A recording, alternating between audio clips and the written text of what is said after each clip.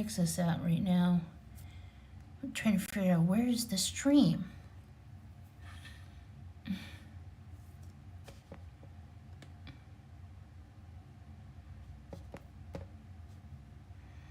This it?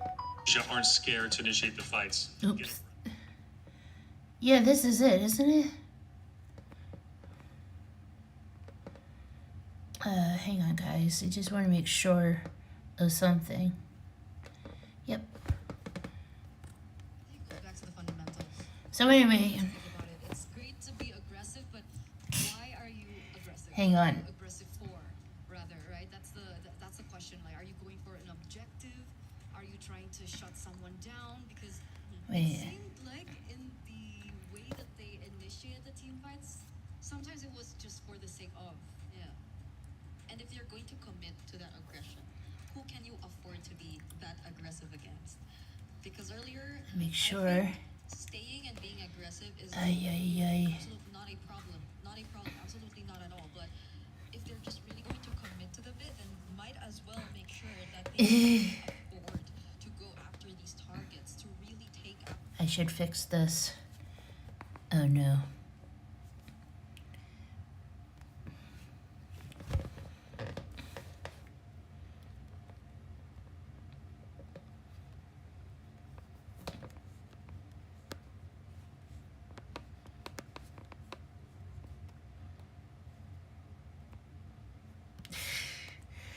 God dang it.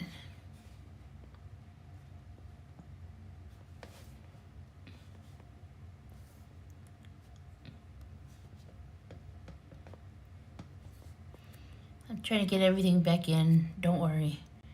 These targets they Here we really go. want to go all out against. And now, I think we're seeing God dang it.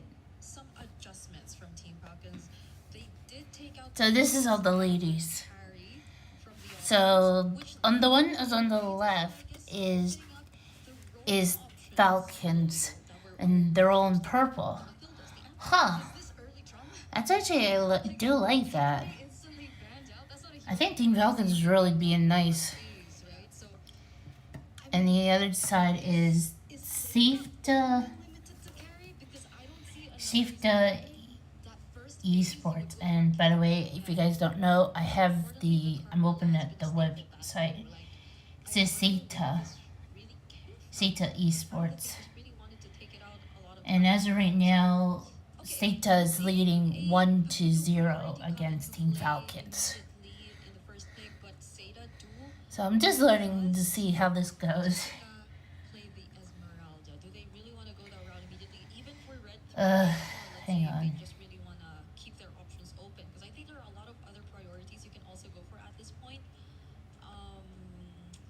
Oh, and then of course there's the second stream going on between Team I think it says Team Ray U. Jeez, I can't see this. Ray Young versus Aurora Gaming. Oh, I see. Anyway, and apparently Team Ray Young has just already got their first one. So that's what's going on right now. But the fact that we have a Paquito on one side, does this also signify that they're not going to go for an assassin in the jungle? Oh, that's going to be, especially if they go for that damage bit of the Paquito, then that'll compromise the stain of their lineup a bit. Exactly. I am concerned though, Jessica. So besides that, I'm going to vote for the others going on. That is a big boon for the side of Seda Esports, and Falcons Indonesia, in my opinion, are already behind. Okay, this is interesting. Oh, never mind, I can't vote, do anything. Okay, so then, so just want to pull up the names. So this might just take away the fact or the theory that Carrie is one of her main or special picks. Oh, I see. Foot Esports is in this tournament, as well as Navi. There is a chance that it could be flex. So, It can be flex into the roam because it was picked out. I just want to see how this goes for the women. So like those are really high mobility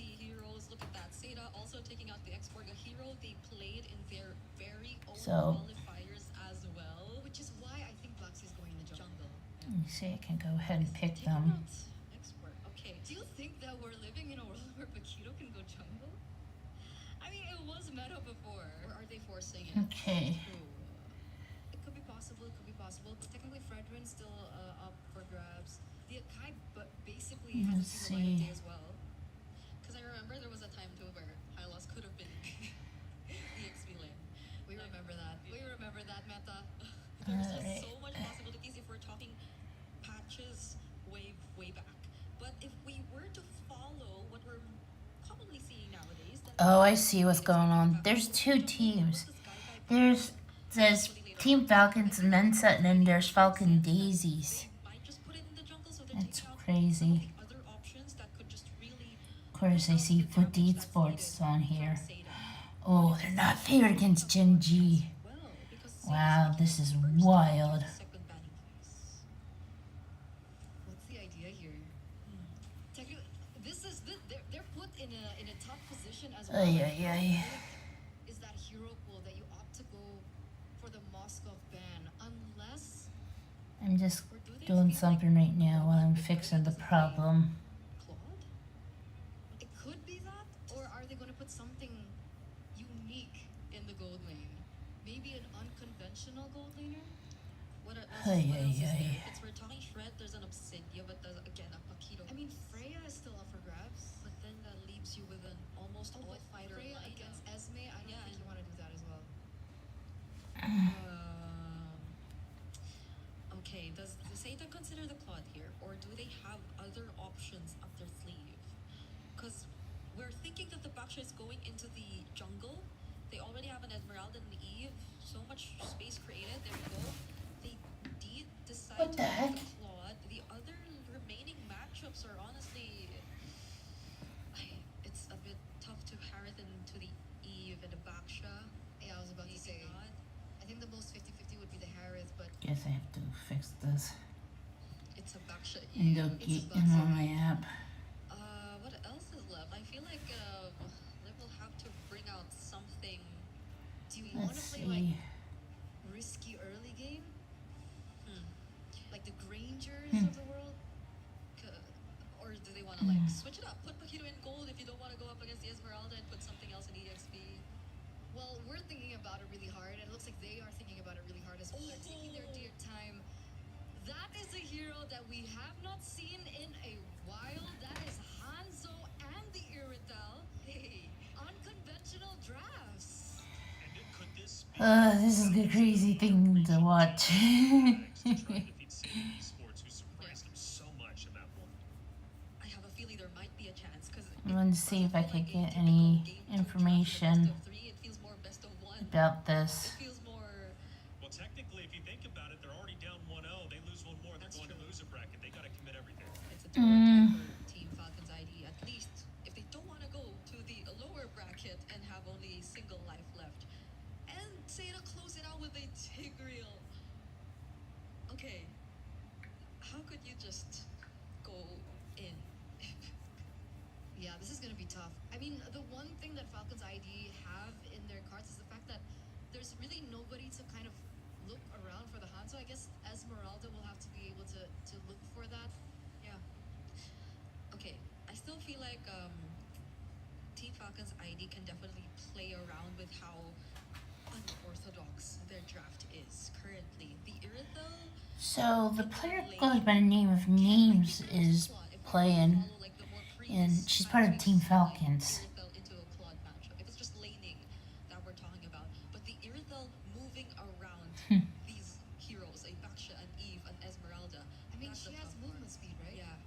That's the thing, right? If you're playing with movement speed and boxes, Irital should be able to do it. Well, it's definitely a fun hero selection, and now it's time to move into map number 2. Athena, Mirko, take it away. Thank you so much to the studio. A great analysis so far, man. Hey, yeah, this is This is crazy enough as it is. Welcome to the Land of Dawn. We're seeing a lot more picks, and this is exactly why we've been talking about the Hanzos, the steals early on, and Doe not aware of it on the Baksha. It's already such a slow clearing jungle. Just for the top lane, straight up. A level 2 dive or a level 2 gank attempt here.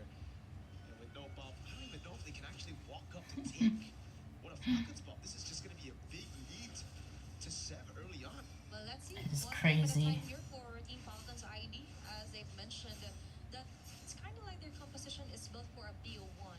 They're already down 1 point, and they wouldn't want it any other way to go back onto the lower bracket. Now for Zeta Division, on the other hand, I feel like they Falcon Daisies are a Myanmar team. Why are they using the name of Team Falcons?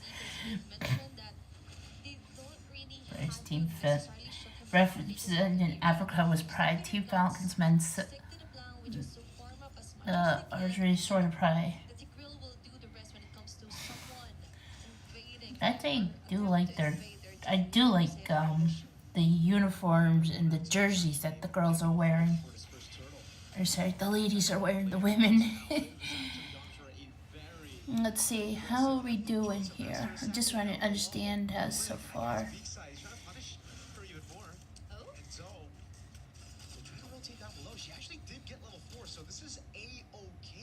I think we did some mistake. The 2026 Falcons, female Falcons jersey. That's what we're talking about. That for Zone, they just have to step Okay, I see here. try to be here for our gate number 2. Remote onto the front. Flicker was forced out of Name. Fatwa getting in on the right, but the right I do like it. trying to survive here is Remoto. But so with Shield Unity in terms of signs already activated. And then trying to run away. Being blocked over the corner here. Offered neutral objective. Name Let's see. get the first blood. Same goes from what happened from the previous game. Oh no, the targeting is all over the place. It looks so good for Falcons ID. Yeah. They went in, but they just had different Yeah, oh no, what they do. Dude, Ixnid, holy crud. Built to defend, born to win. They just had no idea who to target together. It really just feels like a big disconnect between the team. Turtle 1 going to Seda with the Baksha. A hero that we just didn't expect to be meta after their Shame they don't have my size. with a Hanzo stealing her orange But it does look really beautiful. disastrous early game for Falcons ID. It's not like this is not the same Falcons ID that we've seen compete on a triple elimination, surviving that game hers from way back in Indonesia. And now for Zeta Division, they're just showing how much they want to stay in the lane. Okay, guys, activated level, get the kill. That's numerous members out here for Zeta Division. Oh boy. Live right now, gonna do some follow-ups. Name with a free hit. But it caught onto the RWM. Oh, there's Team Falcons ID? Really? On her tail right now. Oh, Indonesia. She will be able to get back now. Falcons. Wait, this is Team Falcons, but which team am I looking at? Oh, this is the India team. Sorry, Indonesian team, not the regular Team Falcons representing Mensa, Mena. Sorry, not Mensa, Mena. Why didn't they put that down? Good grief. So this is the Team Falcons. This is Team Falcons Indonesia. Here, Flicker, and now we've seen has been exhausted. Sorry, I had to use. I'm using the. If you guys are wondering, I'm getting the information on the official count for esports women, the Mobile League Bang women's. And it says the official count of the official count for Mobile League Bang Bang's women's esports, and it's all women. Half an HP left. Valiant on the back line. Targeted Name. Name will still survive. Onto the front yet again. Sep with a ninjutsu. Pinnacle Ninja not able to even get the objective. It's Zeta yet again taking the upper hand. 2 red trees and it's Fanwa and Tigreal. So I'm looking at the names of the teams here. So Secta is the team that is playing against Team Falcons. No, yeah, Team Falcons, Indonesia. I had to make sure. Falcons ID is going on to her, and imagine she is considered the X factor for Zeta Division. Definitely, she is Genji, really? I thought they were representing South Korea, but I guess they're representing the United States. They gotta regroup somehow. It's not like they have the best late game too when it comes to just pure team fights. Zeta wants to play the tempo toe with a dive. Okay, that's very nice. Guards back.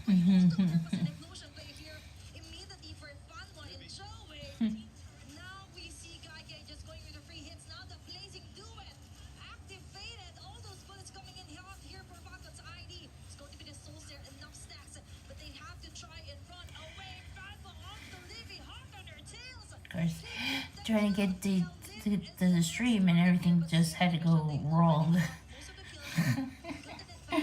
Oh, I did not want the audio of listening to Winning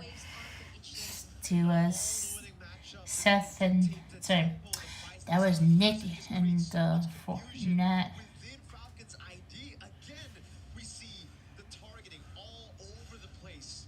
Livy, Crimson Beacon forward, went on to Guy, but Seth wanted a different target. Everybody is going for their own 1v1s, and it just doesn't look good for Falcons ID. We're already a game down.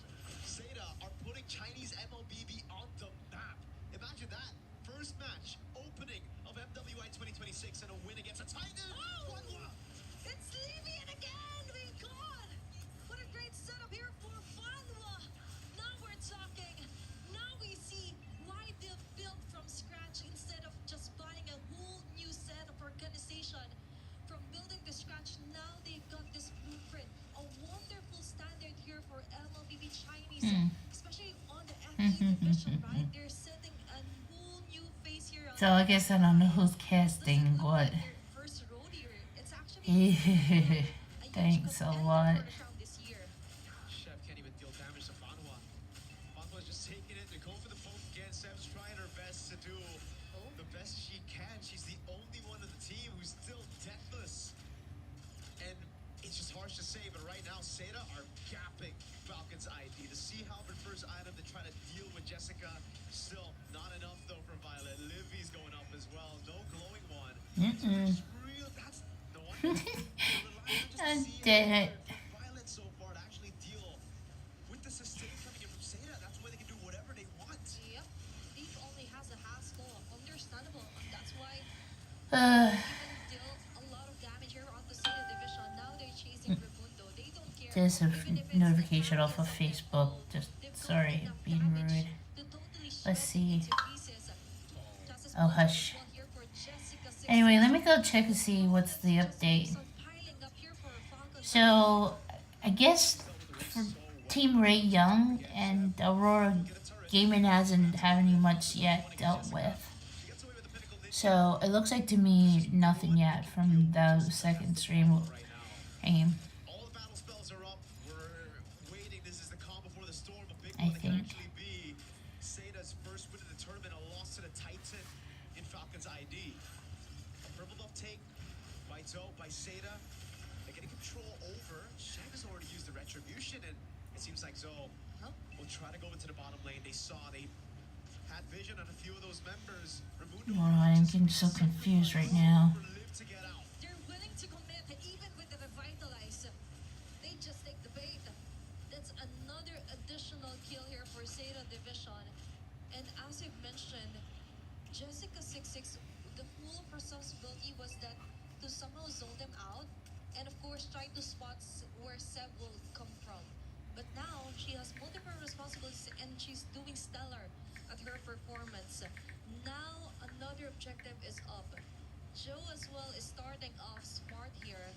Violet onto the back, but I feel like it's too risky to contest this Lord up into the hands of Seda Division. And now Seb, the Ninjutsu Pinnacle Ninja, already exhausted their ultimate. Lord's pathway here for Raimundo. Is that the opening that they want? But Gaika with a blazing do it, hitting on to the right marks of Falcon's ID, slowly crumbling down. Lord as well will be stalling off here by Lev. Violet with a shutdown kill. It's in the turnaround that they need to actually contest this fight. But no, Seda Division has their eyes on the prize. They don't even care if you get the Lord as much as they want to get that. As long as they get the kill and advantage, they'll take it. They got the team fight. They were able to again prolong the team fight, play around the carries. Name, she didn't get taken down, but she bought enough time for the rest of the team to follow it up. And man, clean entry, I guess. No, that was a heavy crossbow and a few shots coming in from Liv. Great take on the Lord. We take a look at it again, and it was just so constantly CC'd. Just want to make sure I got it right. Very low, thrown back by Livy on the juice in, and Liv. No, I don't think I have it. Go for the target of the Lord. It was a hit onto Banhua. She dashed away towards the Lord, and the AOE of the heavy crossbow hits got the Lord stolen for Falcons. I need to fix this. Play with it, just a tad bit of luck here so far, but again, Seda have just been the more calculated.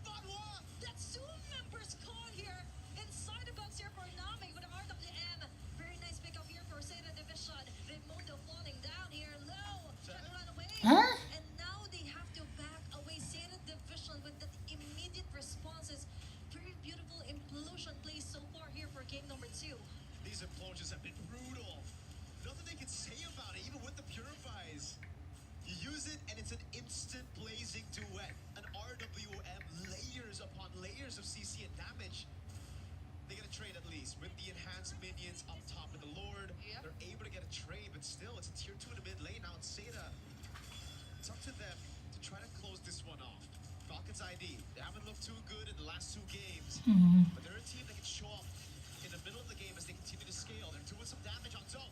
Okay, maybe now we could finally see some great responses for Team Falcons. I also saw the Maleficent here for Liv. So additional range here. Violet. Would be what we expecting. Violet being caught here by Gaigai and Jessica 6-6. Already activated here.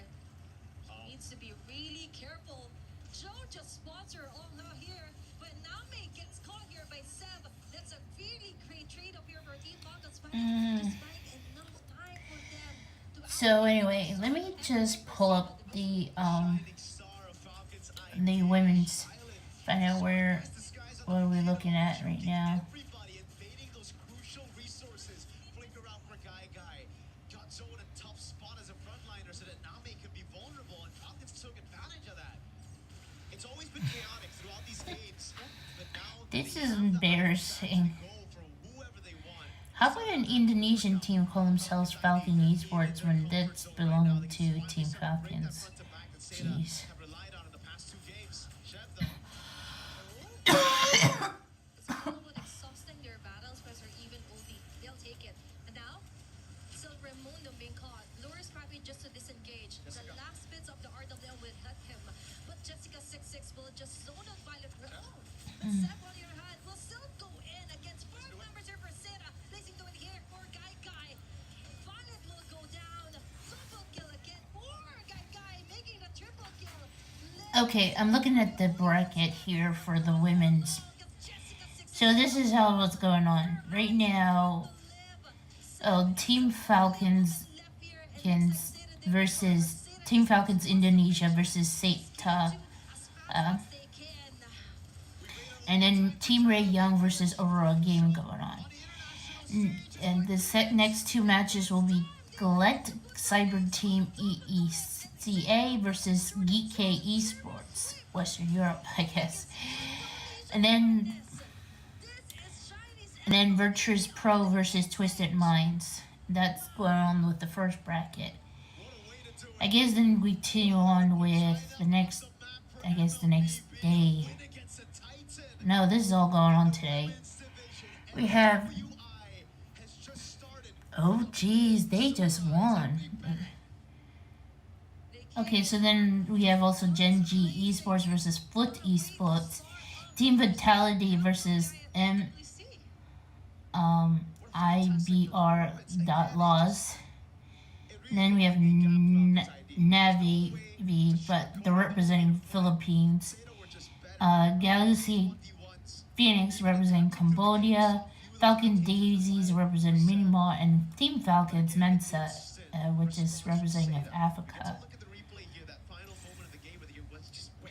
So this is going to be a crazy one. Rinse and repeat. If it works, So right? And it's going to be a long day for all of us. focus on the macro. So it looks like to me that Safeta probably got the second. I don't know if they got the second win. To dissect that game. Oh, indeed, yes, Crunchyroll. Nope. Actually, wait. Psh, wait a minute, I just want to see something here. Second chance in the loser's bracket, but a very real chance they don't make it to the knockout stage. Hey, welcome back into the desk. I'm Taylor Reflections Noble. Turner, Rakita, good to see you, ladies. Let's break it down. Virgia after Rena and Reflections. 14 minutes in the first game. Guess I get to hang out with some good people. As well. We did Of course, I won't hear the end of Chris Bucket. It's until, I don't know, till the COD League Championship. Ugh, that they Shamunga. resort to just because they ran out of options. Lineup that they had to wait to scale, and it relied I actually do like how the girls are. find ways around it. I don't know why I'm being so kind, but I am. Because it relied on the execution and the angles that they could utilize to go up against Seda, who were very dominant across the entire map. Going back to hero selection, there was a big talking point and a huge surprise, especially in game number 2, Falcons Indonesia, throwing the wild card out there. And I love that you said, Bree, about like, look, it looks like they're trying trying to go and win a best of one. Well, essentially it was that, right? Trying to stay alive, force a game number 3, but it took you by surprise.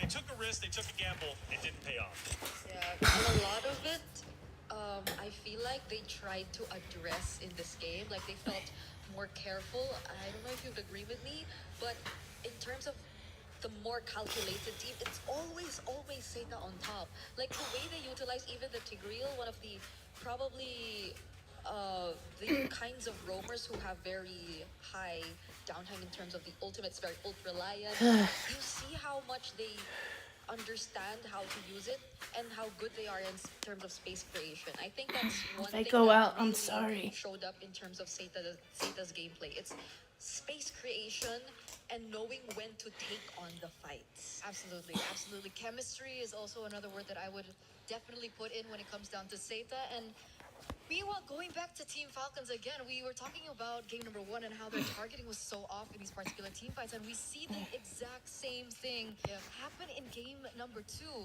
Again, there were moments where, yeah, okay, they got better trades like a 3-4-2, a 2-4-2, so at least they were able to trade back against Seta. But all in all, again, the targeting, is it a call issue?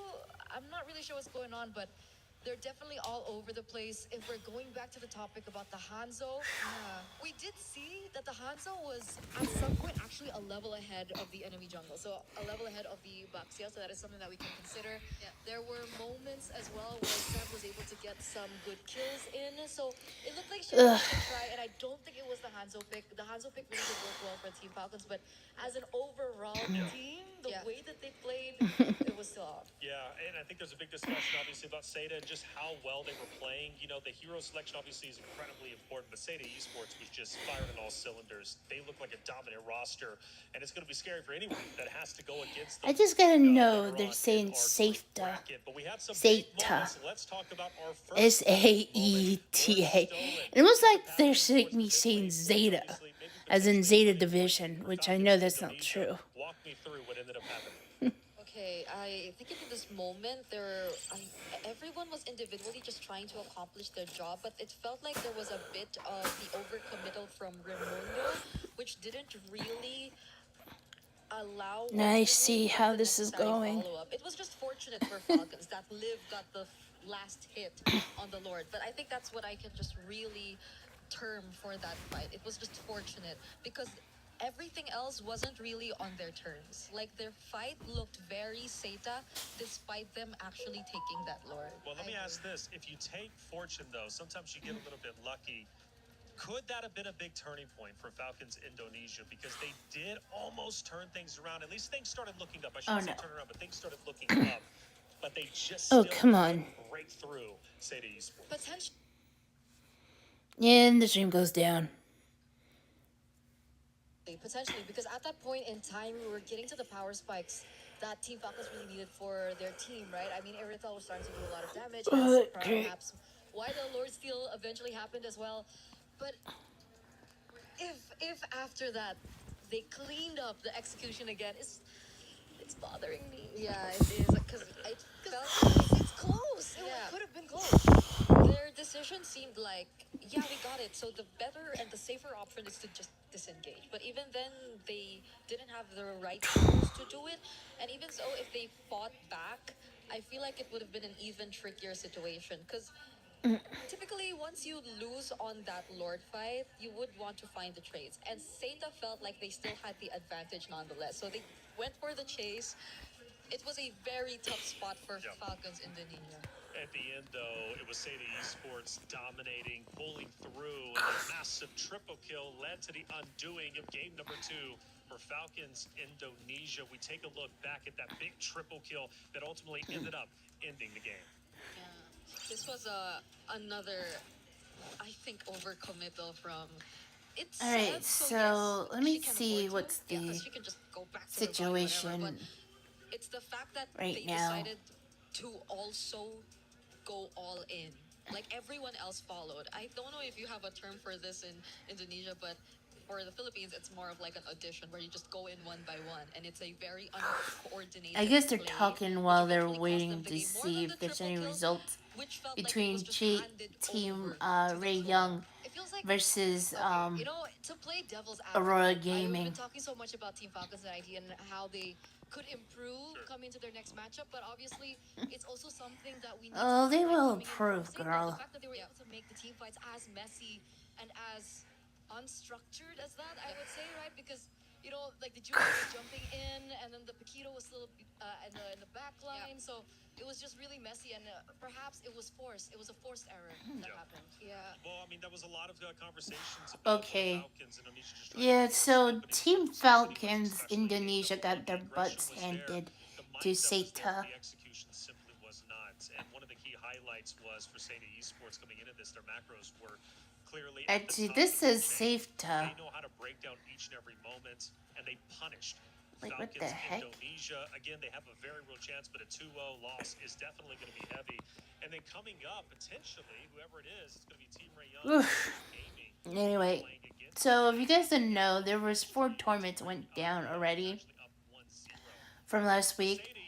And so far, 100 Thieves and Navi have already scored 1,000 points in for club championship points. Don't want to assume anymore, you know. But if anything, I feel like if Team Ray Young actually get to secure the 2-0, that will be a much closer fight. Like I just established that it's gonna be Team Ray Young. Although I really would like. So to this is the favorites roster if for it ever will Seta. be a Seta Team Ray Young Seta. matchup. So I'm just putting it out there that I still feel like yeah, Team Ray Young. If we're doing predictions, maybe it's a 2-1. I like her name, Miss. 2-0 out for Seta. No, for Team Ray Of course, Young. they're Oh, also. no way. Okay, so Seta didn't impress you enough for you to like, hey, this team is looking dominant. Either way, for Malaysia's new guard, man, Team Ray Young would be. So, oh, they're about to kick off the second. I believe off stream, if not mistaken, maybe it's going to be on the B string. I'm not so certain. Soon. Either way, that's going to be Purely. a great matchup to No, wait, see. that's the wrong I one. think it was, in fact, Where the heck am I looking Team at? Ray Young does, in fact, So we're waiting for. Aurora Gaming. So Malaysia's new guard versus Seta Esports, first time on the international stage. Looking great, taking down Falcons Indonesia. That's a powerhouse matchup. Wow, 2-0s to start our day. Both 2-0s on both streams. Really? Ours though, same. Yeah. Team Ray Young got their Perhaps victory? A lot of people out there as Good. well would agree that maybe we thought it would be a 2-0 for Team Falcons, but it's the other way around. So, for those who don't know, and we love it. That's it. Don't get us wrong. Hey, things are getting exciting and spicy. You definitely gotta love it. Chat, get active. What do you think about our first series, not only on Stream A, but Stream B? Did it surprise you as much as it surprised us? Hey, the club championship is being fought for each of the weeks. We're now in week number 2. Trev, how are things shaking up? Crazy. We wrapped 3 of our titles at the Esports World Cup. Those being Fatal Fury City of the Whoa, look who it is. Trav, you bum. That puts Navi and 100 Thieves at the top of our club championship leaderboard heading into week 2. Of course. Continues its action this week as they head out into the Actually, seeing hashtag a load of egg good teams we kicked out of that thieves. competition. I hope Jack's proud. Actually, it's not just Jack, but I should say Jack as a nice, as encouraged, and of course, JG signed the nice runner-up wig. from the previous year, and they'll be looking to play spoiler against Team Vitality too. I'm Trav, and I'll be keeping you updated on all things Club Championship this year. Oh boy! Man, he changed! He changed, man! What the hell? Brawl Stars dropped him? Oh, come on, man. I have to deal with Trev. Please tell me this, cause I can't believe this. I blame Brawl Esports, man. I'm ready to blast them. Yep, I'm having a crash out. God dang it. well. Trev, you, you know what? I'm having a crash out. You know what? Blame Brawl Esports. They couldn't keep him around. They said it to throw us arc. Are only French player in the tournament on home soil. No time zone change needed. Coming in, and hopefully the crowd are going to be supporting her each and every step. So is this Yep, I'm about to have a crash out. Yeah, what the heck, Rosters, esports, what the freak, man? And you guys didn't want to use Trav, so now he's in the world of the EWC.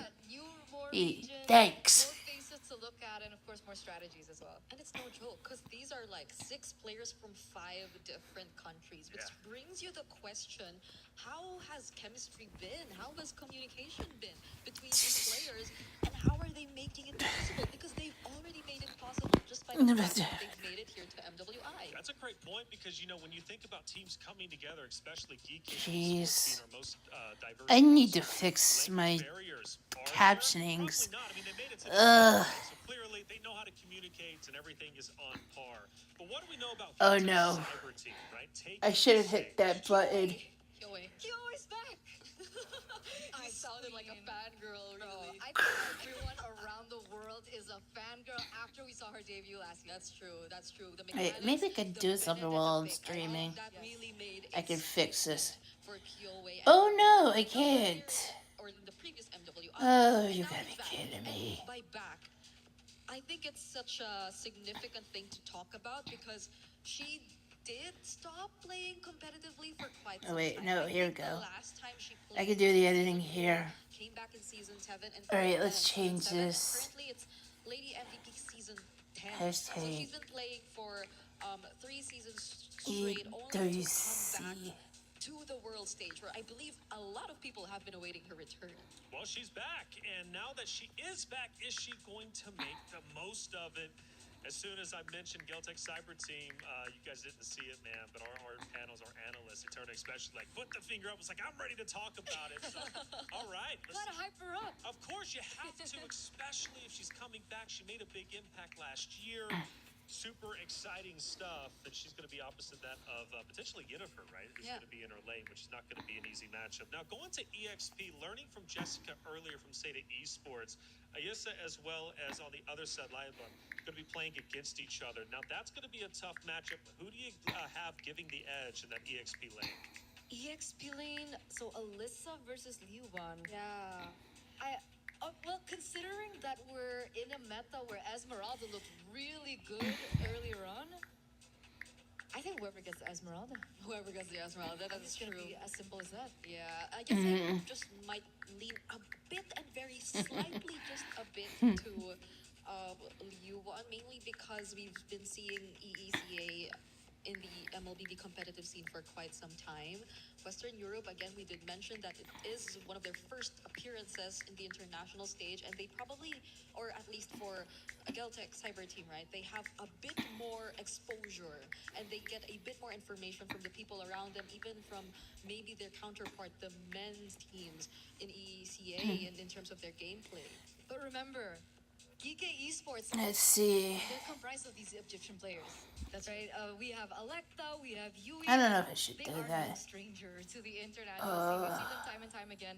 Yeah. It's always been Let's them see, and one of the Egyptian girls. The connection. No, Yeah, they have that tags. connection, and they've been also dominating so far whenever they do have an international appearance. So that's true. I think there are, multiple international influences that we can expect from both of these teams, apart from the fact that they're very diverse in terms of their lineup. So it's going to be an interesting match to see how all these influences come together and how they make it uniquely their own.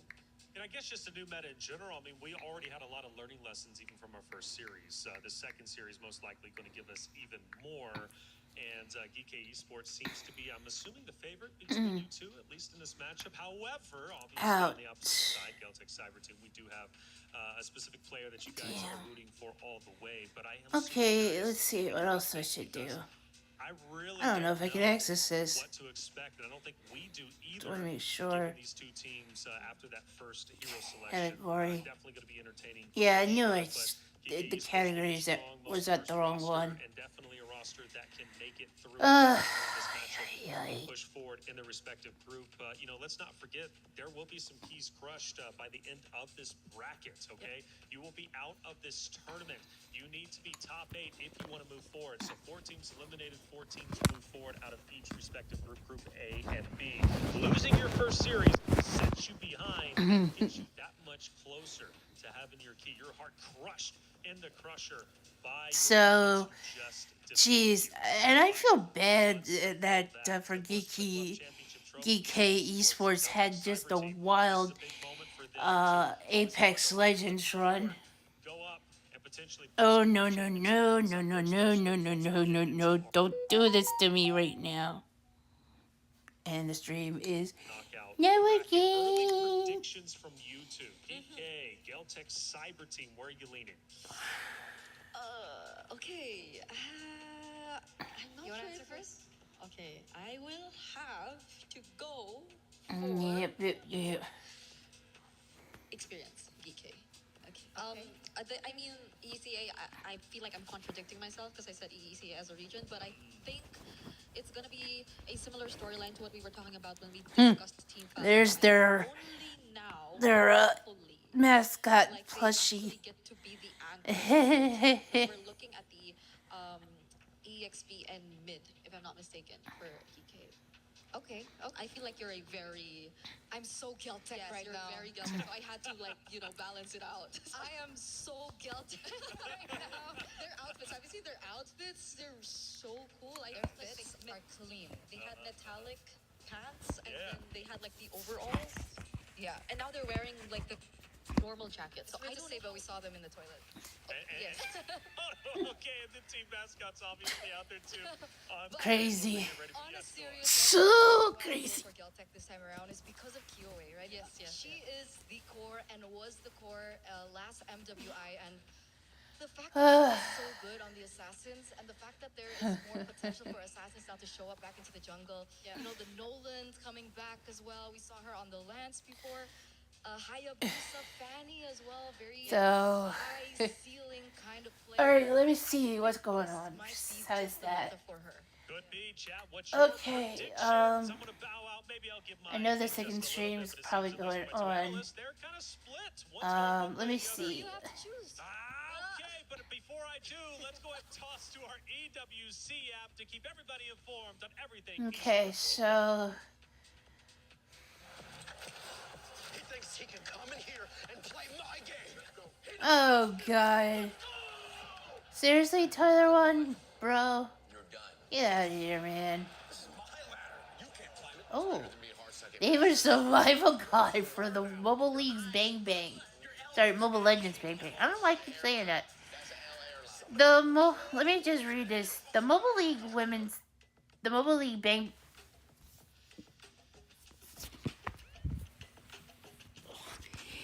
What the freak, man? Okay, let me just read this a little bit. The Mobile League Bang Bang Women's Invitational returns to the Esports World Cup with history on the line. For the first time ever, the tournament will crown an undisputed women world champion at 16 elite teams, battled for Paris for the share of a $525,000 prize pool and 1,000 club championship points for the championships. And the biggest titles win in women's Mobile Legends Bang Bang. I have read that Navi's involved and they're in first place, tied with Honor Thieves. So get your butts working, Navi. Of course, Nafira is going to be there, the only French player here representing on the MWI stage. But Kyoe is obviously a heavy favorite here. The Ice Queen herself coming in. And, let's talk about the evolution of this Geltech Cyber team.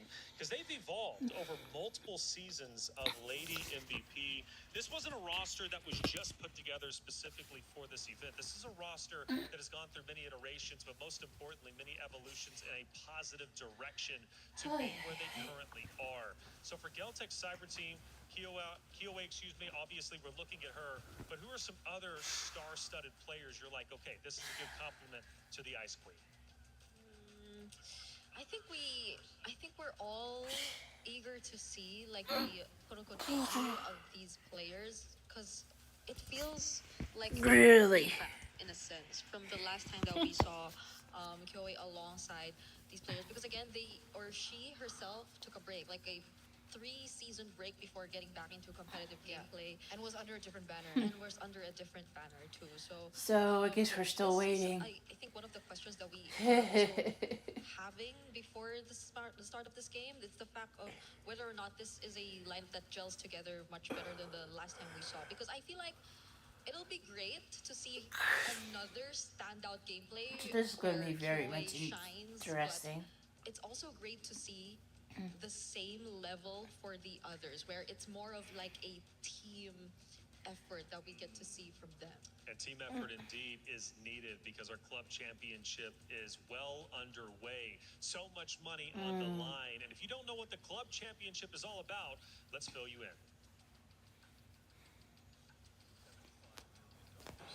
25 tournaments, over 200 clubs, only one club champion. The club championship is the beating heart Okay, for those who don't know about the club championships, over 7 weeks. this takes place it takes upon 7 weeks. Now, I will say this, because despite what people will believe, yes, Team Falcons is most likely favored to win this tournament. But that was because they were in Riyadh, Saudi Arabia. That may change. I don't know. Don't know. I will look into the see who I think could be favored. I mean, so far, right now, it's a tie. If Navi can win the Mobile Legends Bang Bang, I mean, that would boost them up to keep them in first. But then again, I don't know how that would go because after all, they'll be forced to go crazy. So let's hope so. Every click, every clutch, every respawn. Oh, we talk about that. We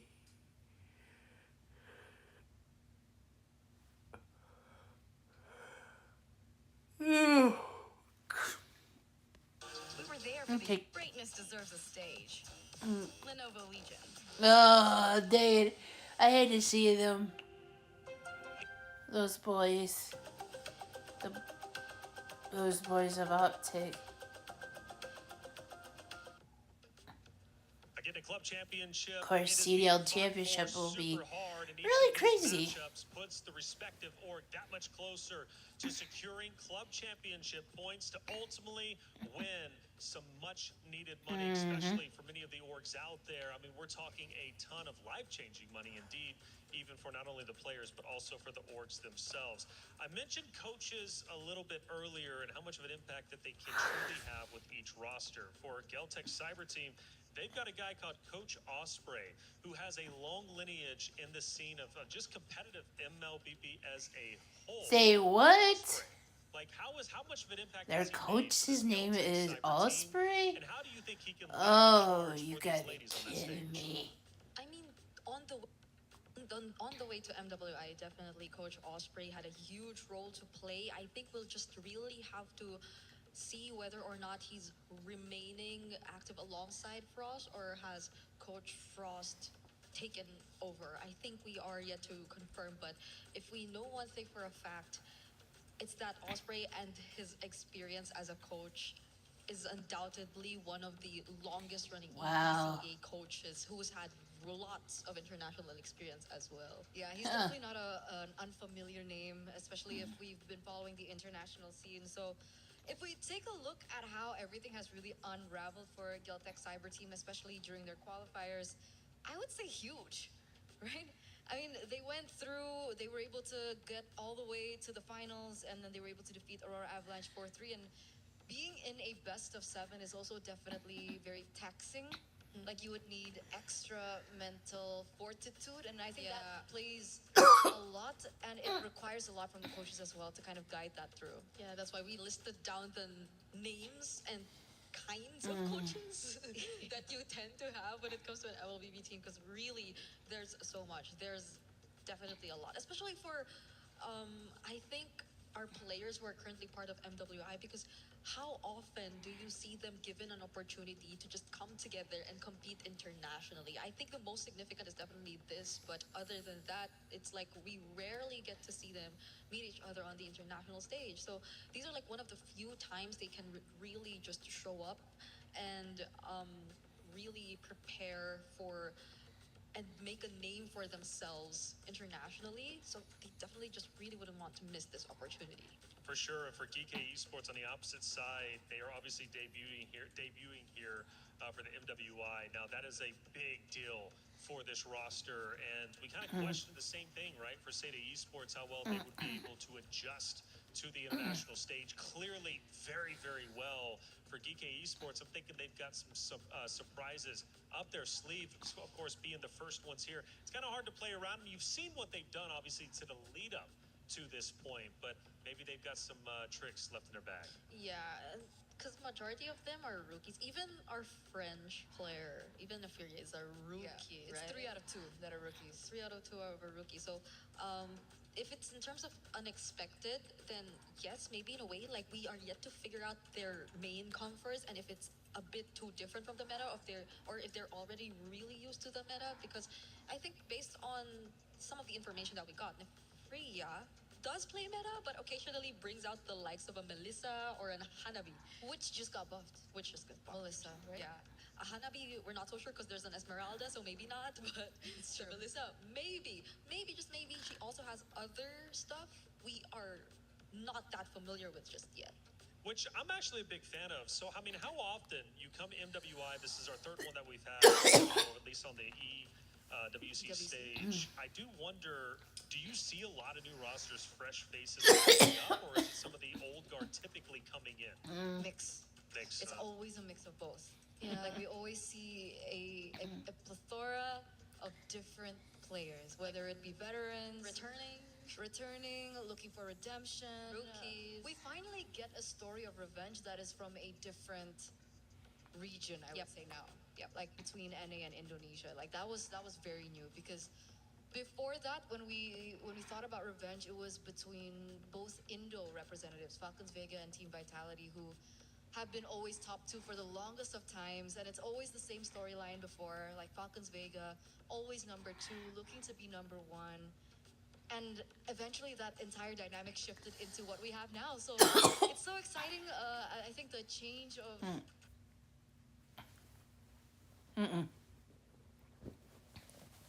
storyline as well. Yeah. Like even our first game, Seita winning that, yeah, it could set up for something different altogether. Yeah, it's a big deal, isn't it? I mean, even on the opposite side for Stream B, Team Ray Young taking the victory over Aurora Gaming is a big deal. I mean, you've got Malaysia's new guard coming into play and taking down Aurora Gaming, going against City Esports next, which obviously is going to be a banger of a matchup. I mean, we're talking City Esports has been on fire. Jessica was incredible, and they were bringing out heroes that just aren't obviously used in comp, you would think. But here they are, bringing out the new meta, and that was something we highlighted. They know the new metas. They're used to coming in for MWI, or at least their game plan come into MWI and just try and bring something fresh and different that the competitors are not used to. And obviously for Falcons Indonesia, that was exactly the case. Ladies are still getting set up. We are just moments away from heading into this next series, getting our pick-up bands done, and then going into map number 1.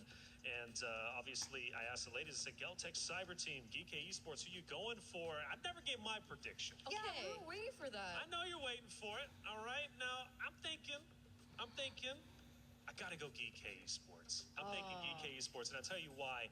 I love the underdog story. Not necessarily that they're an underdog, but the fresh faces coming in and providing upsets, I should say.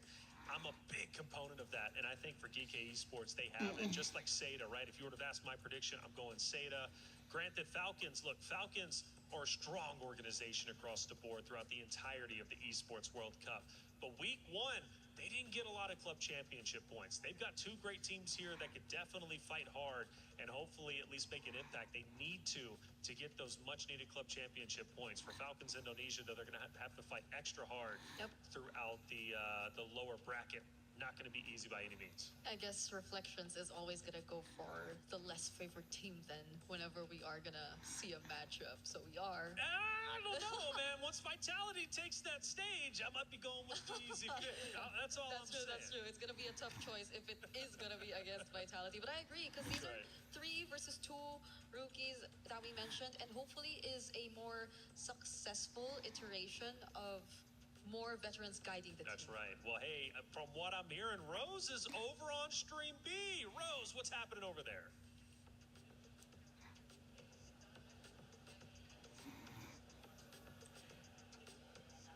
Hey guys, Rose here live from the secondary stages. We have just recently wrapped up the first match of the day in Stream B with Team Ray Young winning 2-0 in a dominating fashion up against Aurora. And we are currently on standby as we are to enter match 2, where we will be witnessing Virtus Pro going up against Twisted Minds. Will this game be another upset, or will we all be surprised with the results?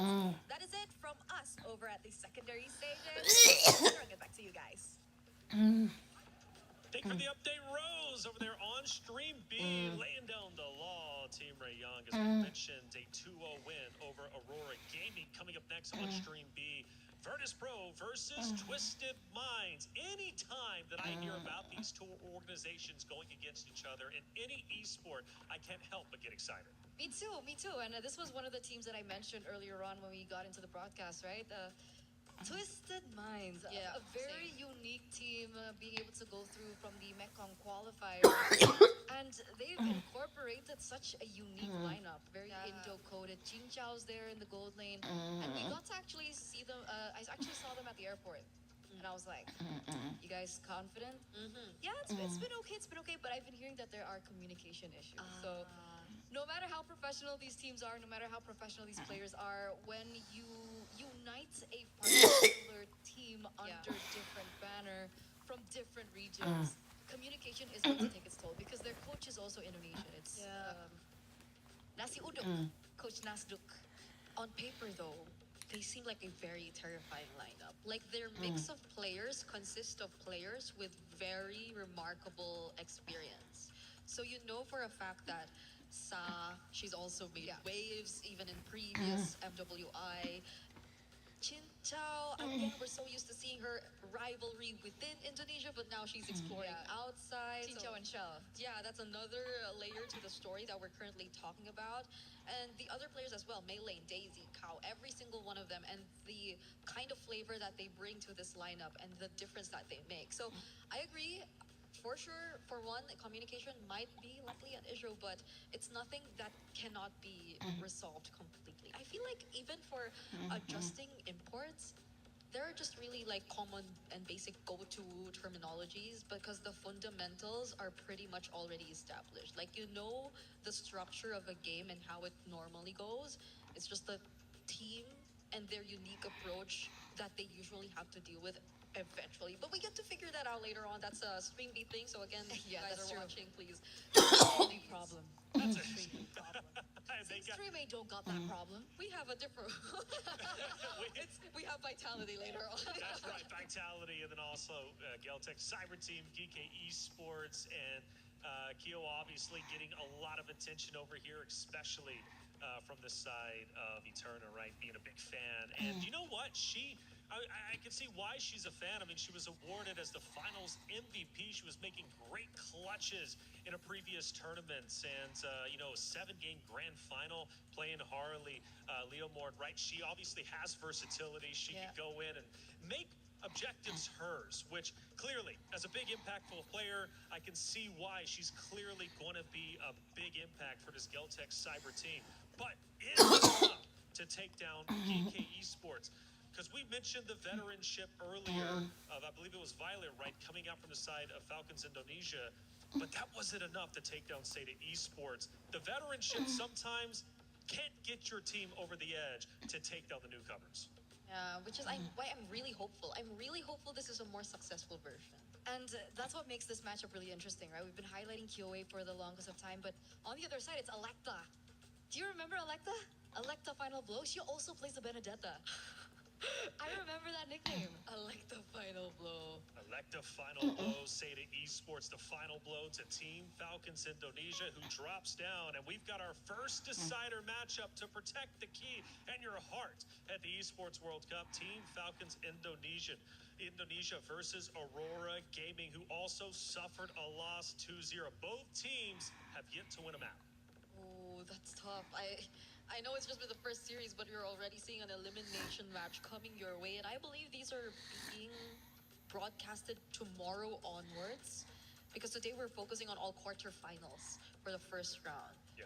So it's tough, at least for that group. But again, in Stream A, you get 2 matches from Group A, 2 matches from Group B, so we still have a lot to catch up on. And even in Stream B, we have to check what is happening over their side. But for now, we know for a fact that we are a few moments away from Geltec versus Kike, and we are very, very split on the desk as to what our expectations are for this match. Yeah, we need another person up here. Well, then again, that would make it even more split because it'd be 4 instead Wait, of don't say that. Don't say that. No. Stream A, best stream. Stream A, best stream. Stream A, best stream. If you say we need something, then Stream B are gonna say, see, we're the better stream. Oh, yeah. We don't need All right? it. We don't need you. Stay over there on stream. We're okay.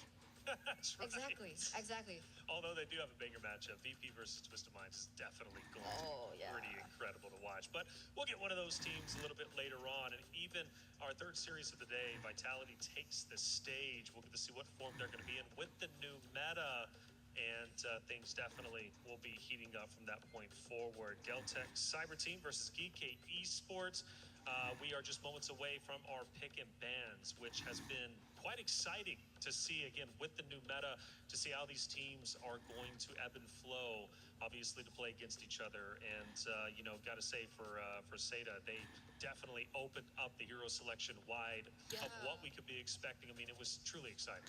I guess it's the Esmeralda thing. Yeah, like, are we just going to really pay attention to whoever gets the Esmeralda? I'm still undecided. I mean, Esmeralda, I think, is strong. I mean, we did see the numbers. The numbers reflect that the Esmeralda will be a very hot pick. But everything else, I still need more games and more matches to see. Because wildcards, first game Hirara, lost. Yeah. Second, lost. Yeah. Right? A really bad win rate in the early stages of the wildcards. And then eventually we start to see, okay, I think this hero has promise. So we might be seeing something of a similar pattern the longer we get into these games. That's true. Same for me. Is the Gatot really back? Or was it just like a hero synergy or a game plan thing that we got to see earlier together with the Alice? Right? So there are like a lot of layers of questions that we still have regarding the current meta. But one thing's for sure, it remains very flexible, even in jungle, because we still saw Seda pick up the Baksha jungle and make it work. Well, it worked, but we could see, like, farming-wise, it wasn't as fast. Yeah, it wasn't. So the nerfs really did hit him. Yes, it did. I think it was really just compensated by the fact that they are a really good team in terms of punishing and, like, finding the advantages across the map overall. It worked technically, but we're not sure if it is going to work if it were on the same level and if they had the same footing in game. By the way, Virtus Pro Twisted Minds, this is a really fun one because there's a lot of history with the players themselves on each roster. You look last year, the core players of Virtus Pro roster represented Twisted Minds. They have now switched over to VP. Okay, so now they're representing a different org, playing against their org. It's always awkward to do so. They go through their pick and bans, so I'll let you ladies walk through it. And already, I'm hearing some gasp. It's the famous combo. Hey, it's a Barret's Mathilda. Barret's Mathilda. And so, the famous Blacklist combo. Oh my goodness. Twisted Minds. Maylene and Kao are actually pulling out the Barret's Mathilda. We got a glimpse of it there, so it feels very interesting. Still a bit of the utility out there on Stream B. Well, we got the taste of that as well. That's why I'm still undecided. Like, were the changes towards the meta not as brutal as we thought? Or is it just early stage and everyone's still adapting and trying to find their way in this current meta? Should be, right? It's just day one. We're still in day one. We might see a bit more changes because even in wildcard, I feel like we didn't immediately want to accept the fact that Hirara is a thing But eventually, teams just respected the Hirara pick overall. And now, we're seeing the draft finally take place. It's going to be expanding rivers for both Geltec and GK. And it's looking to be a bit different from our first series, Eterna, since the Eve is going to be immediately taken out. The Freya does too, but it's not like they really paid attention to the Freya even in the first game. I've been really wondering where Yeah. this Freya went. Because I still think that the Freya is really overpowered. That's true. It's good flex as well, right? Gold lane, XP.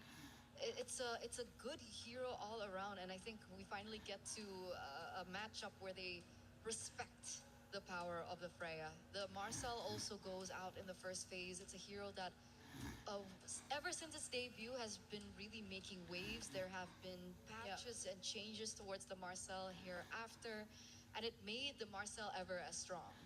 Regardless if you're going utility or assassin, I feel like you just don't want to deal with it, Like it's like a Hilda, but it's not.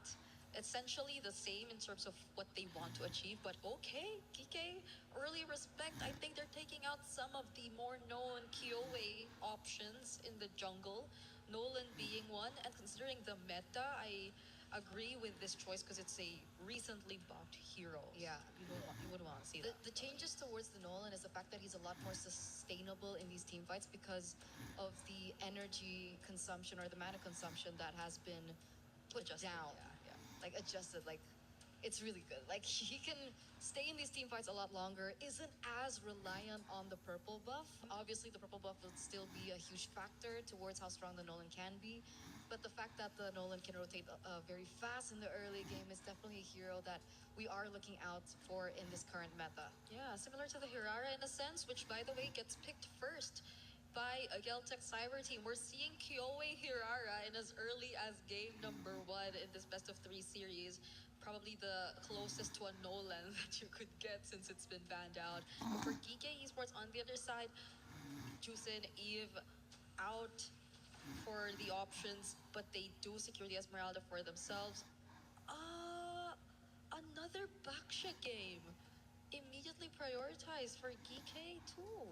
So we're seeing a pattern. Yeah. Right? Hirara heavily prioritized. Claude is still definitely in the meta. Gold lane as well. Atlas Roam is also something that we've been considerably accustomed to even pre-MSC wildcards. A very quick Valentina pick though, and is it purely for the Fatal Links?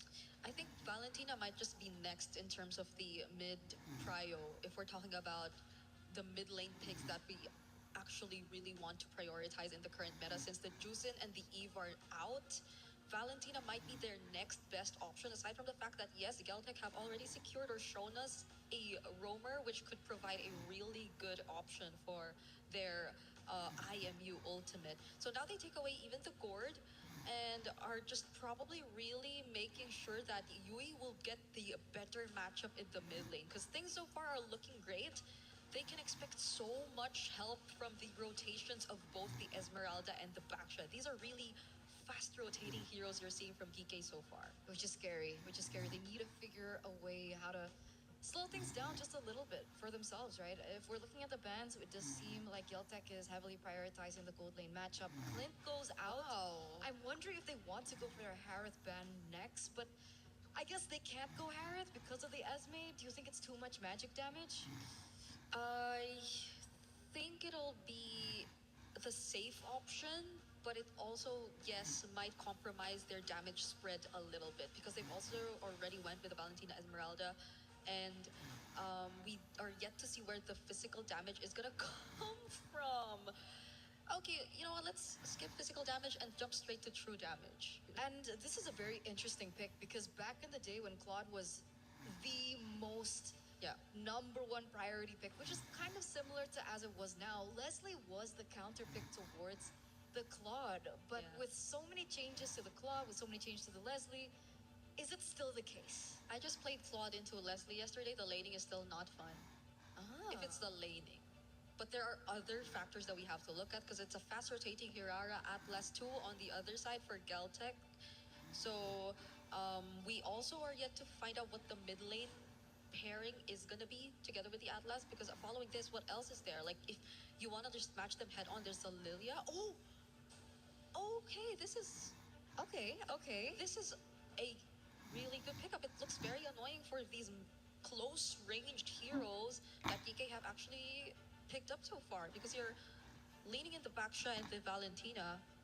Valentina, somehow you gotta close in to your targets. That's true. That's true. That's true. There's also a double setup for Geltec, right? They have the Atlas and the Terizla, so if their combo goes through as planned, it would be very great. But another unorthodox pick hits after the Leslie here for Geeke, as we do see now the Kufra being picked up as well. I don't know how much of a great time this Leslie is going to have. Leslie needs to go purify, but she also needs flicker, and now they're forcing her into a really uncomfortable spot. Yeah, at least in terms of the Claude, you have a way to just cancel out the Blazing Duet and just push him away. And same applies for the other targets who are closing in, but that's the thing. It's not just one target chasing after you. There are multiple heroes who can just jump at you, and you're just constantly forced to find or escape from all these setups. All right, well, it's time to get our game number one started. There's been a lot of setup. Now it's time for action. It's Celtic Cyber Team versus GKE Sportscasters. Take it away. Welcome to the Land of Dawn, folks. Thank you so much to the studio. After analyzing all of that, the drafts are in, and we have another Baksha game. So, is utility even dead? Is the question right now, right? Like, Yep. we mentioned a couple of times, me too, that like, I don't think we're gonna see a lot of utility. Definitely, especially in the recent patch. Although it really depends on the pilot, on who uses it, right? It's all about the mechanics, and so far onto our first half, or the first match rather, where Seda was able to go for a 2-0. It's mostly more of a balanced type of a Rara in the jungle, which is kind of assassin, and then went on onto the backshot. I think it really depends on who you place it with. But right now, I really like how GK plays a Valentina and as well as a Leslie on their gold lane, partnering up with a Baksha jungle. And it's a crazy greedy choice. Aitor Yep. mentioned it. You kind of have to go for the Purify. There's so many layers of CC that you got to deal with. Nefiria will go the different route, though. It's a flicker on Nefiria. It's also lethal ignition and the weapon mastery. So all in on that greed. If she wins out of this lane, it'll be great. If she doesn't, yeah, it's going to be problematic for sure. Kyoe, very interesting pathing. Goes from the lizard straight into the gold crab, and now she goes onto the purple belt. I actually really like that. And honestly, if you're just looking at the draft, Geltec got a really good draft. Coach Osprey, I've rated him for quite a while now, and I'm very happy to see just a bit of Verso, even though we get to Yep. see him this tournament. It's definitely refreshing to think that they've managed to get a Valier out of Sanjik here against GK Esports, which is quite perfect in my opinion. And now we see Whoa. some action happening here. And we see flickers already exhausted here for Sanjik and the others. For GK, they're just not yet ready to get into any skirmishes so far because, as we've mentioned, they will be having a hard time. A wild composition, but let's see how will they work this thing out here for game one. I mean, speaking of just pilots, in general, you said Baxia, utility jungle, depends on the pilot. I think it's the same for the Claude. It's almost like a hero that just has no counters if the right player is using it. Tokyo, so far, doing a good job. Go for the gold crab, actually takes it away from the Furia as well, and that's what I'm saying. All comes down to How you play it. how you play it, how good you are. Good immobilization. Great start here as they get tempo, and they go straight onto the neutral objective. Kuejo straight down below as well. Yubon already level 4. Ooh, very nice zone out here for Fuejo. And as well as placing out the frigid bread as early as possible. Eliza with the jump. Sonjika will be able to back away. There's going to be 3 turns here. Getting first blood here is Yui. Meanwhile, Sonjika with a trade-off of double for 1. Geltec getting most of the advantages here, and Eliza, even though that was a great entry point, just didn't have enough respo to make the most out of it. There you go. Just a really good start for Geltec so far. It's just a turtle take. They were first onto it. It's all about tempo and building up, set up before the neutral objective. Meanwhile, for GK, I really feel like they should try to rotate onto Nefuria instead of going for those neutral objectives. They have pretty good rotation speeds. Tokyo this time won't be too fortunate to actually steal that away. Nefuria will be the one getting it. It really feels like, especially after that initial setup for Geltec, it should have just been GK looking for a trade up top, especially considering they got a winning lane for Nefuria against Tokyo. Yep, Brigida has already mentioned they actually Hey. tried to claw onto a Leslie, but now they're onto A5U. Kyowe is just going wild, and I think the meta fits her best. This is one of her specialty when it comes to assassin type of things, and the mechanics just fits perfectly when it comes to a Hirara under her hands. And now they go easy onto initiations. That's a quite of oh. Nefuria is the next target. Now they see the frigid bread. The flicker already baited out of her, and I think that is very crucial here for GK Esports. This is the gold crab secure, actually taken away by Sanjika over in mid. Good rotations across the board. The flicker burnt out means that if they do get Prio over this lane, they can just rotate over again, and it's going to be a free kill. Especially with the Hirara rotating over. Kyowe already utilizing expanding rivers. The shield unity used up by GK. Electa using it maybe a bit too early as they go for the rotation up top, but Tokyo is very aware of what's happening. Again, it really just seems like Geltec will be the ones holding it. They're making things easier here for Tokyo, so they don't really think it's much of a threat here for Nefuria. As long as they get the flicker out of her, things are looking good. Now for GK, they're trying to force out some kind of vision, and it's still Nefuria. They come back to Leopold with the last hit. They go in with a fatal links. A4U or A5U going down immediately. All of that before an objective take here, and Kyowe will most likely get this free turtle onto her hands. Now GK, they can't do nothing but stare back. Easy turtle here for Geltec. Kueja with a dive again. Perfect match coming down. What a combo Alista here. still has Purify. Kyowe walks up. Okay, now she's just sour hugging. She just need to survive. But how can you survive if there's 5 members of Geltec in your face? And they're not stopping at all. Tokyo gets the kill. Geltec just putting in the guns and the farm enough here for their gold lane. So well played. Kyowe leaves it to the rest of the team as well. In the bottom lane, the wave has already crashed down, so at least GK can get a turret traded back. You always gotta be careful walking into these bushes when there's no one around. Again, though, for Geltec, they get a kill, they get that team fight, they get the neutral objective, and then the turret as the cherry on top. So it's just that proactiveness that they have that has given them so much more of a lead. The classic EECA stuff, man. It's not just about micro, it's not about that team fight, it's all about setting up, getting the advantage through macro. And that's been the main problem for GK. They've gotten winning lanes here and there, but they just haven't been able to utilize it to really maximize those winning lanes. And for Geltec, they're just making the most out of it. There's like in-your-face type of composition, but as well as the discipline is there. Really great Sanjika move here. With a follow-up as well, Electa just rolls around the map. Kyowe is getting the most out of it, farming as much as he can before another objective take. GK on the other hand, we just saw Falling Star Moon out of Alyssa. Just one girl here, and the rest of Geltec, they're just really relaxed when it comes to like finding the right targets, but if it doesn't work, they don't force it out of GK. Tokyo's doing such a good job playing that weak side. Now it's becoming the strong side of the map. Just everybody rotating towards her as Kyowe is the one set to clear us. Oh, now they get Kyowe! With a follow-up fatal links as well here for Yue. Kuejo trying to run away. Frigid Bread. Flicker is already exhausted as well. Now we see a big play here for GK Esports, and now they finally get their hands onto a neutral objective, the last hurdle for game number 1. Solid stuff. Finally, signs of life for GK. Finally, they're able to catch Kyowe here, and it seems like Asu wants to go for more. Up top with the flicker as well onto Liuban. I don't even know if they had the resources to kill her. Even if that Tower's Revenge landed, Kuejo knows the flicker is down, but doesn't have the fatal links. It'll just be now a slower game. Tokyo, everything given over to her. It's all about her being the main carry now as we move into the mid game. Tokyo with the golden staff, The Furia a bit behind. Kyoe goes for the War Axe here.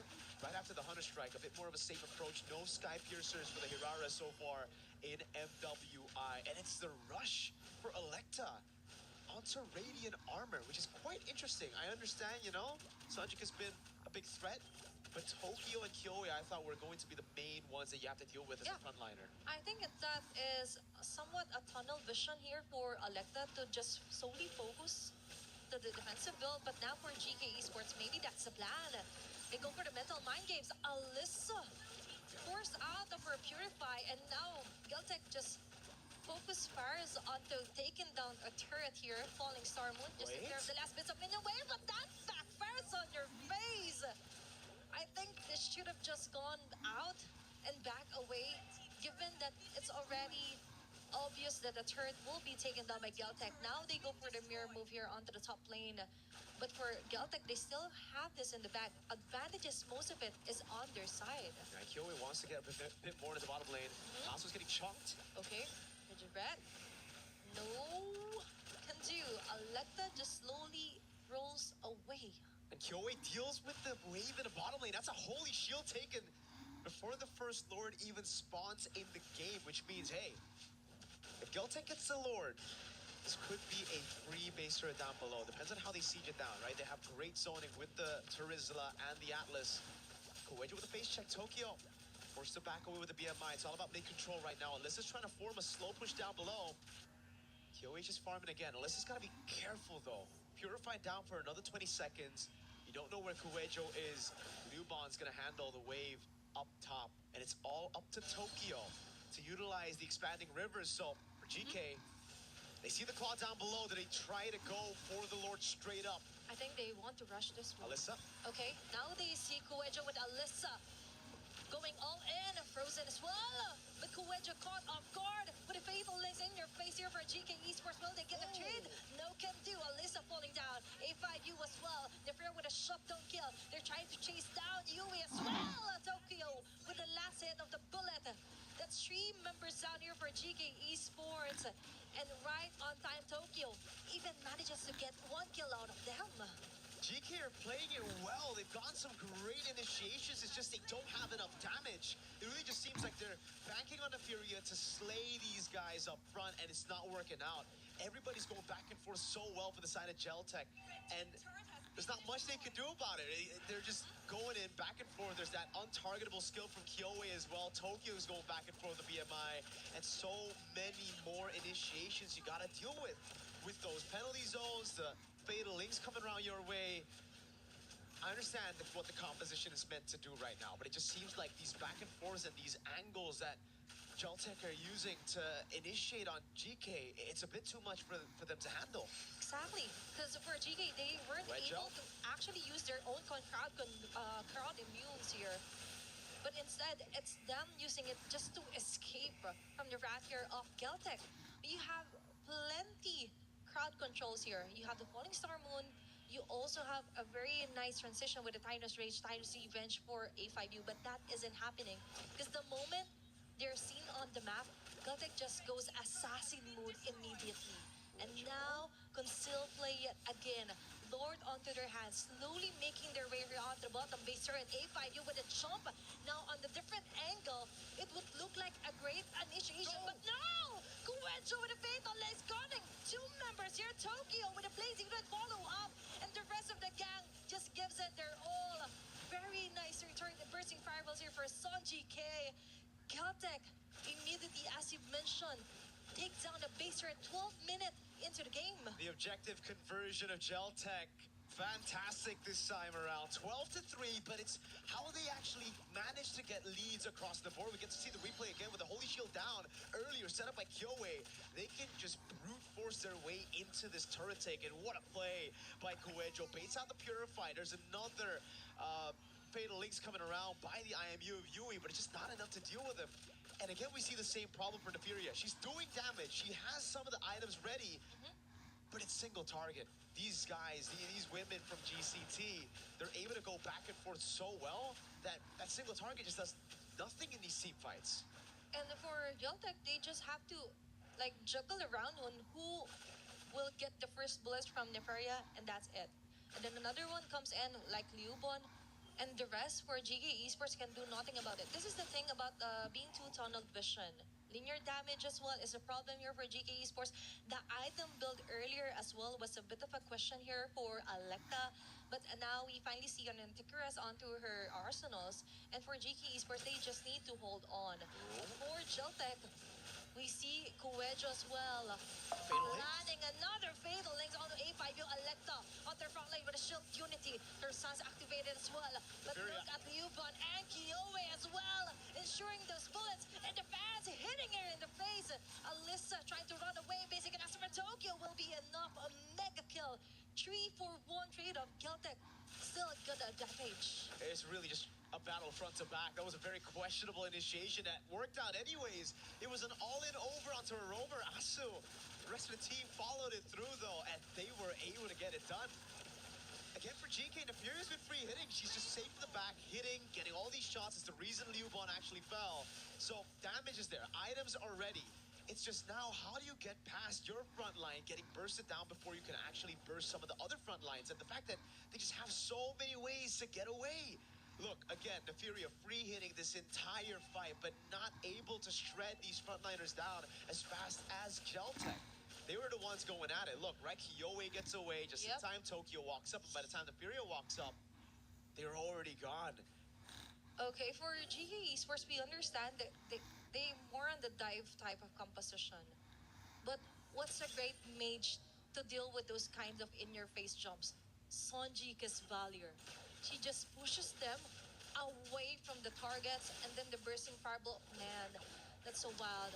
So GK on the other hand, now. Oh, Divine Glaive and the Winter Crown. Oh my gosh, now they're getting ready for the final battle. Okay, Oy. there's a Coejo yet again. No fatal links connecting onto anyone. Now there's their time to punish them. There's bursting prowess here in turn all Oh my over the God. place. And Neferia with a single bullet shots here will deal a little bit amount of damage, enough to shoo away Geltec here on the process. That's the thing. Nefuria's starting to really hurt. Damage dealt ranking Wow. #1 in the game. Those free hits, those small wins have been paying a lot of dividends to the team right now. GK, they formulated this composition to play for the hyper carry and Nefuria, and so far, it hasn't worked out well. But right as we got to that 15-minute mark, we finally get to see how much damage she can actually output with the right items now in her pockets. Great reaction by Nefuria. It could have been a real bad situation as Coejo went in with the fatal links, but again, brilliant reaction. GK are gonna have to handle that. They're gonna have to rely on Nefuria constantly being able to flicker out of these engages from GCT. Because if Geltec get just one big penalty zone, followed up by a fatal links on Nefuria, all of it goes down in shambles. But that's the thing. Coejo. It's kind of scary to put all your bags into one basket here for It Neferia. is. Because the flicker, that's too much of a CD. And for Geltec, they could just time it perfectly so that they will be able to jump in from the back here for Neferia. But that's the thing. Now, they just focus on to somehow make scarcity, make the jungling harder here for GK Esports. We're approaching the 17-minute mark, which is kind of good here for GK Esports because they're slowly building up their items that they need. Aside from just solely relying on the damage of the Furia, they have to be tanky enough to just go on their front lines, let Neferia go for the free hits. Now for Geltec, really need to be careful on who they will be targeting here. And when it comes to finding the right spots, and now the Lord available to be grabbed. A5U and Yui actually has a very nice position here. But Coejo already having the frigid breath. Whoa. Advanced thinking. They spot the Furia. Now they go. Wow! Then the Fatalist connects. Now they know there's no more flicker here. GK slowly crumbles down. Kiwi with a chase. A5U on the hot spot as well. Coejo with a double kill. Tokyo with an unstoppable kill. All those bullets targeting on the faces of GK Esports. That's 4 women down. Now they have a single catapult minion wave here. They've tried to finish game #1, and that is it. Geltec with a very dominant game win. That's the gamble you play with when you go for the Leslie and the flicker. Eternal mentioned it in the studio. If you're a Leslie, it's a gamble to take flicker. It would have been a gamble to take Purify either way just because of the layers and How many of you can just walk up to the Leslie? Still great reactions, but the flicker, and my lord. Just the vision to walk past everybody. To see that, yes, there's only one carry. There's only one person we got to deal with. All these frontliners, all this peel, You don't care. won't be for anything if the main damage is down. The vision to look for that play, fantastic. Fantastic. And it was actually just that secured them the win. Could have been maybe a comeback for GK. But Geltec, they sealed the deal real quick right there. We get to see the replay again. Kuwejo, my MVP for sure. We're going to throw it over to the studio to dissect it even further. Maybe talk about that crazy dive. It was a Hail Mary, but it worked out. Neferia could not handle those many girls coming at her. Thank you very much, Athena. Mirko casting is electric, I gotta say. Game 2 will be underway very shortly between these two wonderful teams, but my goodness, what a start. For Geltec Cyber team dominating GK early on. Big early kills led to 2 early turtles, and they just spiraled from there. Yep, it was a game of whether or not Neferia could actually find the targets in the space.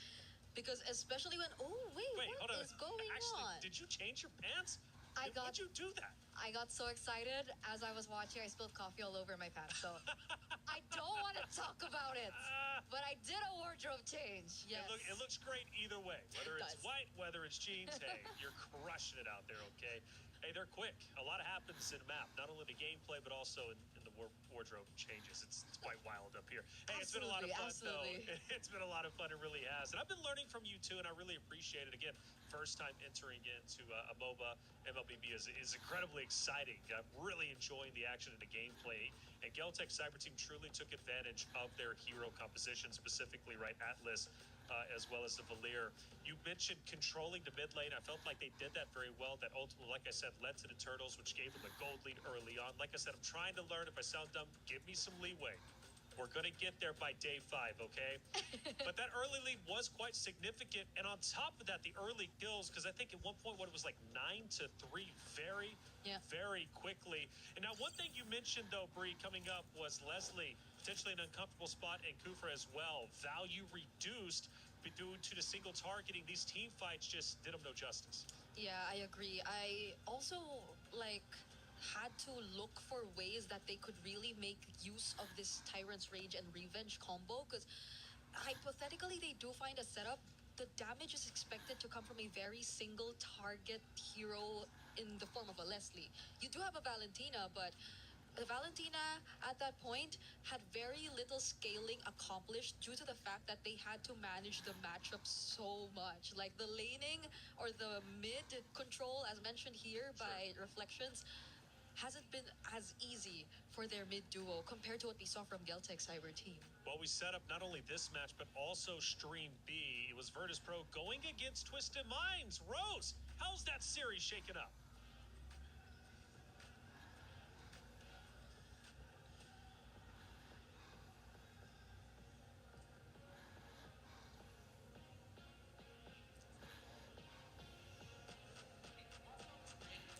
Hey guys, Rose here once again, reporting live from Stream B.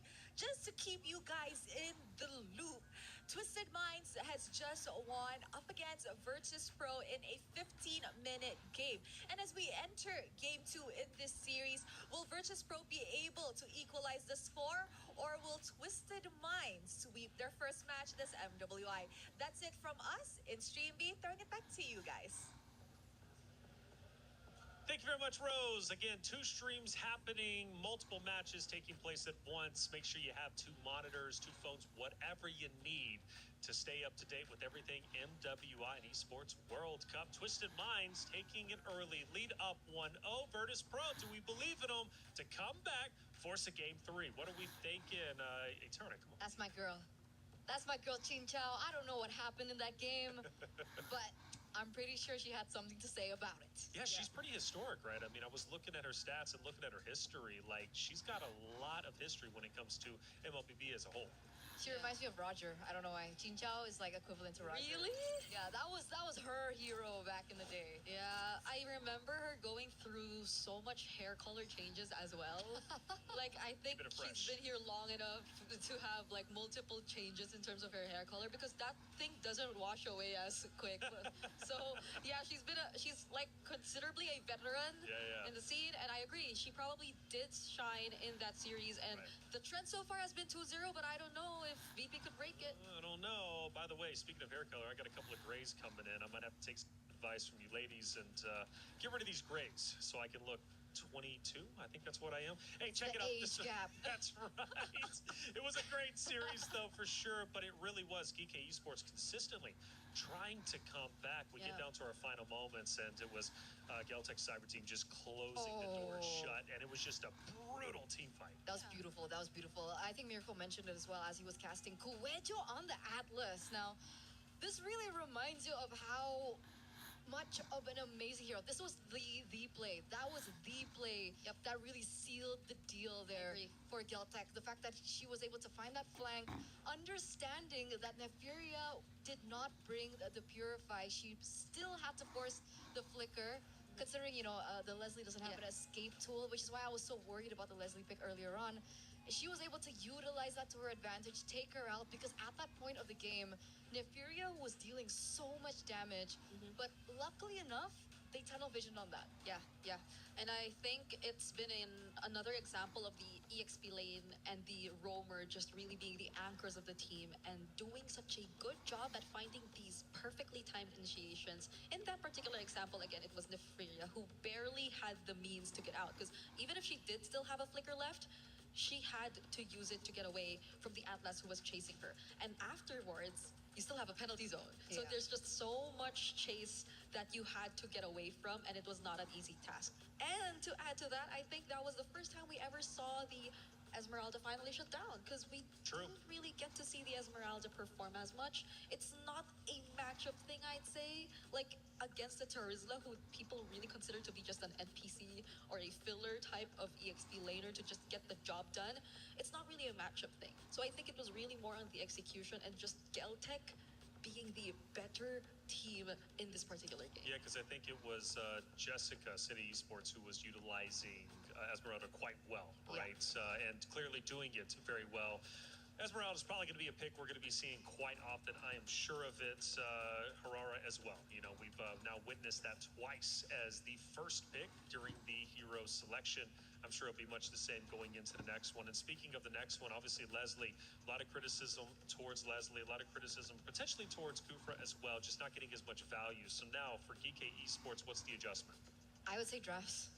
I wouldn't even just put highlights on the Leslie as well as the Kufra, but I don't really enjoy seeing a blind Valentina. Like, I don't know if that was a comfort pick, which does happen to a few teams. Like, it's a power pick, that's why they go for the Valentina really early, but it feels like in that composition they could have gone for something different, right? The Lilia was available, there was still the Zetian, so even though the Yves and the Jushin was banned out, they still had the option of going for the Valia themselves, so again, personally, I also didn't see the Valentina pick or the impact that the Valentina pick had in that particular game. What did you think about the Valentina? It could have been very impactful.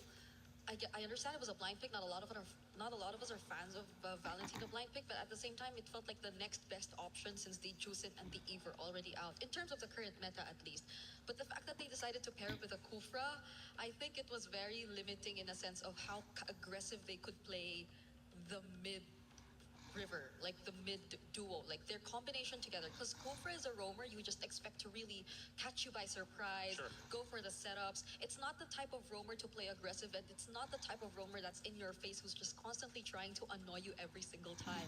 So the Valentina pretty much had to do a lot of work by herself instead of her being coordinated alongside a reliable roamer in that sense. Do you know who would be the shot caller for GK Esports to get them on board with the same strategy? Because, like, if you look at them, obviously, you're getting into these team fights. It's not working out well. You're then trying to potentially send out a solo hero. That's not working out because you're getting shut down because Geltech Cyber Team, they're staying together, right? And they're not moving. It's tough to take those individual solo fights. Kufra, again, not getting that value going into this next hero selection. Gonna have to think it through.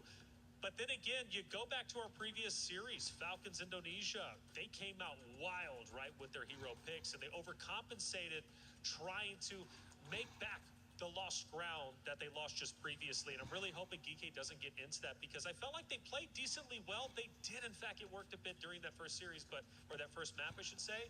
But I don't think they're so far behind to where they just need to break the mold and just go into an uncomfortable hero selection and just try something wild. I get it. I understand. It's us if we're going back to our wild card mindset of hopefully teams just simplify their approach, you know? Like they just don't overcomplicate things to a point where even they themselves have a difficulty of pulling it off because of just how demanding the lineup eventually becomes. Yeah. Because that lineup felt like you had to land a setup, but where's the follow-up going to come from? You had to make sure that Neferia was well farmed enough, but even when that time came, like that could only do so much because everyone else from Geltec was also just as farmed up. So let's keep things simple, right? Let's go back to the drafts. Let's go back to the fundamentals because I think they were definitely overthinking it. And I like the approach for Geeke this time around, right? They are going to be on blue side this time around, and they do respect the Hirara. So the Hirara finally gets eliminated away. Kioe will not be able to get her hands on it. And I think that's huge respect and one of the main win cons that Geeke really need to focus on, right? They need to be able to shut down Kioe. How do they do that is perhaps ban out the Hirao. That's something that they go for. You see the Yves being banned again, Phovius banned, Freya, Zushin, and the Marcel. So what will be the priority here for Geeke? Do they want to go for something a lot more safer, like pick up a Claude in the gold lane, right? Win that lane for themselves. So they go back to the fundamentals and they find a winning lane. Simplify it and make sure that it's at least a power pick or a winning matchup. But I think they will go for the simpler yet safer route as they decide to prioritize a Harith first pick. But apart from this, I think the Nolan remains accessible for Geltec cyber team if they ever want to consider that, considering that that's the Hirara that's banned out. And I think it's great to like opt for those kinds of heroes that could just generally make positioning difficult and dancing around the Zaman Force very difficult for the Harith. But again, in this scenario, it's another Valentina that they decided to pick up. It's Geltec doing it this time though. Okay, so is this a blind pick considering that they want to eliminate a Sora, a potential Sora? It's an interesting early emphasis, I would say, for the Valentina this early. Yeah, I think the Sora Valentina matchup has been a couple months back. It's been a couple months back since we last saw something of that sort. So it does feel like just a general priority for the Valentina, but it does make you think twice about picking up those other very ultimate reliant heroes that could still come out. So Kike, I think generally their first three picks have been very safe in a sense. Like in this regard, if you do expect the Esmeralda to come out, which Geltec will not let past, they still have an option of further limiting Kyoe's hero options. Since they did opt to go for the Esmeralda, because either way they could have taken it out since they prioritized the Paquito and Harith, but this is looking a bit too dangerous for them because they've already picked two heroes who are very reliant on shield generation. At this rate, I think they need to do that. I agree with you. And they also need to consider how. That's why they went for Hylos. Okay, technically Hylos has a point and click stun, right? So even if, let's say, Kyoe goes for something assassin heavy, like, let's say, a Harley or a Nolan, there is some catch coming in from the Hylos. And that's why maybe they picked up the Paquito themselves. I know they picked up the Paquito, understanding that there's still an Esmeralda on the other side, but they also need a source of burst after that point and click stun hits. But can they reach that point where they'll have enough burst? Because it's looking like they're going to be forced to play a bit passive, considering just the matchups so far. It's a Harith Claude. It's manageable, but based on Geltec's rotations in game number one, it feels as if it will be a bit easier for the Claude to get away. And this time, the Esmeralda is going to lane up against the Paquito. And the Hylos isn't really an aggressive type of roamer per se. So now you'll have to expect how they compensate for this lack of proactiveness in their last two picks. Which is why, if we take a look at the bans, you see Geltec being very particular of who they're banning out. They're going for the Gore, they're going for the Kimmy, because they also understand that they need to be able to limit the rotations from the mid lane, right? So what are we left with? Zetian is an option. It's not as safe. She still does have the passive to work on to protect in the Harith. Yeah. So they can roam around a lot faster. But I think safe Lilia. Lilia, do they want to Valir themselves? Because I don't think it's ideal considering how annoying the mobilities we're seeing from Geltec are so far. It's an Esmeralda and a Claude, and you don't know if it's going to be like a sprint or a Purify Esmeralda so far, because based on GK's lineup, I don't think there's much threat in terms of crowd control. I feel like even the Claude would have a much easier time. Even Tokyo might have a much easier time if it's just that, because even GK took out the Atlas themselves. So right now we're looking for their Roam and I think it's their jungler. So Kyoe, Nolan's gone. Some of the heroes she recently used in the qualifiers include the Harley and Yeah. the Leomord, but are they actually options in this I don't think meta? Leomord, but maybe Ah! Kyoe special. Hayabusa comes back into the fray, a hero once again that we don't see quite often. I think we saw it once though in the wild cards. Yeah. And it won. I think it was 50-50. Oh, Falcons 50-50? Mena once. Or no, I think it did win because the other team that they went up against was just another Hayabusa specialist, but we didn't really get to see it come out. Now it's looking very tough for a Harith. Yet again, just because of the additional layer of threat in terms of the ganks, like the Hayabusa being there, you want to use that momentary stun on who now? Like, is it the Hayabusa? Is it the Esmeralda? Which is why I think we need catch. I don't think they can go for an assassin in the jungle. There you go. Baxia comes through. It's a lot safer. It needs. I mean, because of the nerfs towards the Baxia, rather. Sorry, the rotations aren't going to be as easy and as simple as it would be for like a typical assassin. But I guess we do find out the value of the Valentina. Faramis. Faramis, Hylos, and Baxia. What do you think about the wave clear? Wave clear, if it comes down to hopefully not where they have to deal with a lot of waves, could potentially somehow get away with it, but it's not ideal.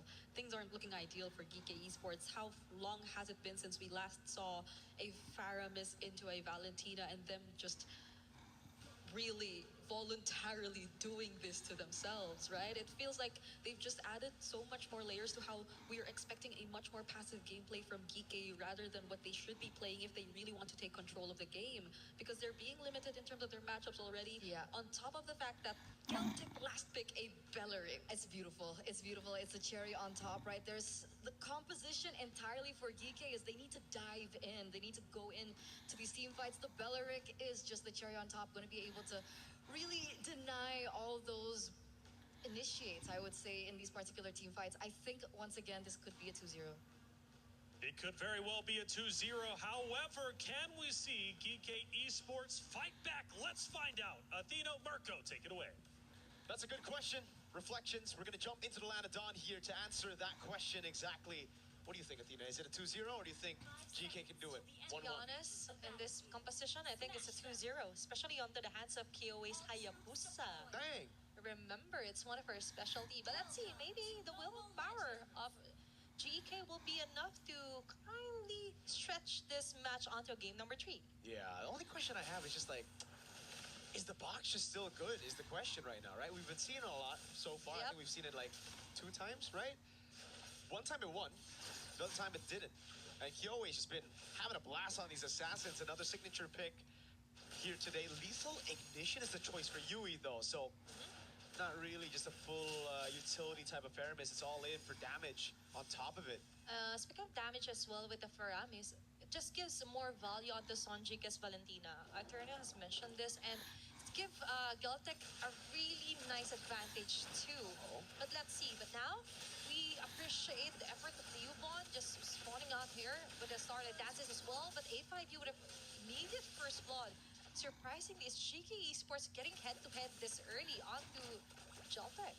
It's a really good start for the game to Hylos, I guess, because it is Asu who actually gets the first kill of the game. It would have been great if it was someone else. This is the thing about Harith though. Neferya is really gonna struggle this game. Last time she was put onto a winning matchup. This time, it's not so much a winning matchup level 1 to 3. Tokyo's gonna have a blast in that lane, and on top of it, Definitely. with the winning matchup and a Hayabusa with a Valentina all around, it's gonna get even tougher. On top of that, later in the team fights, Liubon's on Esmeralda just soaking in those shields. She is going to have the time of her life Uh-huh. with a Paquito and a Heart. Imagine all the team fights they're on. And we see the true value as well of what Celtic has done here onto their composition. And right on cue, Turtle has respawned. There's Alecta, but I don't think their damage will be enough. Might be more on the clutch of play. Here's for Alyssa. She needs to keep Killway at bay, and that is exactly her plan. Dearbon goes in. Oh, let's see. Kuejo, on the other hand, forced out of her revitalized Tokyo with a free hit onto Alyssa. Now they get rolling in. The Tokyo Blazing duet. Yui falling down immediately. Celtic goes in with a kill. Plus a turtle as well. That's two birds with one stone immediately for Celtic. And Asu as well might fall down. And Sojiki onto the front with a basic attacks plus the sticker as well is enough to taunt them down. Non-stop MLBB action from minute 2. And Celtic had the most out of it. What? And part 2 yet again. Alyssa onto the tower. But still, enough for now. That's a Celtic yet again going in. Just when you thought it's over, it's not yet finished. My goodness. Started off really good for GK. What happened after that? They were looking for a brawl. Unfortunately, as you mentioned, Athena, it's the backfire of picking a Faramis into a Valentina. Sanjika was already level 4. Yui, not quite at that level, did not have the Netherrealm to play with. So at the end of the day, it was Geltec who got all the advantages that GK should have had coming into neutral objective 1. It's a sustain, it's just battling it out, and also a whiff on the flicker for Alyssa that gave way for the rest of the team to collapse on her. Now it's Asukan, the Rapid Dryad. And Nasu can do nothing. Even with the Glorious Pathway, that's what? Almost 1/4 HP left for her. And for Celtic as well, we've mentioned that this is going to be a total massacre. Starting it off with the Esmeralda being prioed, and Son GK with a prio pick of the Valentina as well. We see GK kind of struggling. They do have somewhat of a game plan here. Just let Neferia and Alyssa snowball, but that isn't happening because most likely for Celtic, that's the next course of action. Target and shut down Neferia as early as possible, and all they have to do is just wait for them to actually take the bait. And Tokyo, right now, might have a hard time, but all she needs to do is just clear off the wave, not really putting herself onto the line, and Sonjika onto the back. Now we see some kind of a sandwich method. Asu forced out of her glorious pathway. There's Alecta? And Alecta will be saved with the nether here by Yumi. But now they're left defenseless. GCT right now has the chance to totally tone her down.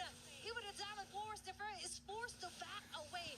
Sonjika with a dash out. The flicker has already been exhausted as well just to try and run away. Alyssa will catch Kiyowe onto the side, and Nefer did a great job as well, putting down core damage dealers here from Geltec. Overextension, a mistake by Geltec, instant punish by GK.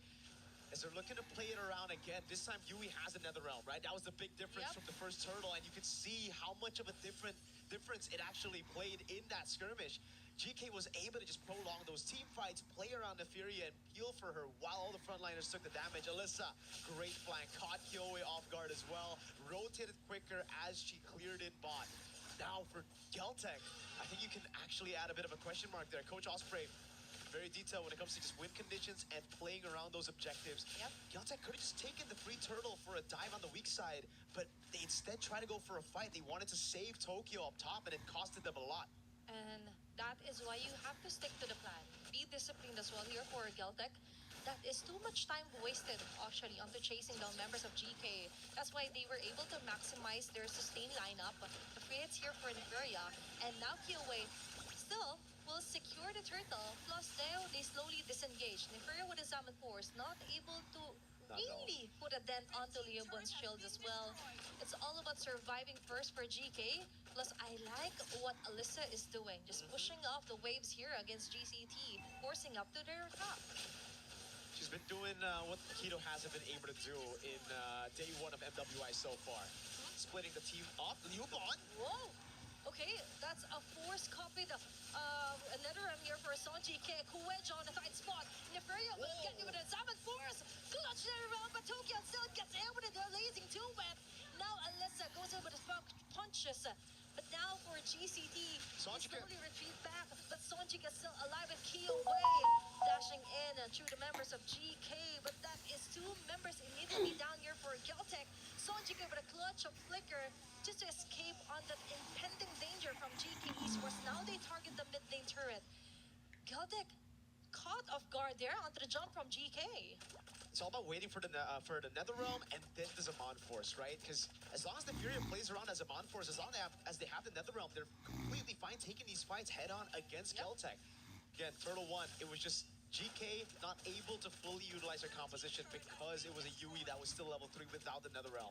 After that, it's been smooth sailing every time they go for the 5v5, but now Lissa gets caught in a 2v1. Even the Triad of Dryad was committed onto her solely, and Alyssa will be able to dash away constantly. Tokyo running for his life, and Alyssa will do it. He won't go back down. He won't die onto the hands of GCT. 1 HP gets away from a 2v1, but unfortunately, it's still a loss at the end of the day. A tier 2 taken, nothing traded across the map. Tokyo gets it, just a bit delayed there. Alyssa wants to go for the chase. Needs to respect Kuwejo's waiting. Just around the bush, around the corner. Now with Sonjika baiting out the Zaman Force. Okay. Small window opens up, and they're going to utilize this window. Straight they go into the Lord. 8 minutes in. This is the first Lord of the game. Kyowe's already on it. Okay, it's all about placing yourselves earlier on the vicinity of the Lord. Tokyo, focus fire onto the Lord. Rapid try it. Okay, now they change targets. Right connecting. Electa with Yui as well with the Netherrealm. They're safe, but surprise onto Sanjike. Tokyo. Now they have to back away. Neferia going off the shutdown kill.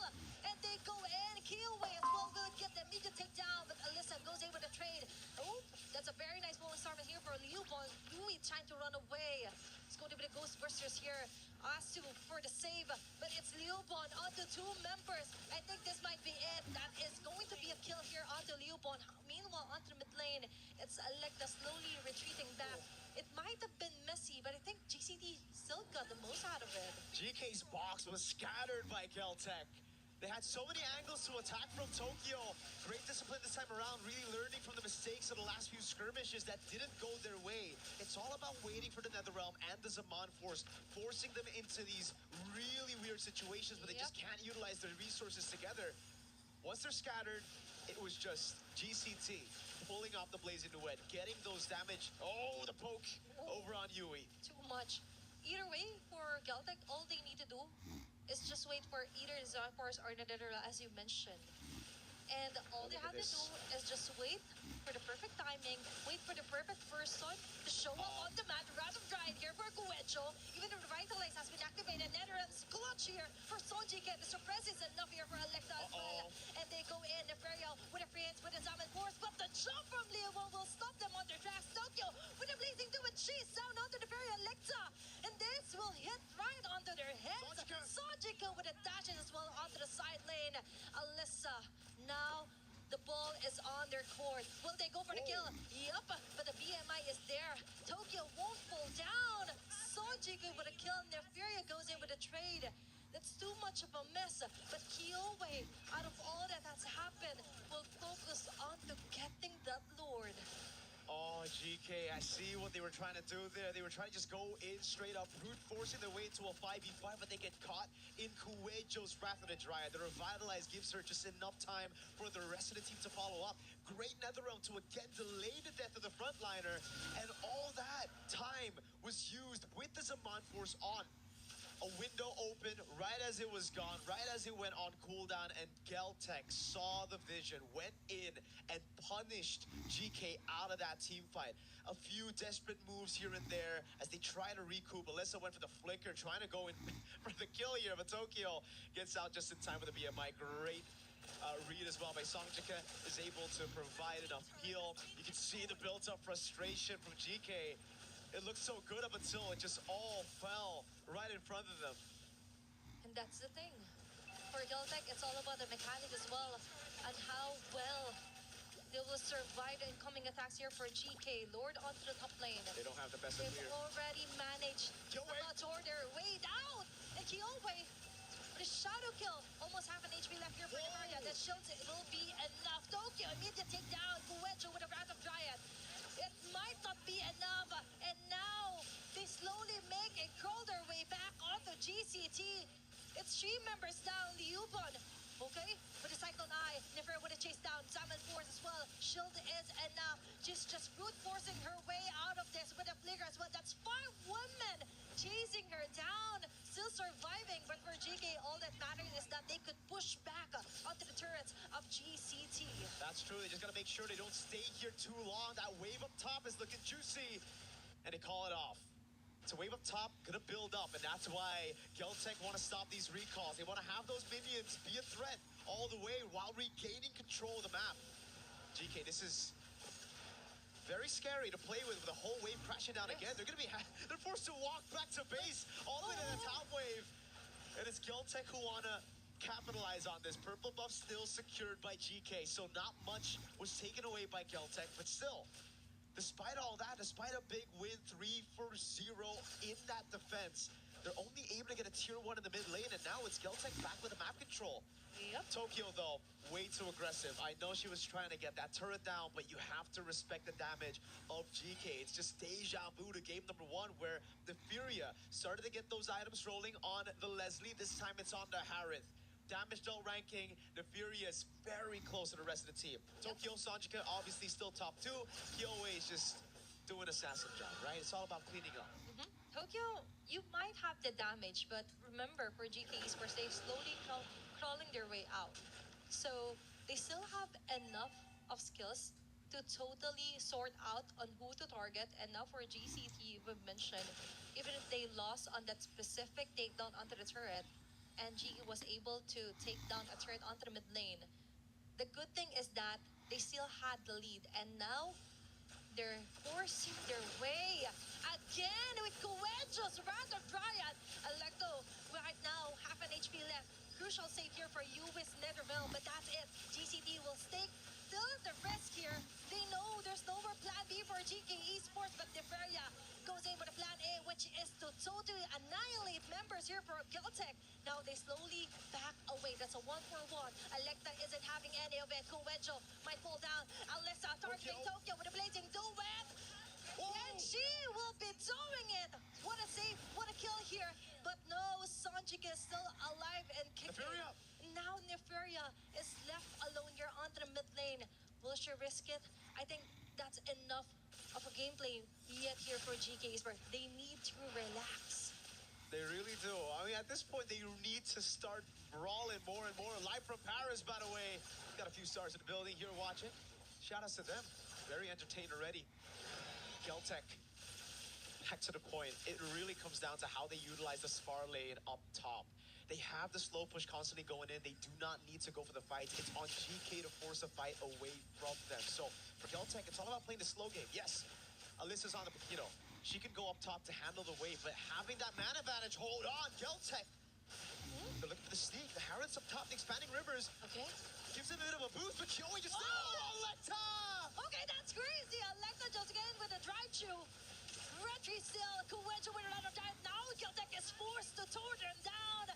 Making the most out of it. Tokyo with a blazing duet, hitting on to the right marks here for GK Esports. Neferia and Nasu has to find a way to actually defend for their base. Liuban goes in with a falling Starman. They're just buying enough time for their minion wave to slowly crawl their way on the base of GK Esports. And this might be it. Neferia, this is the final clash of the day, or might be, because now Liuban slowly takes down the members of GK. That's a total wipe out. And Geltec yet again comes up on top. They're just waiting for the next wave of minion to actually help them finish off this round. But there is a few seconds left for GK Esports to totally reset and defend and not let GCT finish off this round onto a 2-0. A hero play by Electa that saves the game. Giltech wanted to end. If they got a Lord, I think they would have still been able to go for that team fight with the Lord, getting all the base turrets. So at the end of the day, I think GK, that steal ended up still saving the game for them. Okay. Oh, they still want to just go for it. They think they're strong enough. The Furious back up though. Okay, it's all about asserting your dominance here for Geltec. You've already committed the falling stars for the next few That's seconds. true. GK Esports Taunted. actually has the chance to somehow just come down onto the map, clear off the last bit of minion wave that Geltec has managed to sort their way through. And with that, 16 minutes into the game, still it's not yet the end here for GK Esports. Nope. It is in the end. They still have a shot. It's 3 base turrets down, which makes it incredibly difficult to come back, but I think these girls have shown how tenacious they can be. What a steal by Electa! No one checked the bush. No one Kumar. You sometimes need to Kumar, you know? He's got to check the bush. And with the backsha. Yeah, oh, that's true. But okay, that's true. The box is the one waiting in the bush, though, this time. Yep. It's not the one checking the bush. Okay. But for GE Esports, that is somewhat of a breakthrough, actually. It was quite refreshing to see Electa go in with a big highlight play, the most crucial highlight play against Geltec Esports. If they didn't get that Lord, that might have been the end of it. But now for Geltec Esports, now they check each and every bush. That's a very expensive lesson to learn, and Liubon as well has to be really careful onto committing the falling star, even though it's kind of a low cooldown, but still, a few seconds may be what GK Esports needs to actually come back from this deficit. Yeah, they had a shot earlier. They tried to send the Harith up top instead of the Paquito. I feel like this is a mistake that we're seeing again. GK's got to send Alyssa up top to deal with the wave. This is an evolved Lord. Yep. If Geltech learn from their mistakes, if they go and send some of those members into bushes, which they have done, Kuwait just holding the angle. Yuban as well. There's no way for Electa to get a free steal again, and she's caught all alone. Isolated down below. Oh, even connecting Rat of Giant onto Electa alone. Uh-oh. Okay, there's going to be the glorious pathway here, copied as well. And the regional one, there's going to be an intersection created here. Tokyo with a blazing duet. Neferia going low, even with the Zaman Force. What can they do? There's going to be the shadow kill as well. Layered properly here for Geltec Esports. Soljic with a free unstoppable kill. Kill way onto the front. Electa will fall down. Liupan is massacring everyone on their path here for GK Esports. Yuvi trying to run for her life, but it's Geltec yet again with the minion wave helping them. They want to actually end this game, and they just did. That's a 2-0 yet again for our second match. GG, well played. Geltech Cyber Team and their in-game adaptation, just learning from every single mistake and coming back from it. Fool me once, shame on you. Fool me twice, shame on me. It didn't happen twice. It happened once. Electa held a bush. No one was holding it. Second time around, they had both frontliners holding these crucial bushes, not giving Electa a single opening to make it to the Lord Pit, to get a possible 50-50 trade. And it was just well played. Man, that was wild. Imagine Osprey's happy. trying to attempt the same move, and there was like, no can do, sir. No can do, ma'am. No can do. They dealt with it so well. All inning of Baksha getting the Wrath of the Dryad, but in the late game with the Claude fully built up, you shred that Baksha. And we get to see the replay again of that moment right there. They were late to it. Nobody was accompanying Electa. They thought Electa could just get another good angle to walk up to the Lord Pit to go for the retreat. And it was a bait at the end of the day. Geltech knew they never wanted to go for the 50-50. It's all about fighting. It's all about brawling. It's all about creating a chaotic skirmish where their heroes would do better. We're going to throw it to the studio to dissect that game yet again.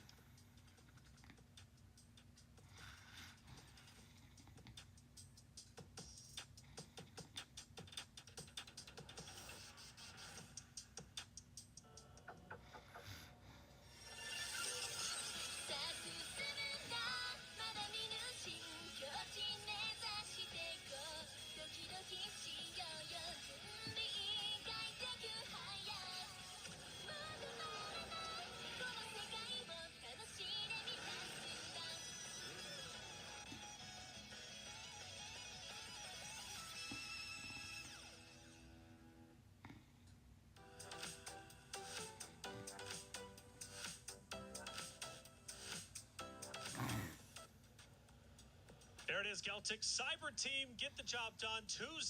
It's been 2-0s all day. We have yet to get a game 3, but the bracket continues to progress nonetheless. Our loser bracket is starting to look stacked as you would expect it, but we need to break down that series that ended in a 2-0.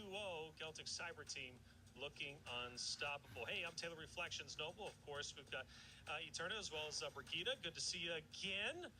No wardrobe changes this time. Nope. We're not this time. staying consistent. Staying consistent. Maybe I'll throw one out there. Hey, it's been a good time, though. Another 2-0. Yes. Man, Celtic, I mean, just out of this world, playing very well. But I got to think, as I'm learning, it came down to the hero selections both times. I think they just got the leg up in both of the hero selections. I agree. And despite it being a 2-0 this time around, this was one of the longer games that we've seen so far, right? 18, 19-minute game. And we did see some trade backs coming through between both teams. And Geeky seemed to have a little bit more of a footing, especially because of the changes to the heroes. Yeah. Nefiria on the Harith is something that we do need to consider, despite them losing that one, because as soon as I saw that Holy Crystal come through, the team fights looked very, very different. Yeah, that just proved how flexible Nefria was actually on a gold lane. She could either pick the meta Harith Claude options or might as well go for the more unorthodox picks, which are yet to be as successful in this case because we haven't seen like the likes of the Irithel or not even the Leslie actually get some wins today. So it hasn't been working out for those who've been trying picks who are a bit too out of the meta. But at least Sure. this time, it's a much closer fight. I agree. It could have gone both ways because even that last sandwich play, I think that we saw where we got to see Nefria actually trying to wrap around the other members of GCT and try to use the Zaman Frost from behind. It also could have went their way. It just Sure. so happened that they were, or at least for GCT, their targeting was very, very on point. They got to burst down the necessary heroes before that team fight actually even favored DK. Well, we had a lot of great moments. Let's break down at least two of them, starting with moment number one that may have turned the tides a little bit, but maybe not so much. We take a look at it, Eterna. What are we looking at? I think they went in a little bit too deep here. Obviously, Kyowe is an interesting sort of player because she's really aggressive. Normally, we do see that the Hayabusa goes in for finishers instead, but this time we see that she initiates a lot. And in regards to this is what I was talking about, right? Nefiria hitting her power spike, ultimately able to turn that game completely around, that team fight completely around, and so they were unable to end it there. And then they needed to respect the timings a little bit more coming in from Geltec, but in the end, Geltec still did come out on top. Yes, they did, and they also came on top because this moment here, Bree walked me through it because clearly Geltec, right, Cyber Team coming out, proving why they deserve to be moving forward. If I'm not mistaken, was this the drive? It wasn't the drive-by. All right, so this was one of the latter quote-unquote messier team fights that our casters were actually pointing out simply because of, again, I think there was a slight miscoordination in regards to that particular team fight because it came to a point where they just had to individually do what they can to at least get trades or clean up after what was initially the unsuccessful result of the team fight. Because I think it happened a couple times, especially on Alyssa.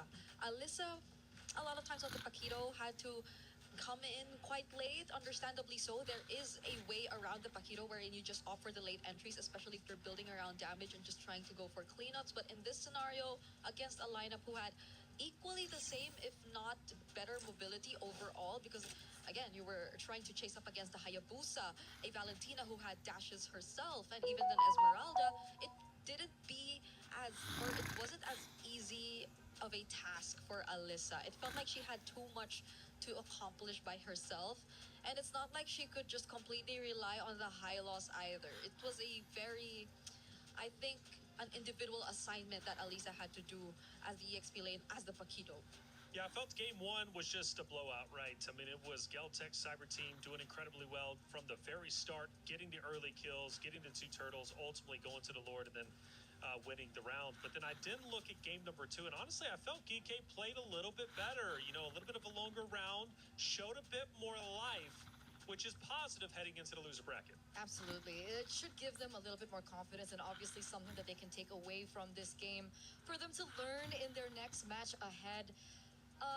it's an interesting notion to look at them this particular game because obviously we do see a little bit more confidence coming in from Electa, especially with the drive-by that she was able to get. That Lord Steel really came into clutch, prolonged their lives in this game just a little bit longer. But again, Electa on the Baxia. We've seen a few Baxias today. It still begs the question, is Baxia still a viable pick in this current meta? We've seen the Baxia kind of fall short when it comes down to the rotations, despite Electa being able to get that retribution down. Yeah. The best thing we can say about the Baxia right now is that it's still reliable. Yeah. But will it get you to the places you want it the way that the Baxia used to do? Because the rotations aren't as fast, the clear isn't as great. And when you lose that early game in this current meta, it feels like it's very hard to come back. Yeah, the emotions running high on the stage. How could they not? After all, you're on one of the biggest stages. It's MWI, and everybody on that stage wants to win. And man, it hurts me sometimes to see the anguish, the pain in the ladies' faces across the board, right? Whenever it comes to EWC, because when you lose, you are that much closer to having your key crushed. It's not a guarantee, though. Again, this is double elimination. There is a loser bracket. These ladies can absolutely come back, and they are going to fight to do so. We'll be watching their matches, I believe, tomorrow or the next day after that. We've got 5 days here in the Allianz Vault after all. Again, like I said, heartbreak, elation. You're going to see it all throughout the Esports World Cup on that very stage for MWI. But I tell you what, one thing is for certain, you're never going to be disappointed. GK Esports, Geltech Cyber Team has concluded. That was a 2-0.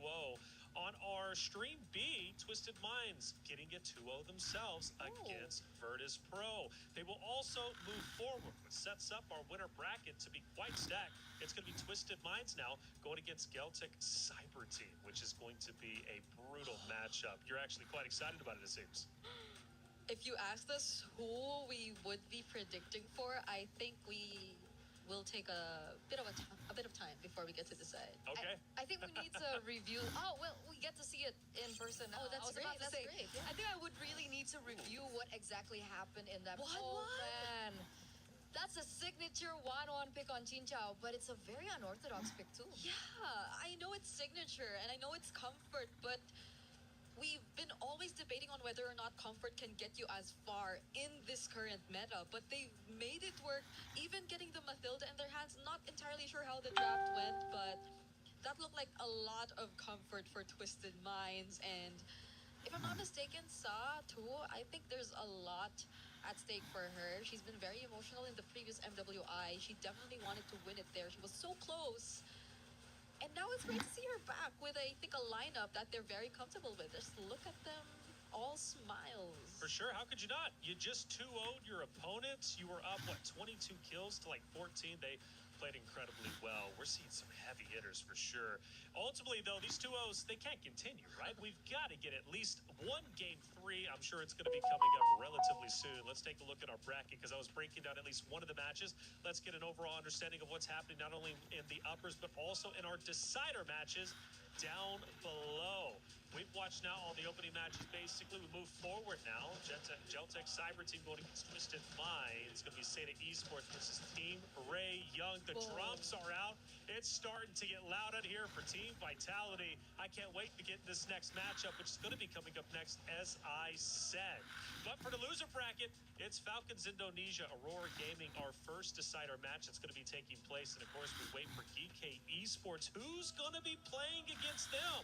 Well, it's either going to be Vitality or MIBR Loss. Curious who it's going to be, but let's start talking about this matchup in just a little bit. I think we actually do have an interview with one of the Geltech players after their win. Let's hear what they had to say. Hey guys, Rose here. Right now, I am with the Geltech Cyber Team Kuwejo right after their win up against GK in a 2-0. Hello, Kuwejo. How are you? Oh, I'm nice. Okay, now congratulations on that win, and I do have a few questions for you. Maybe we can start off with, how did you guys actually prepare for your matchup today? Наш аналитик готовился к Китаю, смотрел их игры, подготавливал драфты и, конечно, привыкали к телефонам немного, поэтому было немного сложновато. Our analyst prepared well. He analyzed and screened all the Geek High matches, so we did our homework well, so to say. But also, it took us time to get used to the phones. Let's say it was a challenge, but we were ready to face it. Now, speaking about your analysts being very prepared onto this, so I have a question. Were you guys surprised with the Faramis pick? Да, мы были удивлены пиком Фарамиса. Это довольно, редкий пик, скажем так. Но у нас была Валентина, поэтому мы отыграли вполне хорошо. Yes, indeed. Indeed, we were very surprised. It is just a very rare peak of such an occasion. Nevertheless, we had Valentina in our team, and we felt like we did well. I agree, you guys did amazing.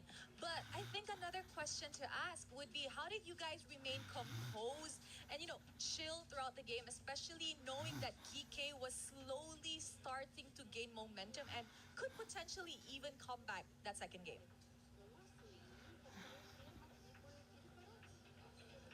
Ну, мы понимали наши ошибки, то есть мы их совершали, и мы сразу понимали, где мы ошиблись, поэтому мы просто обсудили план, что нам нужно сделать на лорде самом, на объекте, и сделали его, убили всех и закончили. Well, I guess we just tried to learn from our mistakes. We knew exactly where they were, and we knew that we could recuperate and make up for them. We also knew where the Lord was, where the center was, so we got in there, we killed everyone, and that's what we did.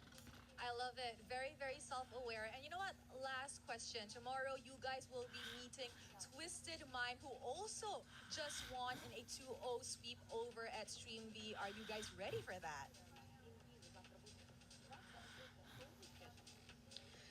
Мы готовы, будем стараться изо всех сил и попытаемся показать хороший результат.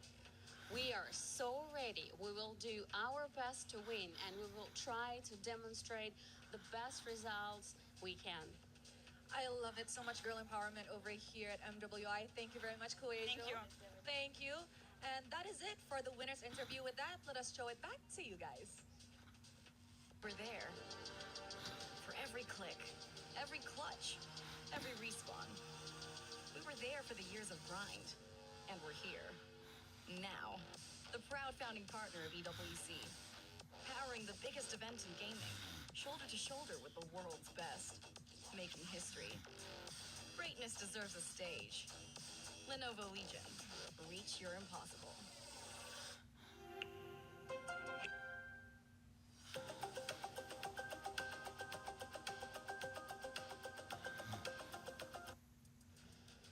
Thank you, Rose, for all the coverage out there. A great interview overall, getting more insight into these ladies that are competing in the MWI. We're going to keep them coming all day long. Hey, check it out. Next matchup. What a matchup it is. It's Vitality, MIBR loss. The drums are out. The flags are also flying high. This is going to be a matchup you do not want to miss. And South America's New Hope joins the hunt. Now, this is the question. Can anyone close the gap? For the longest time, Vitality has been at the top of the food chain, winning, 33 total events in the span of just a couple of years, 3 out of the last 4 when it comes to MWIs. They're back-to-back. You've got the queen of the tanks, Vivian. Now, she is vocal, and I love her energy, especially in that grand finals interview. And speaking of interview, we got Rose to break it down before the match. Hey guys, Rose here. Right now, we are with Vivian from Team Vitality, the mother of tanks in MWI. Hi, Vivian. How are you? Hello, I'm fine. Wow. Okay, so right now I actually have a few questions for Vivian right before we get into the game. Now, Vivian, as the defending champions of MWI, how are you feeling going up against MIBR loss on your opening match? I'm feeling good and enthusiastic. Enthusiastic, Yeah. excited? Excited, enthusiastic, and membara. Oh, she's very, very energized. Chill, no. Chill. Chill. She's not Mambara, she's just chill. Now, Vivian, before you have previously mentioned that no team has been able to close the gap with Team Vitality since last year. Why do you think so? ya. Because I know what the problem when we get hard game. Ya, the problem is in be myself. Anjay, bener nggak? Di diri kita gitu kesalahannya. Jadi kalau misalnya kita sampai nggak tahu, aduh kenapa kok kalah, kok susah, itu baru kayak kayak wow banget lawannya gitu kan. Ya kayak gitu sih. Okay, so what Vivian is trying to say is that it's not that the team that they were going up against were extremely good or strong, but it was more to the fact that they actually knew what they were doing wrong as to when the games were actually starting to become hard for the side of Team Vitality. They were self-aware, which kind of makes them stronger in a sense. Now, Vivian, the last question is, France is the home ground for Team Vitality. We know that you mentioned last year back in Riyadh it was mostly Team Falcons fan. So this time in France, Paris, do you think that you get the home ground buff, the advantage to secure your fourth MWI championship? Sangat memberikan energi lah. Terus ya berharap semoga penonton Vitality-nya juga banyak gitu. Jadi belum tahu juga kan pertama kali. Cuma kita tahu ini di Perancis pasti supporternya lebih banyak daripada waktu di Riyadh kan. Kayak gitu. She said, although it is the first match and she hasn't seen the crowd for Team Vitality in MWI, she knows that the turn up will definitely be more compared to Riyadh last year. And of course, she says she's very much energized. And I think this girl is already buffed for the match. Thank you so much, Amin. Vivian. Ya. Terima Thank you. kasih. Makasih Kak. Makasih. With that, guys, let us show it back to the studio.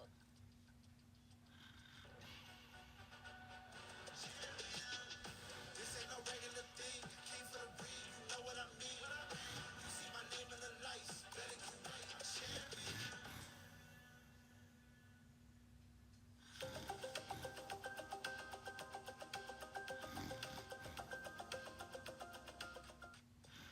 The venue is getting loud, and rightly so, because Vitality starts to take the stage to play against MIBR Loss, a series that is going to be guaranteed to be great. We've had 2-0s, but this one somehow feels like it's going the distance. I think we're going to game 3 because bringing it in, MIBR Loss, Brazil's dream team, right?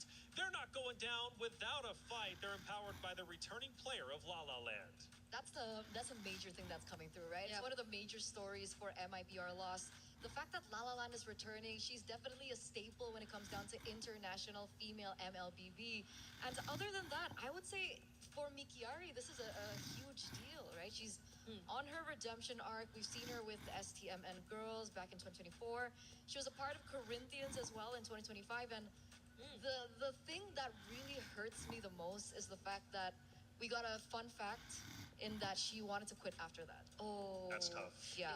It is. And hopefully this becomes a much better experience for her because it's not just her who's returning since 2024. That's also La La Land, who's also last seen during MWI 2024. I believe she was part of Dream Max Girls. And I think that's another staple name in terms of the international organizations you commonly see when it comes to the world stage. But this time around, they're under a different banner and they're with different teammates who I feel have already established their chemistry in a sense because their gameplay reflected some really good aggression, but it's not being reckless for the sake of it. So I think that's one thing we have to look forward to because whether or not they achieve that is going to be a challenge up against Vitality. Yeah, to piggyback off that, High OB is the one we're watching out for. Loves the aggression, loves the scrimmages, right? Getting up close and personal. Now, that was something we did witness with Falcons Indonesia. It ended up backfiring. They were taking the fights. They were aggressive in the face of Seda, but hey, it didn't pay off. And you're absolutely right. For Vitality, they're probably going to be ready for that. Now, Vitality, of course, as I mentioned before, back-to-back champions. 3 out of the last 4 MWIs they have won. 33 events with the majority of this roster have been won. I mean, they are a powerhouse team. You got Vivian, of course. By the way, love Vivian's energy. I really do every interview. She's always chill, super cool, right? But vicious out there on the battlefield, the mother of tanks, okay? So she's going to be bringing the energy and bringing the heat in this series for sure. Now, fun fact, looking towards the future, we could have a potential rematch with Na'Vi, the 2024 Grand Final rematch, or it could be Galaxy Phoenix if both of those teams end up making it through all the way. But let's start taking a look at our hero selection. All right, here we go. It's looking to be a bit different this time. The Paquito gets taken out alongside the Freya, but the Akai is respected for Vival. I think when it comes to Team Vitality, it's just so tough to run out of options when it comes to hero pool. So might as well just go for the very standard and safe bans on the blue side if you know that they are on red side. I'm wondering what the priority is gonna be like for MIBR loss though, because currently I've based on what we've been seeing, there have been very I think few instances wherein we see like mid lane, so it's more on the jungle gold that's prioritized right now. Because the problem is the mid laners get banned in the first phase, right? Eve, that's exactly on cue, by the way. Eve, Jushin gets no time at all. The only time we see the Jushin is 0% win rate so far, so that's only 1 out of 1. Not really sure how things are going for the Jushin, especially after the nerfs towards her range of her second skill or the Lantern Flare. So we'll see exactly how this pans out. Do we expect something along the lines of another Jushin ban, or do we think that maybe the Claude will be respected in that regard? I think Marcel was one of the heroes that we usually see being banned out, coming out in the first phase, and the Marcel does come through here. MIBR lost this time around are going to be on blue side, so now they have the chance to pick up something for themselves early on. I think a safe Claude. Still, Yeah. I don't know why the meta really didn't shift for the gold laners. Yeah, now it's Justin that they prioritize too, though, not paying attention to that slight nerf that you got to see from her in terms of her skill number 2, and it is only one of the few times that you actually get to see her open, so understandably so. Pandina is likely also having other options still under her belt because she's been playing MLBB since 2016, but she's very new to the professional scene, that's for sure. But then you can't take away the fact that she's been playing this game for so long, for multiple years. She's been through how many seasons now? 2016 was the first year that MLBB came out. Who would have thought? Who would have thought? And we're all the way here. So, quick response coming from Vitality. They are going to go for the throat here, going for the meta picks. Atlas, again, another hero that we've seen still being so popular even before Wildcard. Still a very staple pick. Really great when it comes down to, mid rotations. Not as great when it comes to clear, but Atlas really makes up for it with the passive, right? The constant freeze that goes through. It's really annoying, especially when you get to poke the enemy. Especially in the hands of the mother of tanks. It's going to be Vivian getting a hold of the Atlas, one of the most meta roam picks that we currently have. You're right. Right? So what better way to actually see its highest level or ceiling when it comes to what it's capable of doing across the map. But MIBR loss. Right now, I think they okay, interesting. They go for the carry option priority. Understandably so now that they show us the Alice. They definitely would want to limit the potential counters to that. At the same time, I think the carry has had a fairly okay time in laning up against the Claude, even compared to the Harith, which I feel like has had its moments earlier today. And it also could be, giving a signal to Team Vitality, right? It's like if you want to pick something a little tanky in the jungle, it is going to be a problem. I wonder if they still want to go for that. I think, though, Vival particularly has an array of heroes that she can utilize. I want to see her back on her assassins. I do. I want to see that too. Right? We haven't seen it in quite some time. We saw it, I think, back in the first MWI. We see the Guinevere come through, and because of the Atlas, it shouldn't be a flex pick. This is a Guinevere in the jungle that MIBR now need to think about. Just when we were asking for an assassin. But this works. You know what? This works. I want to see the Chun-Li skin too, if ever we get to see that. And honestly, the way that they're able to layer it, this is just very Vitality. You can expect them to just steadily tighten the game towards winning it out.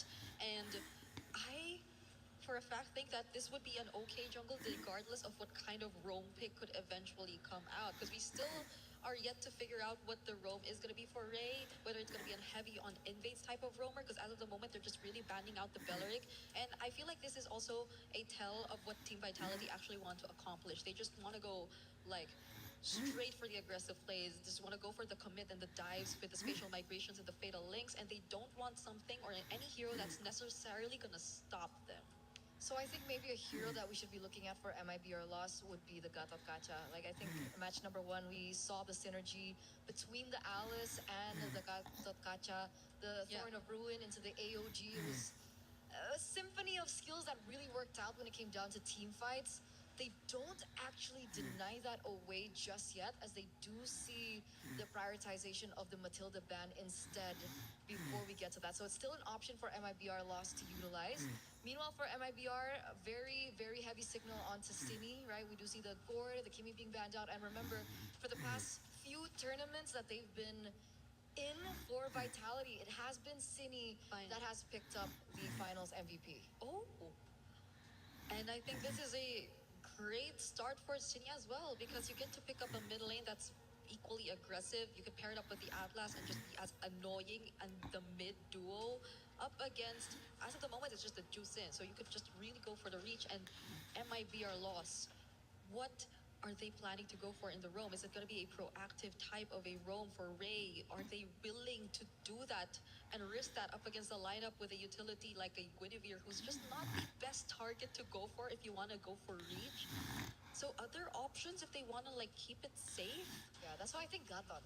Gatot is going to be Like, one of the main. Really good counter engage in case Guinevere jumps in. If they Yeah. want to follow it up, I think Gatot Kacha would be a really good pick here. Oh, they go for Grok. Yeah, in a way, I feel like you could still layer it in a sense with the Alice. Like there still can be a potential tech charge into the Throne of Ruin or vice versa. Yeah. But then you have to face a Lilia early game. But that's the thing, right? Lilia early game is going to be brutal, especially let's say Glowing Wand gets picked up. But the thing is, they needed someone to be able to clear the mid, right? Jushin against Lilia, it's really difficult because of the lack of range now for the Jushin. So Yeah. with the Grok being there, it should help facilitate if they want to go for early rotations. Suyo into Lilia, however, is also something that we do need to consider. Again, Suyo in the early game especially, not as great against magic damage. So that's another thing that we need to consider, but they top it off with the Lapu Lapu pick. Yeah, for the first time, I think we're not seeing an Esmeralda in this game, even though it was left open, and even though there have been instances wherein, well, fairly enough, they've been safe enough to not pick direct heroes that could just get countered out by the Esmeralda overall. So I think this is going to be a switch up for the series between Team Vitality and MIBR loss, but early game presence and threat is definitely looking to favor Team Vitality this time around. Well, it seems like it's time for our game to get started. It's Vitality versus MIBR loss. A matchup of two titans from two different regions representing themselves on the world stage. Let's get it started for game number 1 with Mirko and Gideon. Thank you so much. We're already jumping into our third series of the day here at the Esports World Cup X MWI. And so far, the games have been great. The compositions are starting to get a little bit more interesting. Right now, we're already seeing Vitality coming up with really good composition. Look at the team fight, great zone control, and especially those neutral objectives is where we're going to see a lot of fun. Dude, we were expecting, some more damage maybe coming out. Maybe an Arlet early. Make Control City can go for first blood. Flicker out already for Ray. So exactly as expected. La La Land, though, he doesn't want to give it for free. Hey, we're talking about free stuff here at Cine. The fact that she is coming in hot with, especially the sprint as well, really goes to show that she is expecting her movement to be top-notch. I'm not going to get hit by any of the big abilities. I'm going to kite everybody, and everybody's going to suffer for it. When we start looking at the emblems as well, nothing too out of the ordinary. However, a lot of wilderness blessings from both sides. That's true. They really are just trying to play around that movement. When it comes down to the mid lane again, La La Land, or even the Purify City could not walk up a bit too low. These matchups, though. The thing about Vitality is sometimes they'll be put on bad matchups, but they'll still win out anyways. And I think that's the case in the gold lane. Chell and the Claude, you shouldn't be a winning matchup against the carry. I I mean, it's doing well. At least now they can play the traditional strong side, weak side, right? We were already talking about the fact that Lapu wasn't going to get much done in the lane itself. Maybe at level 4, that's where they're going to take advantage of it. But they also need Vivian to be level 4 too. When we look at that top side once again, Chell going to be the main way to be able to kind of scale later down the line. I am a little curious how this Grok is going to kind of compensate for this, right? Yes, you can cut off people's angles, but more importantly, if you were looking for something to counter-engage, I was thinking God Thought. What about you? Do you think that coming with this Grok is going to be enough, especially on neutral takes, or is this purely for later? I think it's purely for later. They're just going to play the late game later on. I mean, maybe the mid game. They know they're going to lose out in tempo anyways after seeing the Lilia. There's no real reason for them to force out these neutral objectives, especially considering they were thinking about the Suyo. So you're already going to have to delay the skirmishes from happening. Mieko with great zoning. Oh, even the Flicker baited out high up. Gets away in time. It gets countered. A perfect match. Now it's all in. First blood for Fumieko. The Thunder Ruin lands on 3. Vivo able to get away just in time as La La Land pops in Crimson Beacon, and the rest of the team now corralling over Ray. It's a Lantern Flare to get Vivo low down by La La Land. Ray getting away just in time as Vivian is forced away with a perfect match. And that's going to be 2 junglers traded out for each other and no neutral take for either side. The score is still 1-1 as Chell already put down low.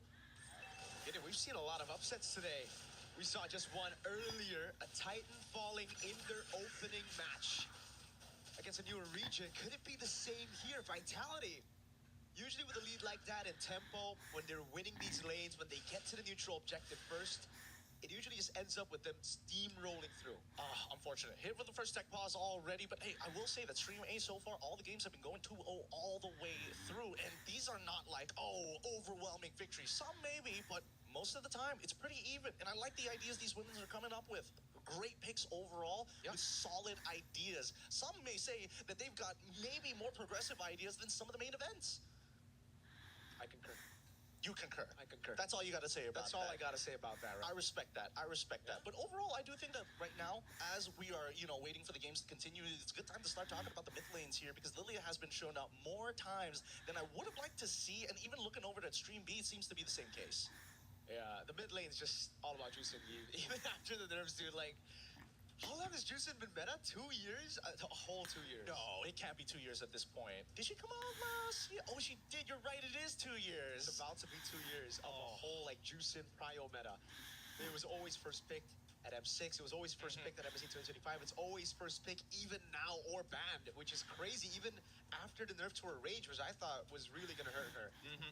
Eve's a good old, though. She's been meta for like 4 years. So at this point, the mid lane's getting a little bit stale. Just want to say, just a little bit stale, because it's just the same picks all over. It's either you get the Juicin, the Eve, then you have the Kimmies, or then it's finally an open mid lane. An open mid lane? I don't think we're ever going to get to that. Mid lane's just way too important, especially in the meta now, connecting every single lane into one. All roads lead back into the mid, and so far, based on the jungle pathing that we are seeing, they will end up on the correct sides of the map if they want to contest for this. Lost have the opportunity to maybe, give up this neutral and maybe attack the top side, but it looks like after what happened on the first initiation, they want to get some revenge and get that turtle now. Fumieko with walk-up Vivian. Perfect match onto Ray, just a bit of freeze. Ray's holding the tectonic charge. The combo is going to be massive. Tech charge! And a flicker onto Vivo. That's a spatial migration landing with a Battle Requiem as well. They go with the Retribution and City, who secures it. Now with the Black Shoes coming out as Mikiari is able to get the kill. Vivian caught all alone. Fatal links on 3, but there's no one to follow it up. It's just Vivian with the flicker out and the perfect match as Vitality traded Turtle for kill. Really nicely played by Fumieko, right? Making sure to just zone out the enemy jungler. Make sure they don't get remotely close. And I think Ray also had a pretty good idea as well. However, they didn't synchronize the attack. The Throne Rune came just a little bit later and didn't get the priority targets that they were looking for. And unfortunately, they weren't able to control that space well enough. For the upcoming initiations, it's about that timing, synchronization, to make sure that there are no more openings. And especially when you're playing up against Vitality, they will take advantage of those openings. And we could see that it could have been a mistake had it not been for Cine. Every single one of those openings usually will be punished down, but so far I feel like it's Vitality leaving those openings for MIBR lost. They've been the one capitalizing around a lot of these mistakes from Vitality. Maybe overconfidence coming into this. Maybe, well, again, them feeling like, hey, this is home turf.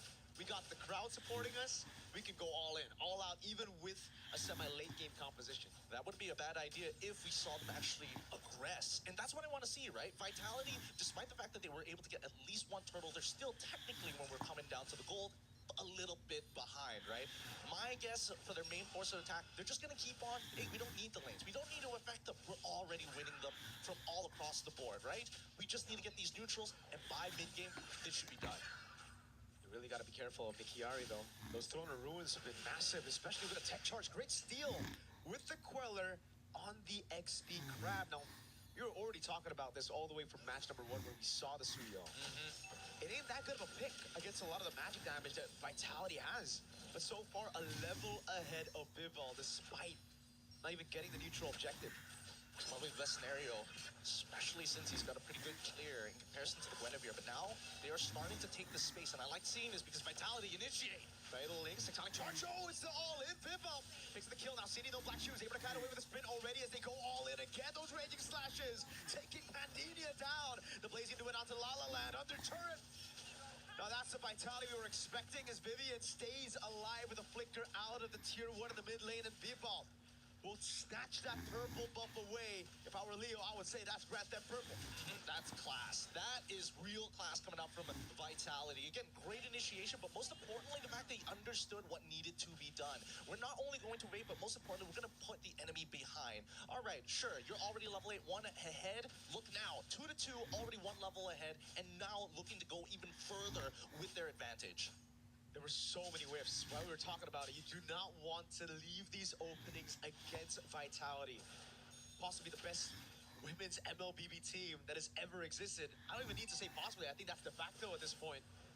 And that's what happened. Ray lost a bit of that composure. Tectonic charges to react to that Fatal Links combo. And a lot of whiffs. Turret again for Vitality. The objective conversion is Bivol tries to get a sneaky little spatial migration on MIBR. Losses La La Land. They got to take their time here. Loss. They need to play some really good defense right now because so far Vitality have been the aggressors. Loss should expect Vitality to be making those first moves. My guess now that bot side is already destroyed, you know that they're going to head to that top side. They got to control that tri-brush area, but right now, as you can see, Vitality one step ahead, looking to punish. Facial migration with a foul Requiem Ray. This time, no tech charge. Straight to a kill. Killing spree, Black Shoe City. Gets away in time for Mieko with, oh, flickers in, great read from Pandinia. Raging Slashes now punished down with the Throne of Ruin as he tries to go for the trade, but it's Pandinia with a kill. They got nothing to follow up with at this point, right? I was thinking maybe Vivian was going to come on in with just a fat Fatal Links, but they don't have enough damage just yet. Cine already focusing on that mid lane, and they open it up. A single trade, but still the goal. Wait! Oh, almost a kill. Baits out the Purify. And that's all you need. Now they can rotate up top. But even then, we saw.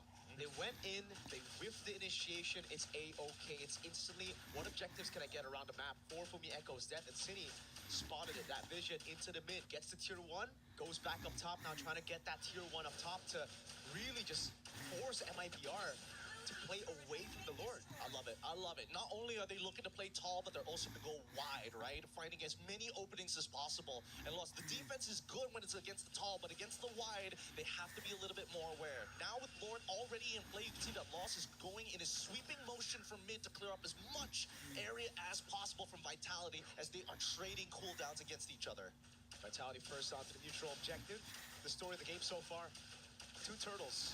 We didn't get to see 3. It was such a delayed turtle 1 that we only get to see 2 turtles this game, and they're blitzing it. No response from a MIBR loss. I think at this point they know they've lost the tempo. They're just going to play safe and look for the defense against this Lord. It's understandable. It's 22.5k to 25.9k with a 3.3k lead coming in from Vitality's side. They're already half of the component against MIBR's loss. At least for Medina, she'll be able to break that tier 1 off top side. And look at the coverage coming in from Alice, from Ikari as well, to ensure she's not going to get flanked. It's going to be traded though, however. Shells onto the bottom lane, tier 2. Conceal from Ray. Vivian opens up with a perfect match. Zones them away from his tier 2 and it'll be free. Thrown her ruin to the flicker. Onto Bivol. Tech charge as well. Everything thrown. Onto Bivol. The Val Requiem gets surrounded. Space migration as well. Vivian goes in for the Fatal Links. Now it's high up, taken low, but not down just yet. City takes her down with the Black Shoes, gets away. Vivian, a sliver of HP, taken out by Pandinia. As Fumi Echo looks to go over to tier 2 up top. And a tier 2 in the mid lane, dealt with by the Lord and City. Now it's Chell with his own onto La La Land. It's all on Pandinia to clear this one out. They're going to definitely lose their holy shielding here. They're trying to delay as much as they can, stagger these waves. Losing mid inhibitor isn't the worst, but they want to protect those sides to ensure that the next Lord is actually contestable. For now, the second Lord empowered minions are going to come in, and Vitality, they could try and force something here. I think it's just going to be the base turret and mid. That should be it. They can look for more, but also Vivian doesn't have the Fatal Links. He's not in position. We get a quick check on the equipment again. Real nice here from Vitality's side. Now, Winter Crown already complete, as well as the concentrated energy from Vival, now looking to get into more tankier items later down the line. Suyo, however, does not have the War Axe. So again, probably why we see once Suyo gets hit, hey, I gotta back out, and I just have to say no to the fight entirely. I can't heal back up in time to re-engage. I honestly feel like the Sky Piercer is a big... it's honestly like it's a nerf. It's a It's nerf. a nerf. A lot of times...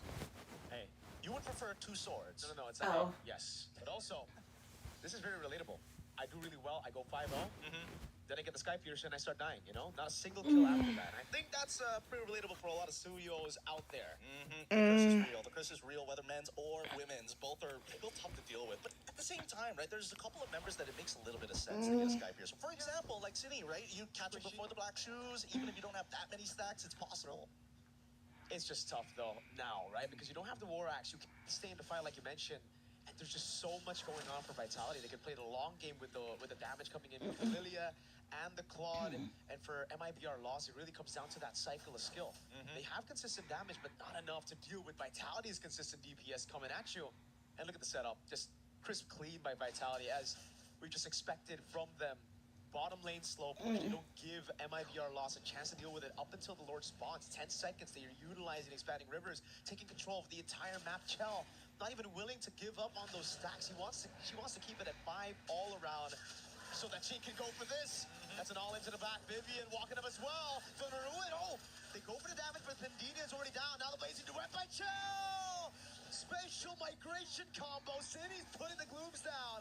At 12 minutes, you'd usually see Lord 2, but Vitality want to go to game 2 with a lead here. Only a can a minute, and they'll brute force their way into match point. And there you have it. Game 1 already falling into the hands of Vitality. That is what you see, a world-class series being played here itself. MIBR lost. They got to work on that early game. They cannot let Vitality get back in a position like that. I think the early game was the best version of MIBR loss we've seen in this game. It was just the mid and late game converting on those objectives after getting the initial lead that was kind of questionable. Vitality, once they got into the mid game, it really felt like they were the ones taking the proactive moves, and MIBR took a step back. It was that tier 1 up top side. Once they lost and unlocked the Claude, it was going to be problem after problem after problem after that. Ideally, maybe they had a way to shut that down, but I was thinking it had to be one simple mistake. Just Lilia and Claude just standing too close to each other, and both of them getting engaged upon. That was the only way. That was the only way, and Vitality closed the doors on that opportunity straight up. They saw the vision, they knew where they were weak, and they covered it up straight away. It's kind of like that interview that we had with Vivian. She said, we learned from our mistakes. Yes, we had some vulnerable performances, but after that, we just learned no one's strong. We're just making mistakes. And I like the self-awareness, right? Because it really goes to show they are taking it more serious than a majority of people. And ideally, hopefully, enough of our competitors are ready to match that type of energy. I certainly hope so, man. MWI last year was a blast. We got to see crazy upsets, and we've already opened up with a massive one today. Feels like a continuation. With that being said, we're going to be throwing over to our quick break. When we come back, more MLBB action.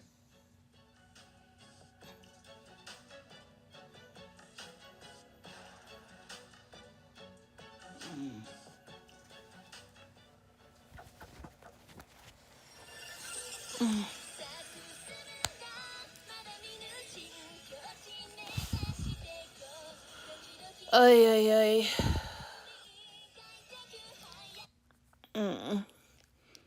Can't believe I'm shamefully fell asleep.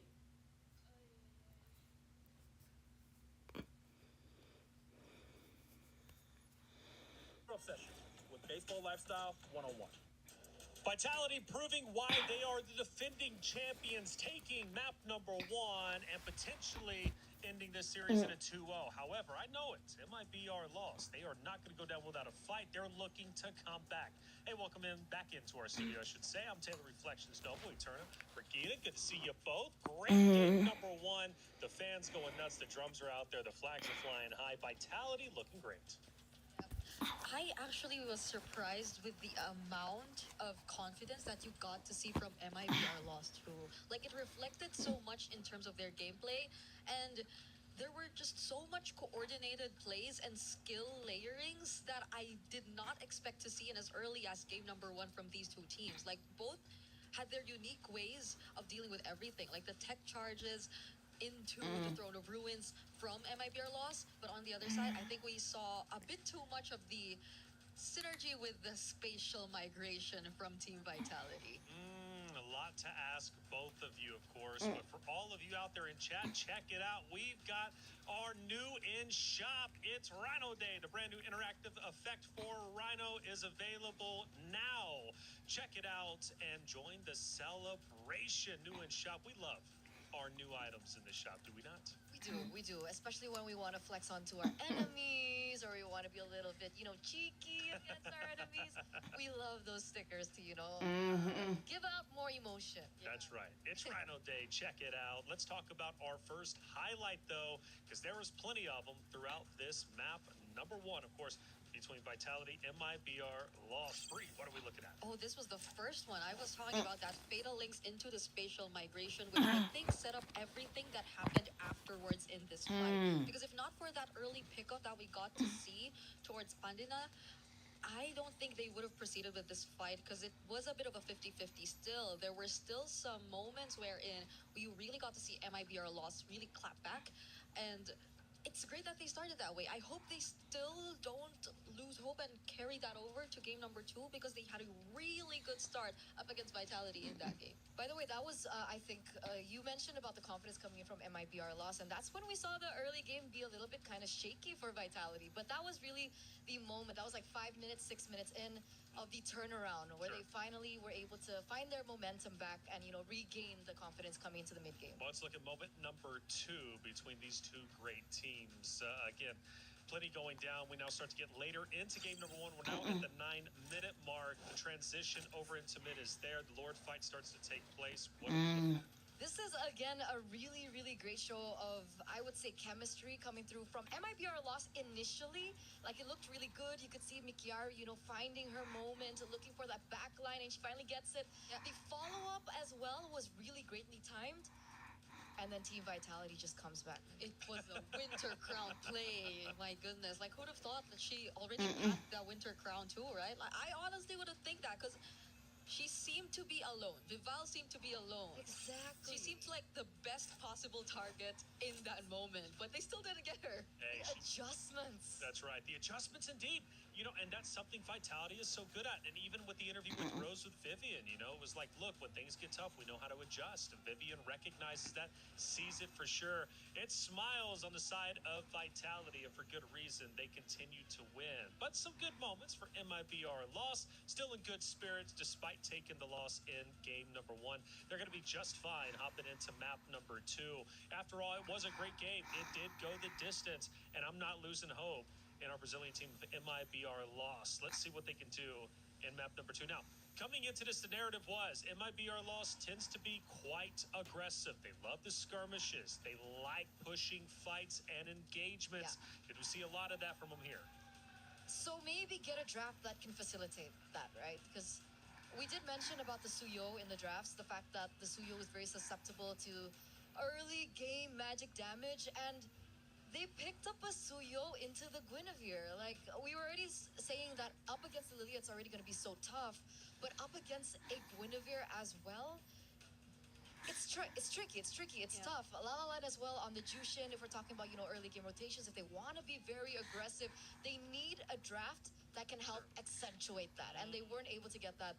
That's why I think even Gideon mentioned about, having a Gatot Kacha instead of the Grok. We did see the Grok finally get a moment, but if they really wanted to win on rotations, they could have worked with that. Well, check it out. We've got Stream B happening right now, and Rose is over there with all the coverage. Hey guys, Rose Rose here, live to you from Stream B. And as of now, an upset and a shock has just occurred after Galaxy Phoenix actually managed to take game one from Navi in a 14-minute game. Now, as we prepare and enter game two, I wonder what will actually happen. Will Navi be able to bounce back and fix the mistakes that has occurred in game one, or will Galaxy Phoenix continue surprising and shocking the world? That is it from us from Stream B.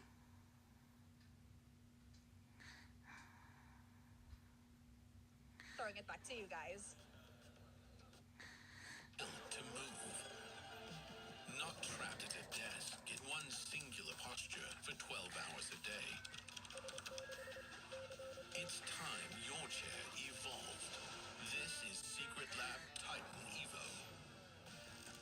Ergonomically engineered for you, gamers, hybrid workers, artists, backing your every move. A big update indeed from Stream B. Thank you, Rose. Navi down 0-1. You know, one of the implications of this matchup was the fact that we talked about it. We were like, hey, can Navi win? Will we get that rematch? I don't know if we will, because Galaxy is looking great. This just proves the point that What while you we do? have 2 mics right now, yes. Do you want 3? Do I look that shocked? It's Mm. I don't know how to process everything, you know, but this just proves the fact that Cambodia indeed in general as a region, everyone else seems to be stepping up. It's not just their men's division that we're suddenly seeing skyrocket in terms of competitive gameplay. Navi, I think we need to review that, you know? Like, I think that's the first thing I'm doing after we end streaming. Yeah, I don't know about you, but I'm doing that. Sure, go back and watch it. Yeah. And you know what? I think it is worth the watch for sure, because get Navi a powerhouse team. And we're expecting to make a deep run, not only in our groups, but also going forward in the knockout stage. I mean, a contender for sure. We talked about our contenders to potentially beat out the likes of Vitality. Well, maybe this will be the one. Who knows? Navi's going to have to step it up against Galaxy Phoenix. Hey, check it out. 2 champions, 1 game. My Champions Pick event is now live. From July 27th, submit your predictions for the MSC and MWI champions for a chance to win 50,000 in-game diamonds and MSC 2021-2025 tournament skins. Don't forget to leave your picks under at MLBB Esports Post for even more chances to win. Lock in your champions now and cheer for your favorite teams. Hey, matchup 2, map 2 about to be underway. It's Vitality versus MIBR Lost. The returning champions take the stage to the drums and the flags, and they're not hesitating to at least take down their competition. I shouldn't say dominate, but at least take them down. They looked great. Now, going into the hero selection, I really appreciate what Eterna said. Look, if MIBR Lost wants to be an aggressive team, forced to skirmishes, forced to engagements, well, let your hero selection represent that. Don't start slow.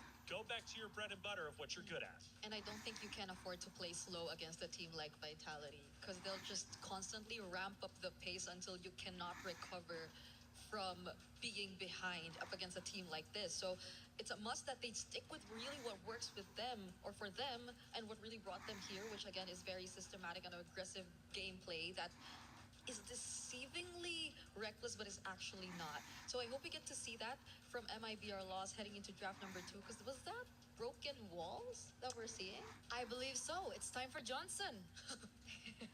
So tell me about the aura of Vitality, because, I mean, winning just nearly everything, when you go against them, what do you think the competitors feel?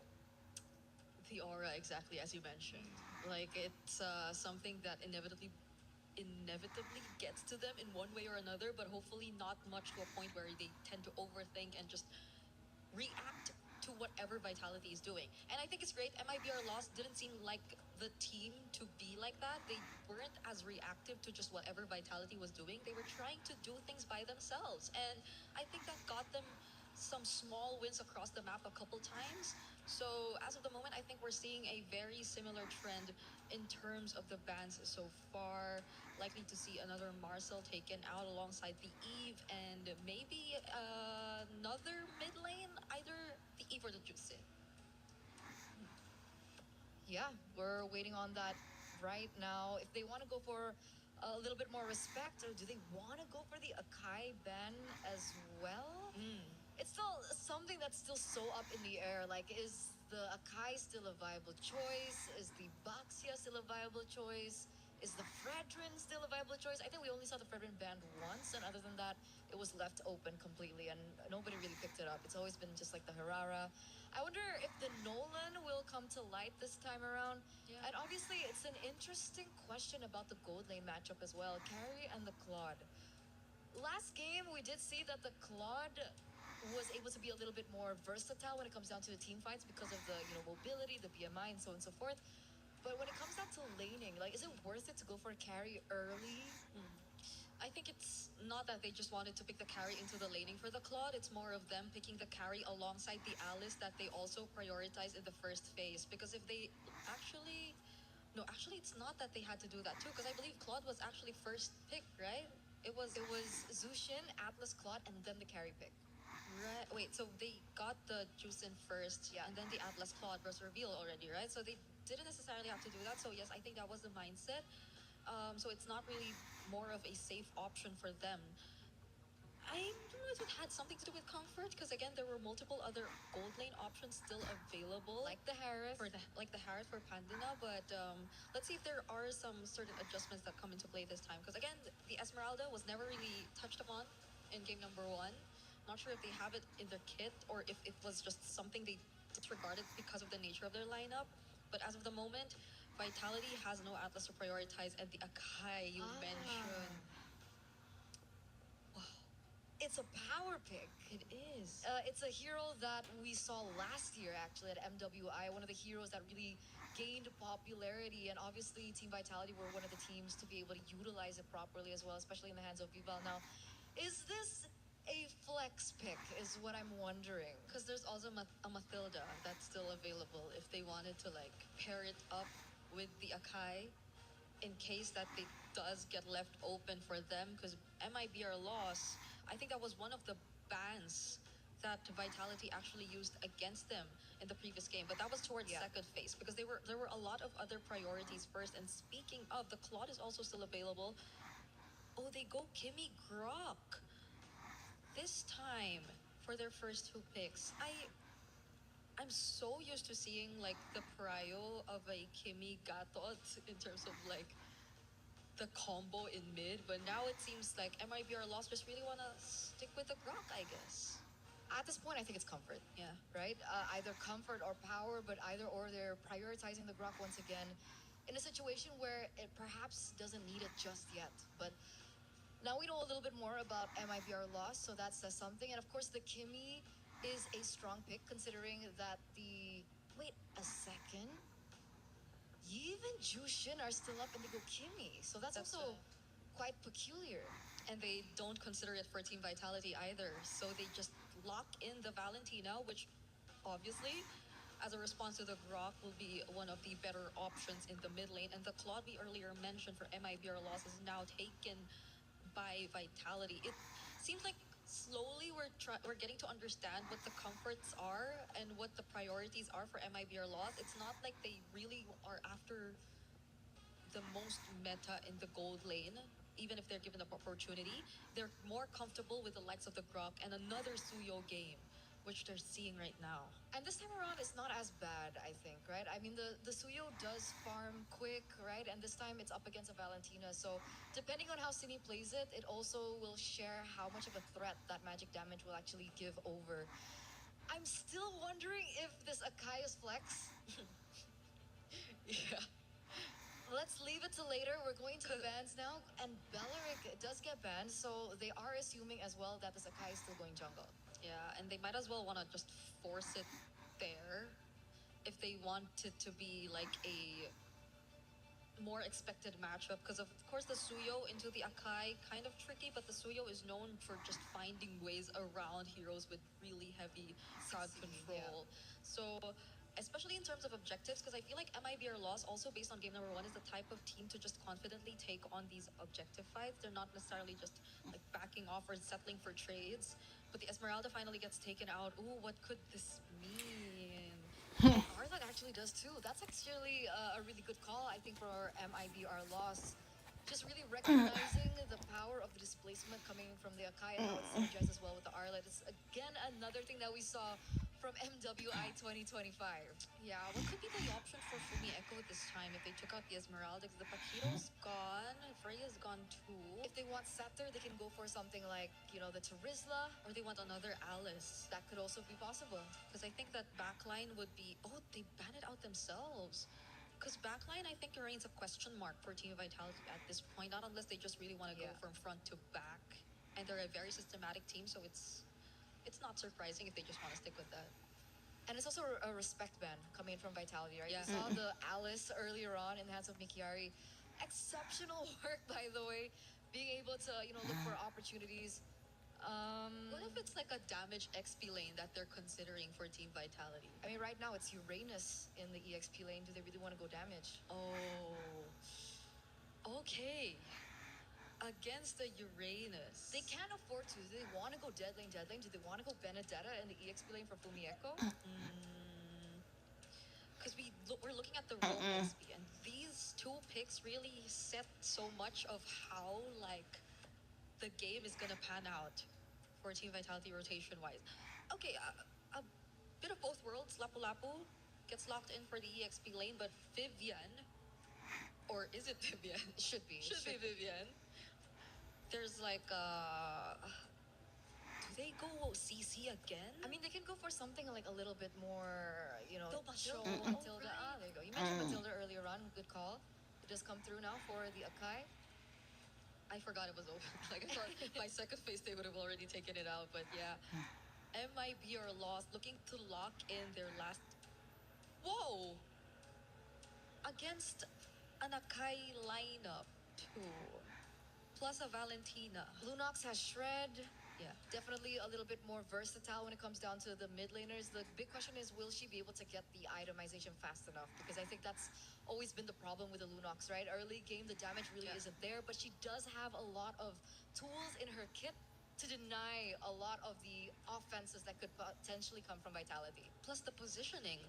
How tricky could it possibly be going up against this lineup from Team Vitality? Well, it's never easy to go against Team Vitality. It might be our loss. Let's see if they can get the job done. Forza game number 3. Let's head into game 2. Mirko, Gideon, take it away. Thank you so much, Reflections. We now move into match point in our series. Right now, Vitality is looking to close things out, but MIBR loss has this one opportunity to extend it to a game 3, and they're doing it with comfort picks. I have never been so nervous for them in my life because Vitality, they're running a simple composition that knows exactly what it wants to do. Loss, Badina, this pick, it solves the problem if it makes it to that finish line, if it gets to that 3 items. That's a very good point. It's also a Master Assassin Rupture. Lunox in the gold lane. Shout out to Chef, my boy, who's been playing Lunox Gold with me all this time. So he showed me how it can work. You go up close like this and you're just going to lose out. The sustain is ridiculous. You can zone the Claude really well. So we'll just see how it actually works out later on, because it's all about rotating as a Lunox, right? You're not really just there for the lane all the time. You need to rotate, you need to try to just burst this Akai down, and it's a pretty good answer, I guess, if we're looking at the Mathilda too, right? You just don't want to, speaking of the lane, it's really good against the Claude. Yeah, it's just one of those few heroes that actually is useful because of its iframes, right? There's so many engagement tools from the side of Vitality that it feels very easy to fall into these traps. But now that you have iframes to work with, you can actually start playing that push and pull with Vitality. You can start baiting them out, like similarly to game number 1. I like how they're playing this instantly. The instant adaptation from game 1. Vitality had the tempo all throughout, mid, top, bottom. Now it's MIBR lost with Mikiari rotating, cutting waves already. Gonna be able to rotate into neutral objective 1 first, and it's all about poking the Akai. Getting her to use the heavy spin for the neutral objectives to be massive. Well, fortunately for Mikiari, not enough, but now, instantly, first blood onto Vivian. Ray finds the catch. There it is, it's all through tempo. They have the tempo even in the jungle when it comes to clear for the Suyo. Even from level 3, you're already up ahead. You can go and look for those fights. Fumi Echo gets level 4. Mikiari a bit slow to it because of the XP grab. But she finally gets it, and now it's all about the poke onto Vivol. Traction pulse lands. Vivol gets away. That's going to be the Bravest Spider used up by Fumi Echo. Goes to the flicker as well. The tech charge by City. A A bit whiffed there. Fumieko goes to the Raging Slash, but Bivol is still on a solo kill down below. Pantinia getting a kill. So it's a 1 for 0 at the end of the day. A turtle for a kill on Chell. Oh, unfortunate indeed. They need to make sure that Chell is going to be able to scale well into this game, but Medina, again, great job here. They did lose both of their flickers. There is another opportunity as they go straight into the heavy spin. This is a solo play for the Akai. City walks up, gets a splash of damage, and I guess it's all just calculated. La La Land trying to go for the trade, circling Eagle. Good peel by Vivian. The mother attacks. That's La La Land with the flicker in forward. He's gonna have to regret that from the Echo with the walk-up brave spider. La La Land down. A stun lands on Mikiari, who still has the Purify. A bit more damage down on her as he moves back under tier 1. At least Mikari is here to actually help with the wave. Medina is going to be able to pick up the gold, but again, what an aggressive play here. Not only from Vitality, but the eagerness of La La Land to try and secure and get these trades back. So far, it's 2-2. We're kind of dead even, but at the same time, Vitality is still maintaining a pretty good gold lead despite everything that has happened in the early stages of the game. 2-2. We can look at that lead. It's just the sign of an elite team always. When the game looks so close, but yet you're still able to hold a goal lead. Brave with the walk-up, gets caught by almost everything. Has to tech charge back away from the stun of Fumieko. Really interesting play there, especially a great idea coming in from City especially, right? Get the traction pulse, immediately look to make the play, and while this is happening, right, you can see Mikari checks, where's the Yakai? Instantly a free camp. We got that sister buff down below as well. Great rotation by City. Relieving a bit of pressure of Vival, though. She's been out farming the Suyo. So is the utility jungle even dead? I think this proves that it's not, or maybe Vival is just too quick with it with the Matilda. Maybe it's a little bit of the Matilda, but I definitely think it's when it comes down to having those buffs, right? The extra gold is definitely important for a lot of these assassins, but at the same time, you just don't need as much. Oh, wait a minute. They could look to turn. That's a lot of damage. Wait a second. Blade Surge down on a heavy spin. Good traction pulls appeal, but Fumieko dives under turret. The Raging Slash is enough. Two-man stun. Attack charge lands on two. Now it's all in coming in, but a good peel coming down from Bimbal's. Pandinia isn't able to get in. The Brilliance pop now. She tries to disengage, but Chell has already rotated. This should just be a free neutral objective to Vitality. It's the indecision here. There are moments where it looks like, yes, we could actually turn this around, but we don't have enough resources. Let's all regroup at a different side, and then by the time you make the choice, it's too late. Vitality is just one step ahead, and now they're converting their lead even further. Tech charge connects. Blade Surge, Blade gets away. Ray with the flank of City's too quick. Fumieko in the midst of it all. Two-man stun. Raging Slashes. Killing spree and another for a double under the tier 2. Now Vivian with a circle Eagle, City with a splash of damage. That's a Suyo down. Mikiari next to the chopping block as Chell picks up the turret down below. A splash of damage, Vivian with a body slam. Now a heavy spin under turret. It's a Purify used up by Mikiari. Chell's looking with a blazing duet.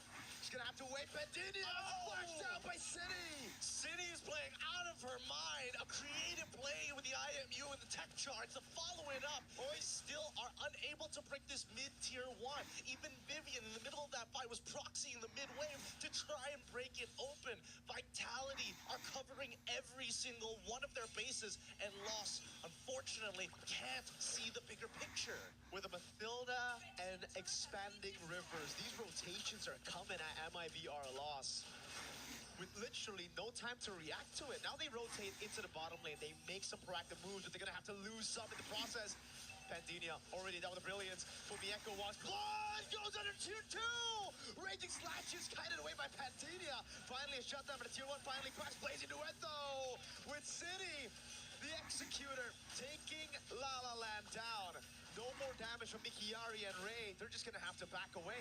The synergy is looking really good from Vitality. Every single one of the members look like independent strongholds. And unfortunately for Los, they need that command. They need this is the final call. And because of that time, Vitality, this 4.3K has been looking really good for them. But a majority of that lead is actually leaning onto Fumieko 4-1-1, and as well as Vivian 0-1-8.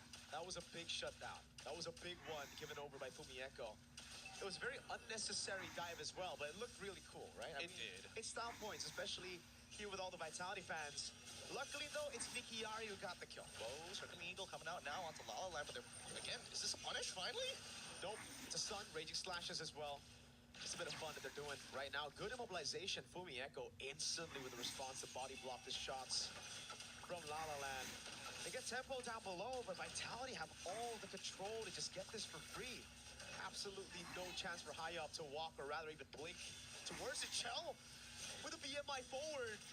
Oh, they're feeling it, Gideon. Oh yeah, they're getting real disrespectful and they're going even further beyond, right? Look at the opposite side of the map as Mikari is trying to make sure to get some kind of space for her team to kind of open up this map even more. And they've already netted the bottom tier 1. They're now looking for the mid tier 2 at the same time. This should give enough time for the jungler to actually clear that bottom side here, unless... Does Lost have enough wave clear?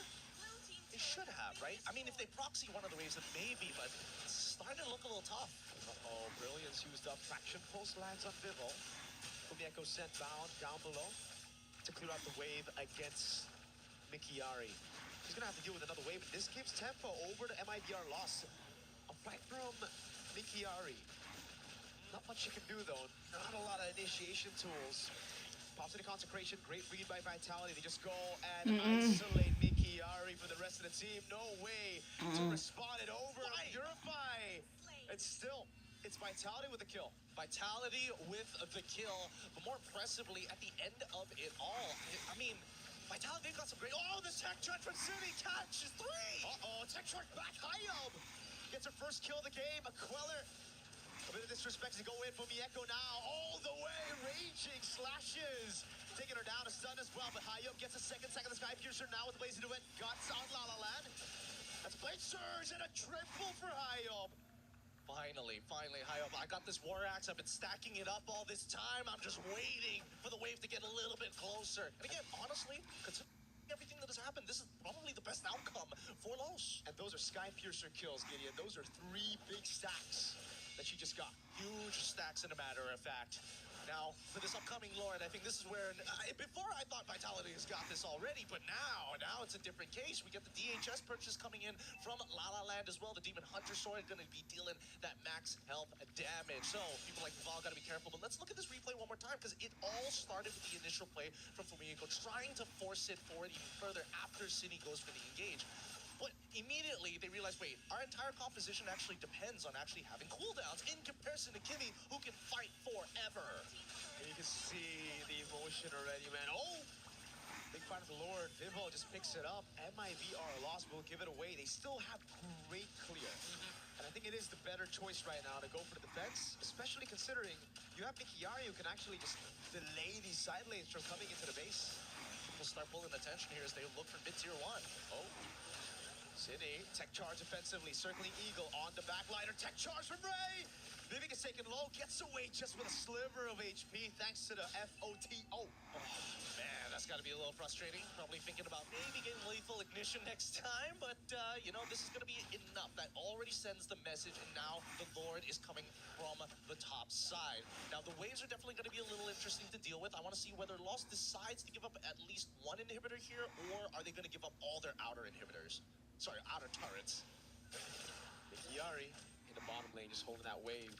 Divine Glaive already completed for Pandinia. That's the reason she was able to get Fumieko that low for Hayab to get the execute on the Sky Piercer. And look at the way that they're dealing with these waves. Went down below again. Mikiari doing a lot for MIBR Lost. Lord already at half HP. Traction Pulse comes around as well, and this is without... Oh, it is. Pandinia has already used the ultimate earlier, so it's a tier 2 in the bottom lane, in the mid lane. Tier 2 in the bottom lane is the only one left standing now for MIBR Loss. And Mikiari's cutting waves inside of the base. Yes, beautiful. This is exactly what you want Uranus to do, so you don't have to deal with pressure, but now they're fighting back. Tech charge, knocking people off there. Guiding wind, not enough. Hayab, 40 stacks on the Sky Piercer now. This is a very dangerous... Suya, you're gonna have to deal with City with the respect. Pandinia flickers in forward, gets the kill. Fumieko now looking for the flank as well. The Uranus is still dealing with the waves. Fumieko now call alone. That's the Blaze Surge, and now the Soul Sever. Bravest Spider coming down, and she's able to get one down. La Land escaping the stun now. Traction Pulse landing as well with the help of the Guiding Wind. That's Hayab walking up with the Soul Sever, but the Guiding Wind gets her to safety as now it's Chell in a 1v1 against Mikiari with the rest of the team. Corralling over. A Blaze Surge. Fumieko with the flick around, and now it's Chell! Oh my with God! the blazing duets to clean it all up. He's not done with it just yet. They're looking for Ray to close this out as well as they push from that top side. What a crazy sequence. That's a triple for Chell. Unofficial, but it still counts down with a circling eagle. Vivian takes it away. It's now just Pandenia. Spawns back in the map. Can she do it? 1v5 against some beefy tanks. They should be able to do this. Padilla, she got 2 items, needs to go into Brilliance right now to clear this wave to save the mid inhibitor, but the second wave is coming through. Uh-oh, Vivian gets away into safety. City with the walk up again and the splash of damage. Perfect time for the Lord to spawn. 10 seconds and Vitality set their sights on it. Oh my goodness. I've been trying to figure out how in the world have they not been able to get enough damage, and it's more so, it's less about the damage and more about the space, because so far, Padilla, Absolutely. she's got the damage. She just needs the time to unleash it. That's where it gets difficult with so much coming at you. So much CC, pure damage as well.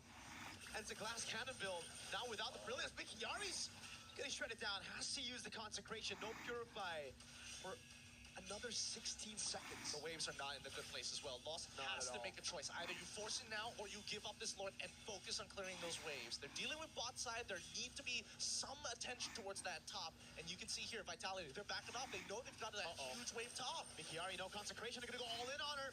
Purify. So they bait out the consecration, the first initiation.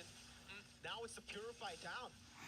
And the wave is massive for Vitality. Oh yeah, they're about to lose an inhibitor here, and Vitality, they know it. They know it. They back away. Honestly, they just need Ray, because if they pull the Lord too far out, they can use that wall to actually reset the Lord, and force it to actually start moving back into position. But with this missing inhibitor, Lost, it's now or never. Vitality want to play it chill. Lalaland already taken very low. Mikiyari now. No Purify. They're going to go all in on her with no Purify. It's an easy pin down. And City picks up a kill in the backline. Vivian, who goes bad for bad against the mid laner from Mieko. A stun with a Raging Slash. Now goes in all the way. Forcing a flicker out from Pandenia. Stolen Brilliance by City. And look at the 2 members, Chell and Vibal, who set their sights on the Lord. And that's another objective taken by Vitality. That's what we call in the biz a perfect chokehold situation, right? You're just trying to get slipped the hand under the neck and just close off blood flow to the brain. And unfortunately for Lost, they could not make that decision fast enough. They missed out on big timing. They could have considered a couple of options, but the most important is to guarantee that Vitality are off, send 1 member to the top side to clear it off, and then reset together. They're going for all types of chokes right now, man. It's not just the rear naked. It's all everything. I mean, I think the triangle might be a little bit too hard here, because Lost, they've been playing a lot as 5. We haven't seen them gone for the big interceptions just yet. And I got to give it to Vitality. They've been way more aware about the positions of the Lost members. Even Mikari showing up for half a second between Tier 1 and Tier 2 was enough information for Vitality to play the defense. One thing's for sure, though, they're just going to try to go for the finish right here. Lord of the mid lane already. That's a base turret taken down up top, down below. MIBR lost, holding on to the resources now to clear it out. For Mieko, the Raging Sands, or sorry, just to break the spider. Now the Raging Slashes. Wait. Already Ray walks up, tectonic charge! Turns it around, high up with a double. And Vitality can't close it out. Now they're running for the hills, high up with the walk up. That's a winner crown. Already used up at Chinny. Tries to peel for her. For Mieko in the midst of it all. The tech charge to get away, but high up's gonna walk up as well. That's the flicker out the safety as Bidball's trying to provide enough peel to get away. High with walk up again, gets it. It's Immortality down. Bibble walks up with a heavy spin, and they get the kill with the retribution. Oh my goodness, I thought there was enough. I thought there was enough stacks, but it's not over just yet. Even City is in trouble, and they're looking to convert this even more. Mieko has the bravest fighter, but they're all going to get gunned down by Pantania and Lalaland. Under turret brilliance, Pantania returns it with the triple kill. Pandenia finally scaled. They finally scaled. They have the members defending the base. No inhibitors left, but this is their moment if they can find a huge set again from Ray. 3-man knockup, 3 members dead. Yes, it may not be the correct targets, but at the same time, it's better than nothing, especially 16 minutes into this game. The death timers are so long. That's the desperate haymaker you need to land at the finishing rounds here coming into it. 16 minutes with a Lord with all the base turrets taken down. It really just looked like it was all in or nothing. MIBR, they had 1 shot. They took it, they got it, and it all started with Ray. What a fantastic tech charge, but also Vitality a bit too greedy, going in again with such low health bars. Yeah, I mean, it is, at the end of the day, it's a very delayed wipeout, but it works out well for Lost. At this point, is that next Lord, because in most those situations when you don't have an inhibitor, when you don't have enough wave control in 3 different lanes, is where it gets difficult. Purify. Should be okay, right? Oh, maybe not. Circling Eagle as well through the consecration of Purify. She gets away in time, but Vivian with the glooves takes her down. Now it's Bibble with a heavy spin over on La La Land from Mieko. Goes with the stun. Good dodge by Pantinia. Baits in everybody. Goes with the brilliance as well as Vivian walks up without Chell. Blazing to one of the flicker onto Pantinia. Oh, they're still going hard. Vivaldi's the whole strong ahead. Oh my goodness. Ayop. Timing it right. Soul Sever just cuts her down. Now it's Vivian trying to run away. Ayop just needs to land a Soul Sever. What? The flask of the Oasis saves her and it saves the game for Vitality. God, that's got to be so annoying. But at the same time, somebody's got to go back and clear these waves. Every single move we see coming out from Lost, they're winning fights, but they can't get into a position to end this game just yet. They need that Lord. They need it bad. 63 maxed out already. That is massive. No wonder she's been tearing people apart. Every single Blade Surge Soul Sever combo takes you down instantly. Chell might need a wind of nature. But even then, I don't even know. There's just too much magic damage. Yeah, there's a lot to work with here. The Circle Eagle is going to get thrown out to try and delay this, Apple. but where's the double? Uh-oh. Vivian has just baited out those big abilities. Tech charge already down. Hayum. Oh no, 24,000 HP on the Lord. Vivo will take control of it, and they don't have the waves to play around it. Oh no, they just didn't have enough damage. They didn't have enough sustained damage to do this. Fumieko instantly with the zone. Hayum's gonna have to choose. She chooses to back away. That's a heavy spin that confirms it. City caught in the bad spot. Is he able to splash the damage? And that's Hayum with a walk up. Forces out the flicker. The evolved Lordo taken by Vitality. Oh my goodness. Is there a world they could have got it? I felt like they could have potentially forced it, or They should have just 50-50, I think, at that point. I don't know. It's either, I would say that the safest option probably would to be, find a pick, stagger the entire team for the side of Vitality, and then maybe 50-50. But now, they find Vivian, and they're looking for more. Mikari, you can't afford to die here. Vitality. Evolved Lord of Vivian opening up bushes she shouldn't have to. This gives MIB our loss a big chance to come back again. 30,000 HP on the Lord. It gives you damage reduction, but you've only got 4 members. We're going to wait to see whether or not this tech charge is going to hit 3 members like last time. And the setup is already here as Mikari is ready to open up the map to follow us. Do it. Fumieko with a flicker out. Tech charge! Ray! Turns it all around again. Vivo, gets caught by the wall. Pins her down to Brilliance now. So good. These tech charges have been so great from right after the early ones where it's like, I'm assuming just, getting used to it, getting comfortable on that stage. Now we're seeing a real game in the late game. This is a stalemate. Gideon. The fights are just going to Vitality, the neutral objectives because of the heavy spin, but it almost seems like the Lords don't matter. They clear it so quick.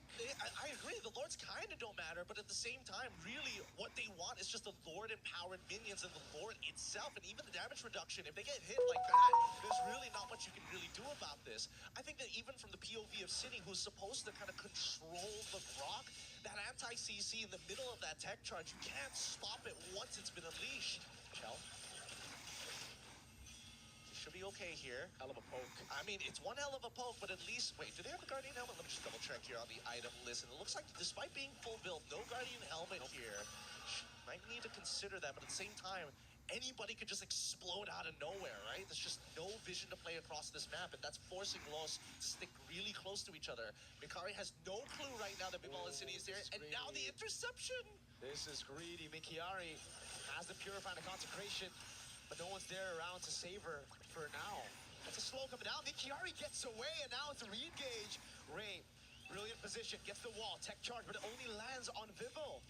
Oh, they were trying to force something out here. Look at the wave down below, Gideon. Vitality want to keep them here. Yep, again, this is the same rear naked chokehold that Vitality will put you in when you have a scenario where you don't have your side inhibitors and the Lord available. It's 8. Oh, wait, the minions are doing a lot of damage. Oh, it's not going to end the game at the very least. But it should be free, neutral, objective. It's still high up sent down. Hold on. Desperate move, Pantinia. Tries to go for the haymaker from Mieko. 2-man stun. Now with the way he slashes as well. La La Land able to cut away right now with the rest of the team. Just goes over to the Lord. Again, the cut coming out from Mikiari. Hayum picks up the assassination as City pops the brilliance. Lord taken again. Chell. Look at the kill onto Ray with no tech charge. Mikiari, though, did she stay a bit too long? I don't know. Again, not enough. Actually, should be enough mana to get like 2 more rotations here, but with that concentration. Heavy spin, though. No purify up, and they know it. Mikiari a bit too much than she could chew, and now even her immortality is going to be popped out. That's with the Evolved Lord in the mid lane. They're dealing with it, though. Yep. It's not enough. It's a 4v3 scenario, and Virginia is coming back up in 13 seconds. They can delay this. They can easily delay this with the barrier. And you see the Nature's Barrier come out. Lord can't really go around it too easily. Buys them 1 second here as Virginia is 3 off from coming back to life. It's a Holy Crystal. Will certainly help in for Endeavor to clear this one out. Pandinia back up. 4v4 in the base. Fumieko still pretty far away, 4 seconds. Ray goes in, tech charge as well, but Vivid pops in. It's an Eagle now! It's City with the tech charge! Win a crown already by Pandinia. Now with the Brilliance as well, gets away as they clear out the Evolved Lord. They still want to go for it though. With the nature coming out as Hayo's going to get taken low, but now it's going to be Chell walking back again. Everybody can try to go for the base right now as Ray gets pulled away from it.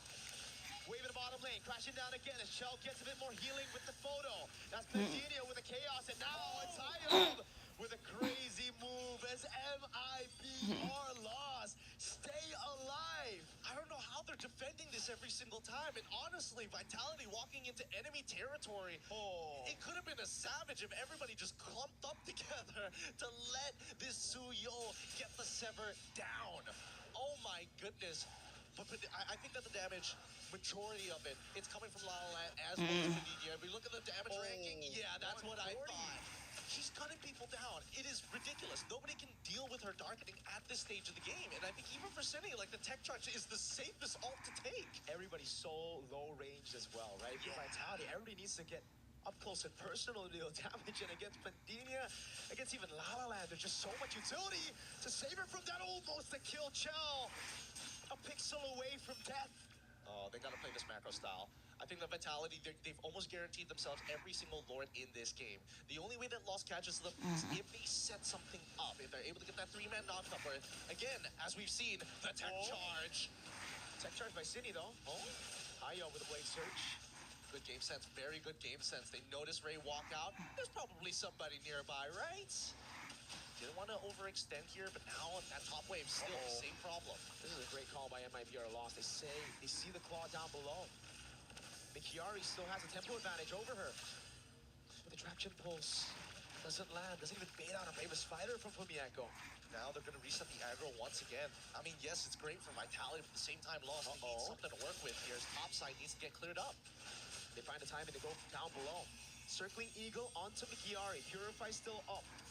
Don't think they're going to go for it, but Chell wants it. They're just going to shove the wave enough to create that slow push with the super minions. It's only going to build up here.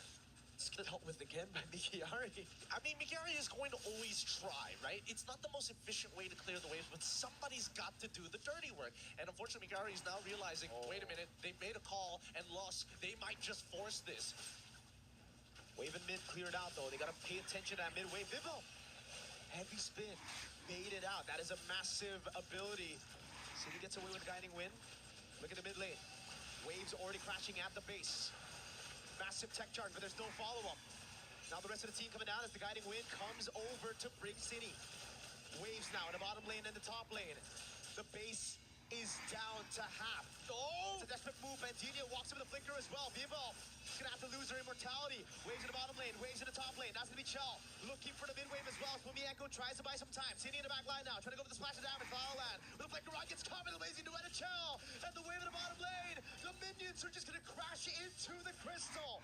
Cannon minions doing work. Pandinia with a recall now clearing out the wave in time. But they've already lost 2 members. Chell on Mikiari, who's still able to survive for now. Now it's Ray with a flicker around the safety as Pandinia and Mikiari are set to clear the waves. Oh, the experience is showing here as Vitality are looking to try and close this out. The Brilliance already for tech charge the 2. Pandinia with a walk up again. Immortality right there as Vivi cancels it all with the guiding wind and the circling eagle. Fumieko with the stun. Pandinia finally down as that's a raging slash and take her out. Ray caught in the midst of it all right now as that's just a gun down from Chell. Vitality had to sweat, but but they ended up still getting the clean sweep. Oh my goodness, that was a tough fight. We were talking about this Linux being the problem in the later stages of the game. We saw that, and maybe arguably a little bit more. We see Loss start pushing themselves to the peak, and that is the type of performance I am expecting when you are facing off against the women's champion. Holy moly. Crazy game, hasn't it? Like, I'm still thinking about it. The experience to say, not only are we going to retreat, we're going to go in 3 different directions, and we're going to meet back up in the mid lane, guaranteed on top of that Kimmy. Just a full-on delay around the Lord, utilizing it as bait. And it's just a forced error here. MIBR Lost had no other way but to bite on that bait. It's either they go for the all-in or the recall, and they concede the biggest objective in the game at 26 minutes. Yeah, I mean, obviously there were a couple of mistakes as well, like Vivian dying in the middle of a Lauren push was obviously another reason why it dragged on even longer. But just look at the way that these fights are playing out from Vitality. So good overall, and most importantly, you see how they make the decisions. We need macro, and then we use micro to execute and implement our strategies. Great plays from either side. But with that being said, man, I can't wait to hear from Reflection as well as Eterna and Brigida just in a little bit. We're going to be throwing it over. Thank you so much.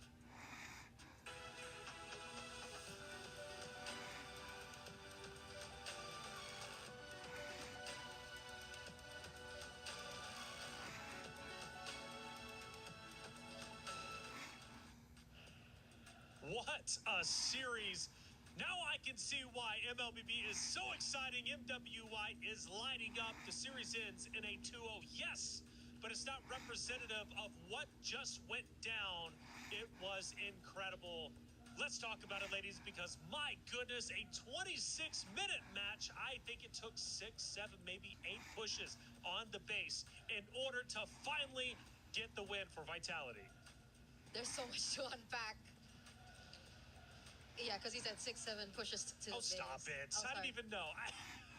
So we've had our moments today. Okay. We've had our moments, Yeah, man. But I'm still having a moment. You actually, I can't believe you still have a voice break because you were screaming each and every defense. I don't know if I was screaming at the game or the fact that Navi lost 0-2. Well, that's true. That is something we also have to talk about as Two well. things were happening earlier at the Man. same time. At the same time, what a series, though, that just unfolded. I mean, MIBR lost. Yes, they did take an L. They will move down. However, did they look great defending and truly showcase resilience, composure, and the sheer willpower to not give up. Unbelievably impressed. So many great moments. I would love to take a look at a couple of them, man, because I don't even know where to start, quite honestly, because going back, again, you know, I'm thinking it's over with. They're pushing the base. It seems done with Babri. Let's go back to the 4-minute mark. What are we looking at? This is the 4-minute work where I think it was still a bit close between both MIBR loss and Vitality. Like, you could see how, I think this was the first few minutes where, honestly, I feel like this was enough to show us why they were very comfortable with the Grok. Yes. The setups with the Grok were exceptional. I think this was enough reason for us to just shut up whenever they prioritize the Grok and not say anything. We finally understand what the hype around the Grok was for, right? Because in game number 1, maybe they were adapting, right? Like, the adaptations were coming through. You know, maybe they're just getting used to the stage, the audience as well. I mean, everyone was cheering for Vitality. It's definitely gonna, like, hit you mentally a little. So we finally get to see that impeccable charge there, and it really was over and over and over again. Yeah, let's take a look at moment number 2. Let's see where we land. I'm pretty sure we're going to have a ton of highlights. 26 minutes to gain them. We now double the time. We're up to 8 minutes and 40 seconds. And Eterna, we start to look at, again, another great team fight, another great moment where Vitality starts to push MIBR back.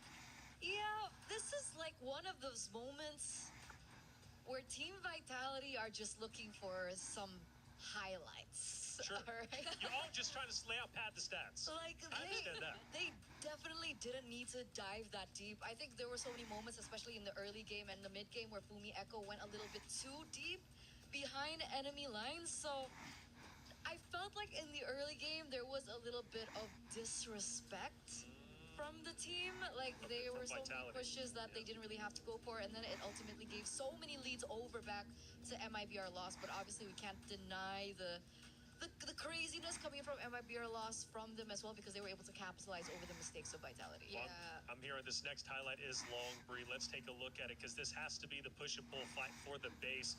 We're now at 11 minutes, and this isn't going to be, I don't think, the base fight just yet, but we're definitely getting up to it. And we do have a couple of solos breaking away from Vitality, but it is going to be MIBR starting to take hold, to push it on them. But either way, Bree, it's a scrappy fight for sure. Who ends up taking it? Well, it was, and in a way, something Fumi Echo was a bit warranted to do because Vivian was there. It was very evident that there would be some follow-up, and it was not just Vivian, honestly. It was a highlight for Chell. Because I think Chell, for the longest time, because of just how well MIBR Lost were able to play even the long fights, weren't really able to just allow Chell to shine. But in this particular moment, the entrance was just perfect. This was an unofficial maniac, if only Vivian didn't steal away the fourth kill, but that was 4 kills you could definitely hand over to Chell. Yeah, Duchel was, especially towards the beginning, middle, and even towards the late, we were like, or at least the commentators were screaming her name, man, because she was going ballistic for sure. But then I think we get deeper and deeper into the MIBR matchup, and then obviously the base is pushed forward. And you know what? And then it reaches a point where now I start to hear the narrative shift, okay? Padina, for example, an integral portion, or an integral player, I should say, protecting the base. Hayab also. Hayab was lighting it up. I want to say around the 18-minute mark to the 20-something minute mark, she was going insane. 2 players that we did highlight in the very beginning, and man, for good reason. That is the beauty of having a Sky Piercer, right? Suyo, in particular, you usually see 2 different kind of builds, right? One with Sky Piercer, one without. And usually, when you're on a roll in the early game, you pick up the Sky Piercer to kind of end the game as soon as possible. But in this retrospect, they kind of use the Sky Piercer in an opposite way. Yeah. They were kind of in a 50-50 matchup, but then they picked up the Sky Piercer, and that really turned that game around. And I think it's wise, because MIBR loss, I guess it kind of occurred to them that why is there a bit of disrespect in terms of like the last few team fights? And they knew that they could take advantage of this opportunity where Vitality tends to overextend, and truly enough, they did get a lot of kills off of these overextensions. So Brie, if you don't mind, talk to me about that overextension. Is it Navi just feeling on top of the world, nothing or nobody can beat us? Are they maybe getting a bit too loose? Or is that just their play style, and then they kind of figured out, you know what, this isn't working, let's go ahead and readjust? It is somewhat of their playstyle, but at the same time, a bit too much of their aggression, because it's very understandable if you want to keep the aggression, especially if you're playing with such a significant lead. But at that moment, it felt like they completely lost track of the fact that there was a Lunox on the other side, of the fact that there was a scaling lineup too that you had to respect, and that the Hayop actually got in a lot of Sky Piercer stacks on the Suyo. So there was scaling that you could just not disregard once you go up against this lineup of MIBR loss. But Vitality played the latter portions of the game as if that was non-existent. So I think it was a slight miscalculation too on their end, which fortunately they actually did resolve, and they started to, I think it started to eventually get to them. But now, as the casters mentioned too, a lot of the experience and veterancy also showed up during those last few crucial team fights. Okay, gotcha. Well, it seems like, man, Vitality still looking like the most dominant team out there. Don't know if they're going to get beat. I was even looking at chat a couple times. No, I shouldn't. I was looking at chat a couple times, and they were saying, man, they are looking great. They definitely are the best. But from what I'm hearing, we got an interview set up with the winners of Vitality. Let's hear what they had to say. Hey guys, Cindy here with me. Congratulations on that win. Thank you. Ooh, now I gotta ask you. It's not the usual dominating win coming from the side of Team Vitality. What happened today? What do you think about your performance? Well, maybe because we don't have a lot of data about them, so the Lunox is a bit unexpected. And painful. Very painful, very painful. Now, Cindy, you've mentioned the Lunox, and we all know coming into MWI this time, we have a new patch, a new hot fix being played. So I gotta ask you, what do you think about the current mid lane meta? Ooh, I think I like the current mid lane more. Because, I don't know, a lot of heroes that I like are being used now, so let's see. Will you play Lunox? I might be. That is fun. I haven't seen Lunox in the pro scene, honestly. It's been a hot minute. And of course, did you know that over at Stream B, Galaxy Phoenix just 2-0'd Navi? You just told me. That is crazy. That was really surprising. You weren't expecting that, right? No. So if I'm not mistaken, your next opponent could be Galaxy Phoenix coming from Cambodia. Once again, a team that is lesser known, lesser active, which means lesser data. So how are you guys preparing for that? Well, maybe just watch the games that just happened and learn from that. Do you think they will take you guys on a surprise tomorrow? Hopefully not. I want to play it safe. You want to play it safe. You know what? Thanks, Cindy. Congratulations on today's win. With that, let's right back to you guys.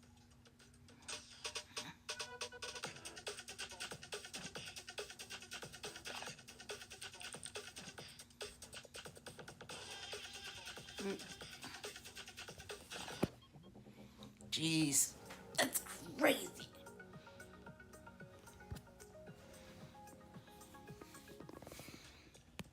Thank you, Rose, always for that phenomenal interview. Yeah, big news. Navi falls 2-0 to Galaxy Phoenix. Really? That is huge. Coming into this, our contenders, right? Navi was one of them. Here we go.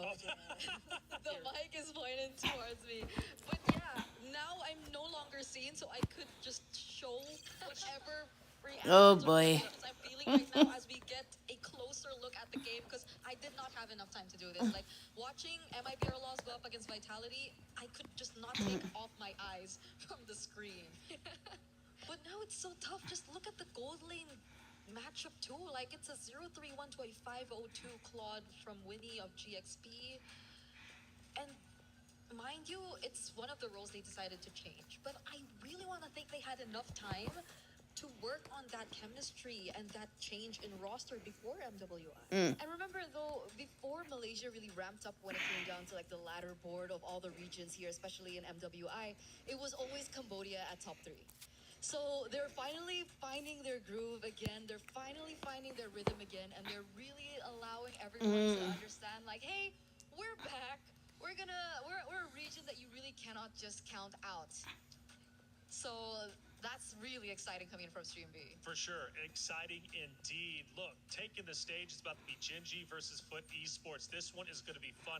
We heard from Vivian at the start of the day. Now let's hear from her rival of Ashley. Hey, Rose, what does Ashley have to say? Hey guys, Rose here, and as we enter the last and final match of the day, we are with Ashley from Gen G. Hello girl, how are you? Hi, I'm good. I finally get to interview her after last year, which I didn't even get the chance to. So you know what, how are you entering this matchup up against Foot Esports? I'm good. I don't want to repeat the same mistake of like being overly confident, but I'm going into this with the mindset of expecting the best and preparing for the worst. I like that. We're seeing a more calmed Ashley this season. I feel based on, the vibe whenever I pass her in the arena. Now I have a question. Last year, after your second place run, a lot of people are actually expecting a lot from Gen G this year. But tell me, in your opinion, what should we really expect from you guys? I mean, like going into this tourney for the 3rd year in a row, I did see this coming. I know a lot of teams have their eyes on us if it's not Vitality. So, I mean, we're going to have to see how this plays out in the beginning, because we're obviously in the group of death for the 3rd year in a row. So thank you. Thank you, Marco. Thank you.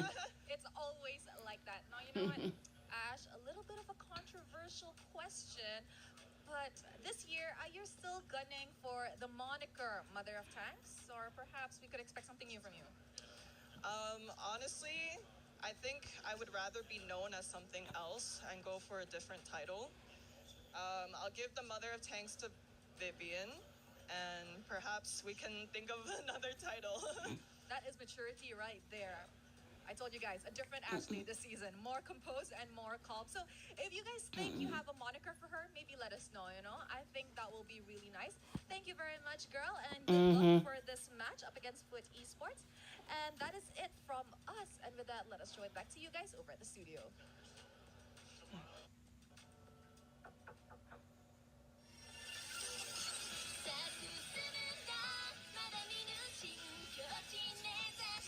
Uh-oh.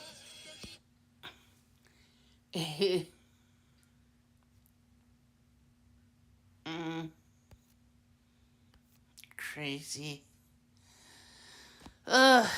Shouldn't fell asleep like that. I'm sorry, guys. Oh. Oh boy.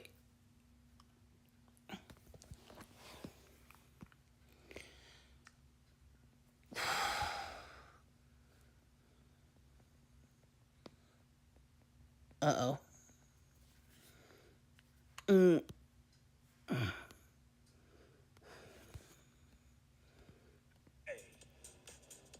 Thank you so much, Taylor. Ladies and gentlemen, these players have been absolutely on fire throughout MWI Day 1 here at the Esports World Cup. And you guys thought that it'd be predictable, huh? You thought you knew every single result.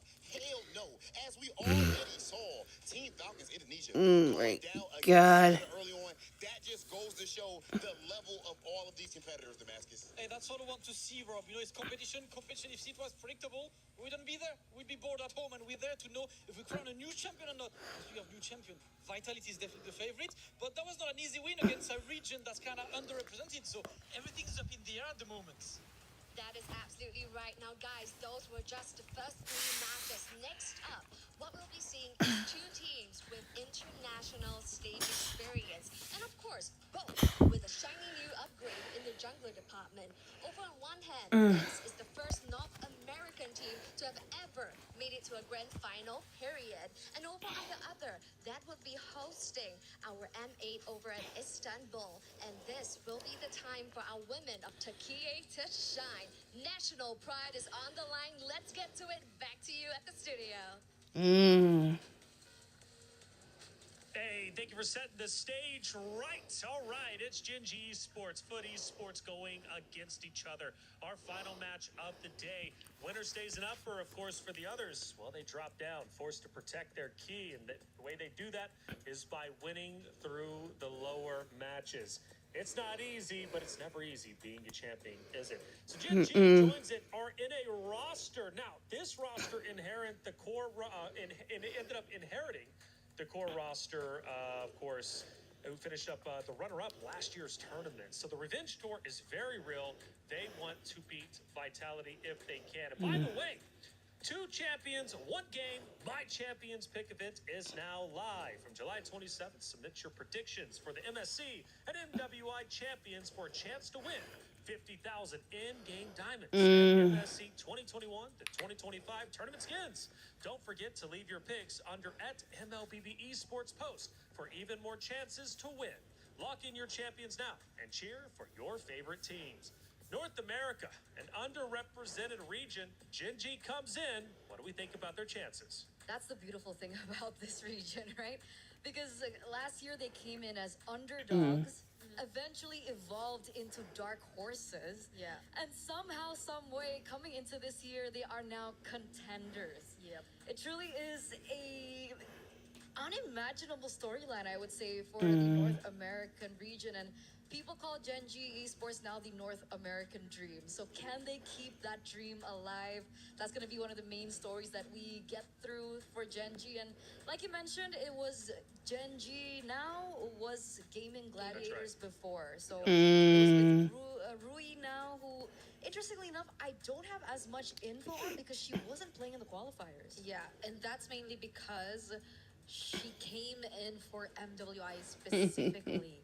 Now it's I think one of their most significant changes as well, because again, Rui, if there's anything we know that's not part of the qualifiers, it's the fact that she was part of Terror Queens last year's 3rd place. And this, I would say, maybe people would consider to raise the ceiling in terms of how Gen G could really play a lot more explosive games because of the hero pool that's associated to Rui. And she's very, or I'd say she's one of those junglers who really specializes in a lot of versatile junglers or assassin heroes as well. So I think that adds another layer to what we can expect Oops. from Genji. Yeah, from Indonesia as well. Very talented region, right? So we're expecting her to be very good. This Genji roster looks stacked, and Eterna, I really like the story that you laid out, right? Last year, Sorry, not really guys, taken seriously, turned have into it. dark horses, and then a contender for the championship. And Ashley was a big reason for that. We just heard from her. She's in good spirits, feeling great. What makes Ashley such a good I guess comparison to Vitality? Why is she the one that made such a narrative for Gaming Gladiators last year? Because, the whole thing about Gaming Gladiators last year was the fact that we always thought of Ashley as the mother of the team. She's very mothering. Gotcha. Right? But unfortunately, the title of Mother of Tanks was already taken by Vivian. So that's how the whole rivalry began.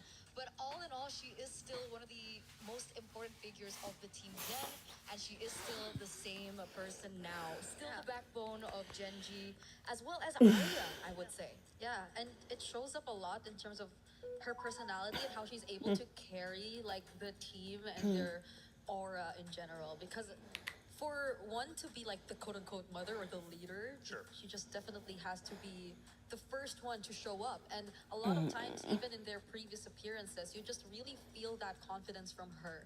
And every single time, or especially last year, you really got to see them get the value out of it as they really. Oh no, the stream's gone down. Claimed the title of Dark Horse. So now I think we're a few moments away from the draft, and that was Expanding Rivers we're seeing again. Expanding Rivers and Foot Esports, by the way, reached quarterfinals last year with virtually the same roster. So they are going to be a huge opponent to Genji Esports representing Turkey. This is going to be a big matchup. Now, as we get into it, I can't wait to see how this one's going to unfold. Genji desperately needs points for the club championship. I say desperately, I think that's a bit of an overstretch. It is only week 2 after all. So, we're still very early. Again, I like to ring the alarm bells. It's kind of my style. Everybody knows that. But, Gingy, this is a big moment for them and truly, a true test, right? Their first test to show what they're going to bring to MWI this year in comparison to last year. Let's go through our pick of bands and see what we see. Okay, a lot of research done here by Genji. You could see it through their first ban on the Fanny. Foot Esports, Kujo, one of those Fanny specialists. If we could really just count between our fingers the number of Fanny specialists who are actually part of this tournament right now. She has very high mastery of this hero and used it in the previous qualifiers. Now they're taking it away from her. Interesting though is even the lineup here. So I guess this is really I may Genji have to showing do up something and, right now. making sure that they've done their homework. On the other side, though, it feels pretty standard for Foot. It seems as if they stuck with the more common red side bands. That's the beautiful thing about being on red side and blue side, right? Blue side, you can get away with a lot more, I would say, respect bands as compared to the meta bands. Because then it becomes, how to play for red side. Because obviously, GG or Genji will be the ones with first pick. So, interestingly, I saw that emotion that you had on your face, Rick. Selena banned as well. So, definitely a lot more information that Coach Rexman has as well when it comes down to the drafts. Understanding how foot works. And by the way, we're going into this matchup, and we forgot to mention it's basically the same story for both of these teams. Oh, you junglers. Right. Because now it's Kujo and Rui Instead of Maria. for Maria, and they both beat their former Hmm. junglers in their qualifiers. Exactly. I have On no the other way to choice, MWI but 2026. So that's a really interesting storyline, and now we get to see who will actually get farther here in this event. As here are very much expected, open, and now prioritized as first pick. Foot Esports, though, on the other hand, I wonder if they will be more common drafters there. Is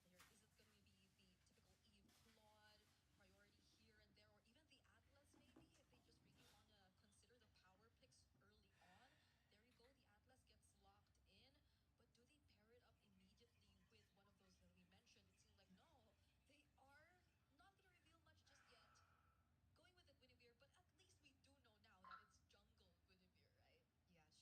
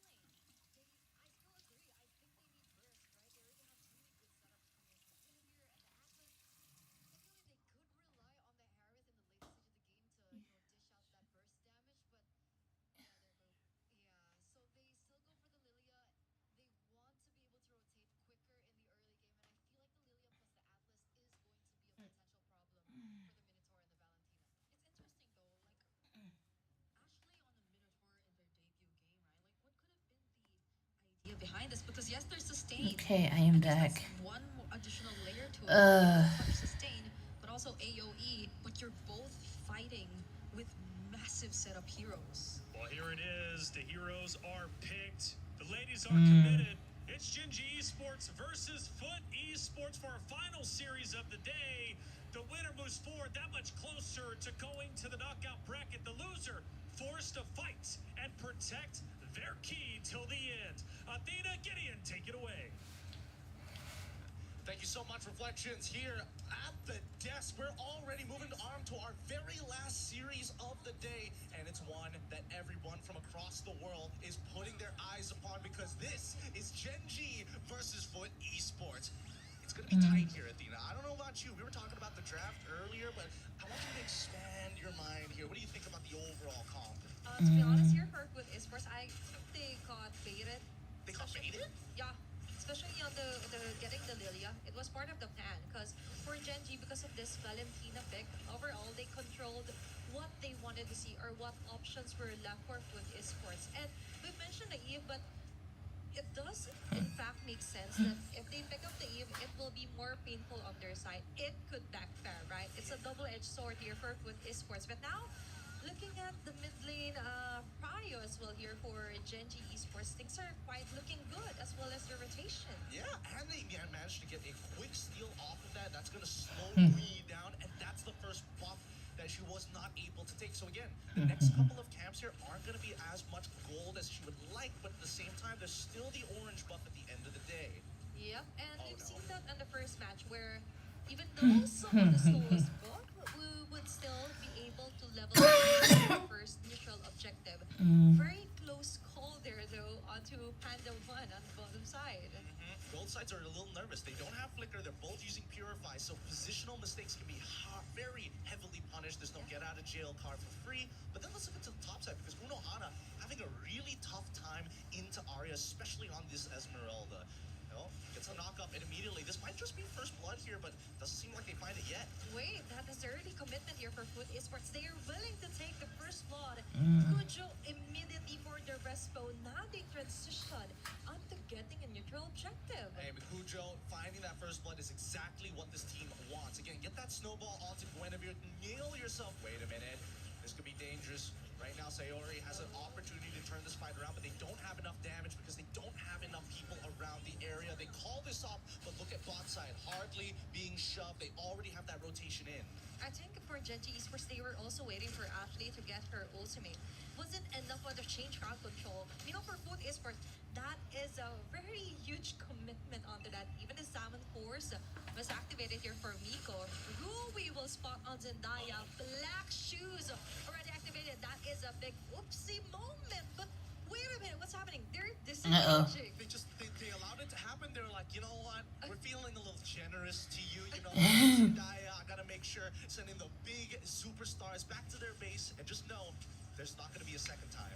Yep, definitely generous game pro so far. 7 Force yet again here for Miko. Not really that greedy yet here for Foot Esports. I do like the fact that they're really being careful because Genji Esports from last year we're kind of a persona more on counter punish. So for Foot Esports, they're limiting mistakes. They're limiting movements that could get them punished here from Genji Esports. And that's my favorite thing. I love seeing professional teams just understand what the playbook is meant to be, right? A simple foundation that kind of links every single movement into game to give it purpose. And right now, if we're talking about purpose, Genji, I think they're waiting for a mistake coming in from Foot on the next neutral objective because we're seeing that Arya, she has full control over this top side, right? Already a quarter EXP more than Uno Hana, and using the ult because she knows it's on a short cooldown to get back to the wave and lose 0 EXP. And for her, it's a good thing actually. Arya is considered one of the greatest anchors for Genji Esports. She's also one of the leaders that led them onto the grand finals run last year against Team Vitality. So it's safe to say that Arya is the one that we should also look out for later on. And now, on the expanding Rivers map, she would definitely be present once they try and contest the neutral objective from the hands of Foot. Now let's see how this is going to play out because right now, Foot have first motion, right? They have the... Oh, wait, they've already opened it up. Ult reveals exactly what they want. All eyes on Arya, as I mentioned, and now Ashley is forced to react. There's going to be a Immune Fury, 2 members knocked up here for Foot Esports. Zendaya falling down as well.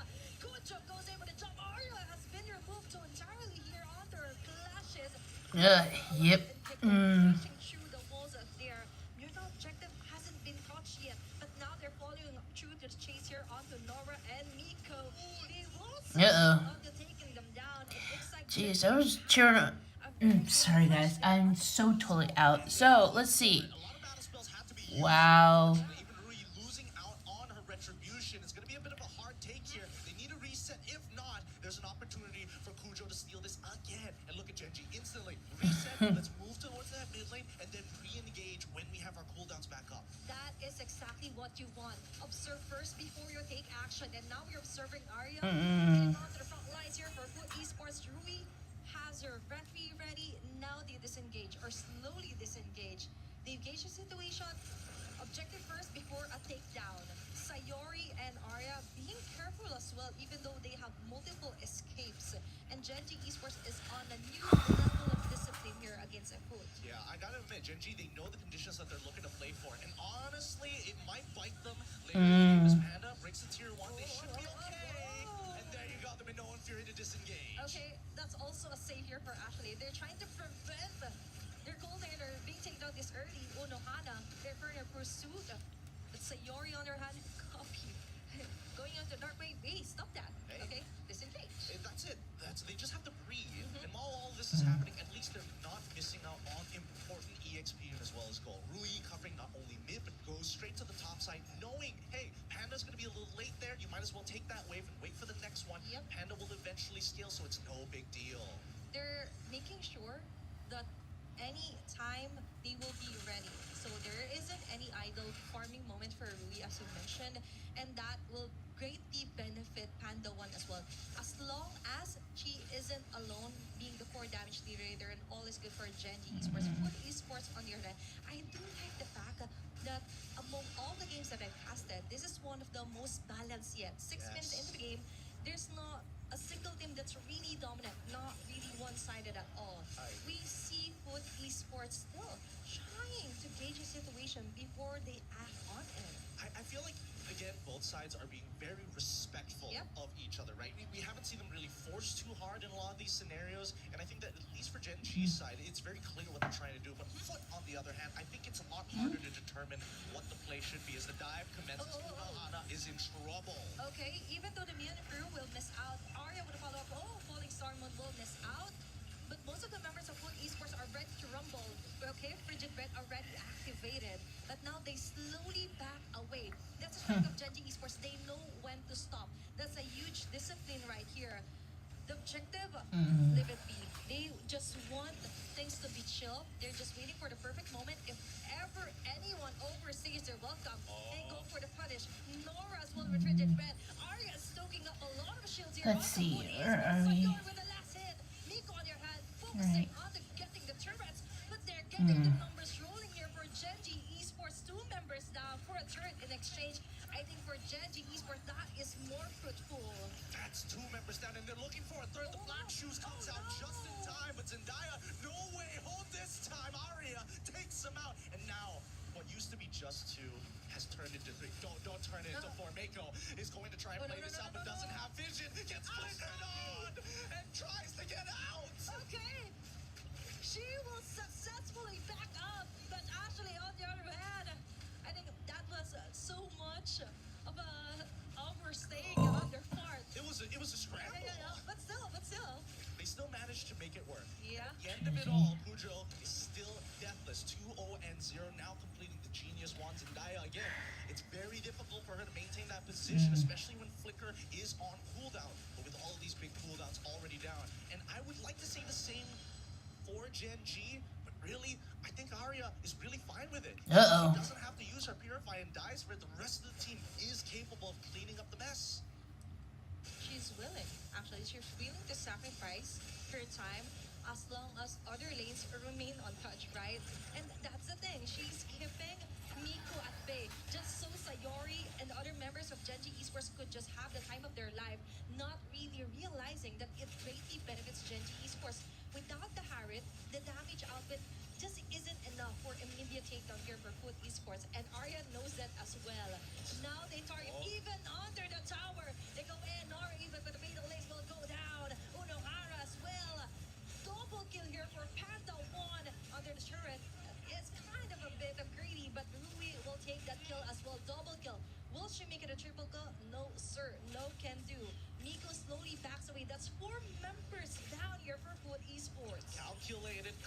controlled, and most importantly, Rui playing a hot game. Good iframe dodge at the end of it. This should be a Lord take an instant conversion for the side of Genji. And finally, we see a tangible lead, right? Before this, this 5K was like, okay, sure. It started off pretty slow. They had a bit of a bit of a 4K lead, but now underneath the turret, utilizing their third item power spike to make sure that they can ram right through. And that's what Rui was looking for. Give me that third item. I guarantee you somebody's gonna go down.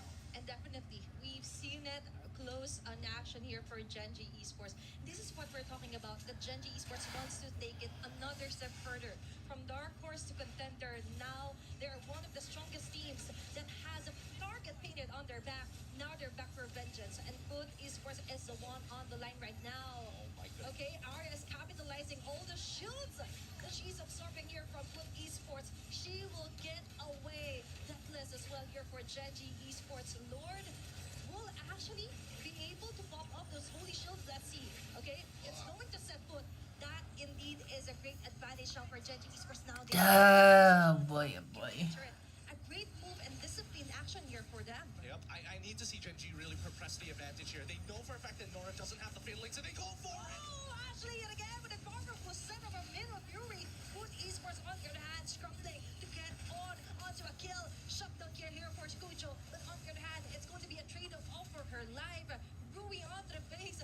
They still have a way to go, and that is onto the walls, jumping out and down here for Genji Esports. So much to handle here for Foot. And that's the clip, especially for Ashley, for the argument for the mother of tanks, truly, literally tanking the turret as they're looking for a second one. And Rui, once again, thanks to the help of her team, able to dodge everything. Can she make it out with 1 HP? She does. Okay. Really? Oh, just a simple breather. Just notice that Foot, they're not happy that Genji knocked on their door, broke at least one of the doorknobs, and said, hey, we're not going to pay for this. We're walking away.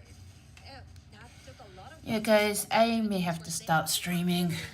I'm sorry, because I feel embarrassed right now, and I need to take care of my health first. You can watch the stream on the EWC YouTube channel. Sorry. Bye. Wait, see, on the 6-minute mark that it nope. was more of a Nope. balanced type of game compared to the games that we've passed. But now, heading on to the 13th minute mark, now we see the dominance being asserted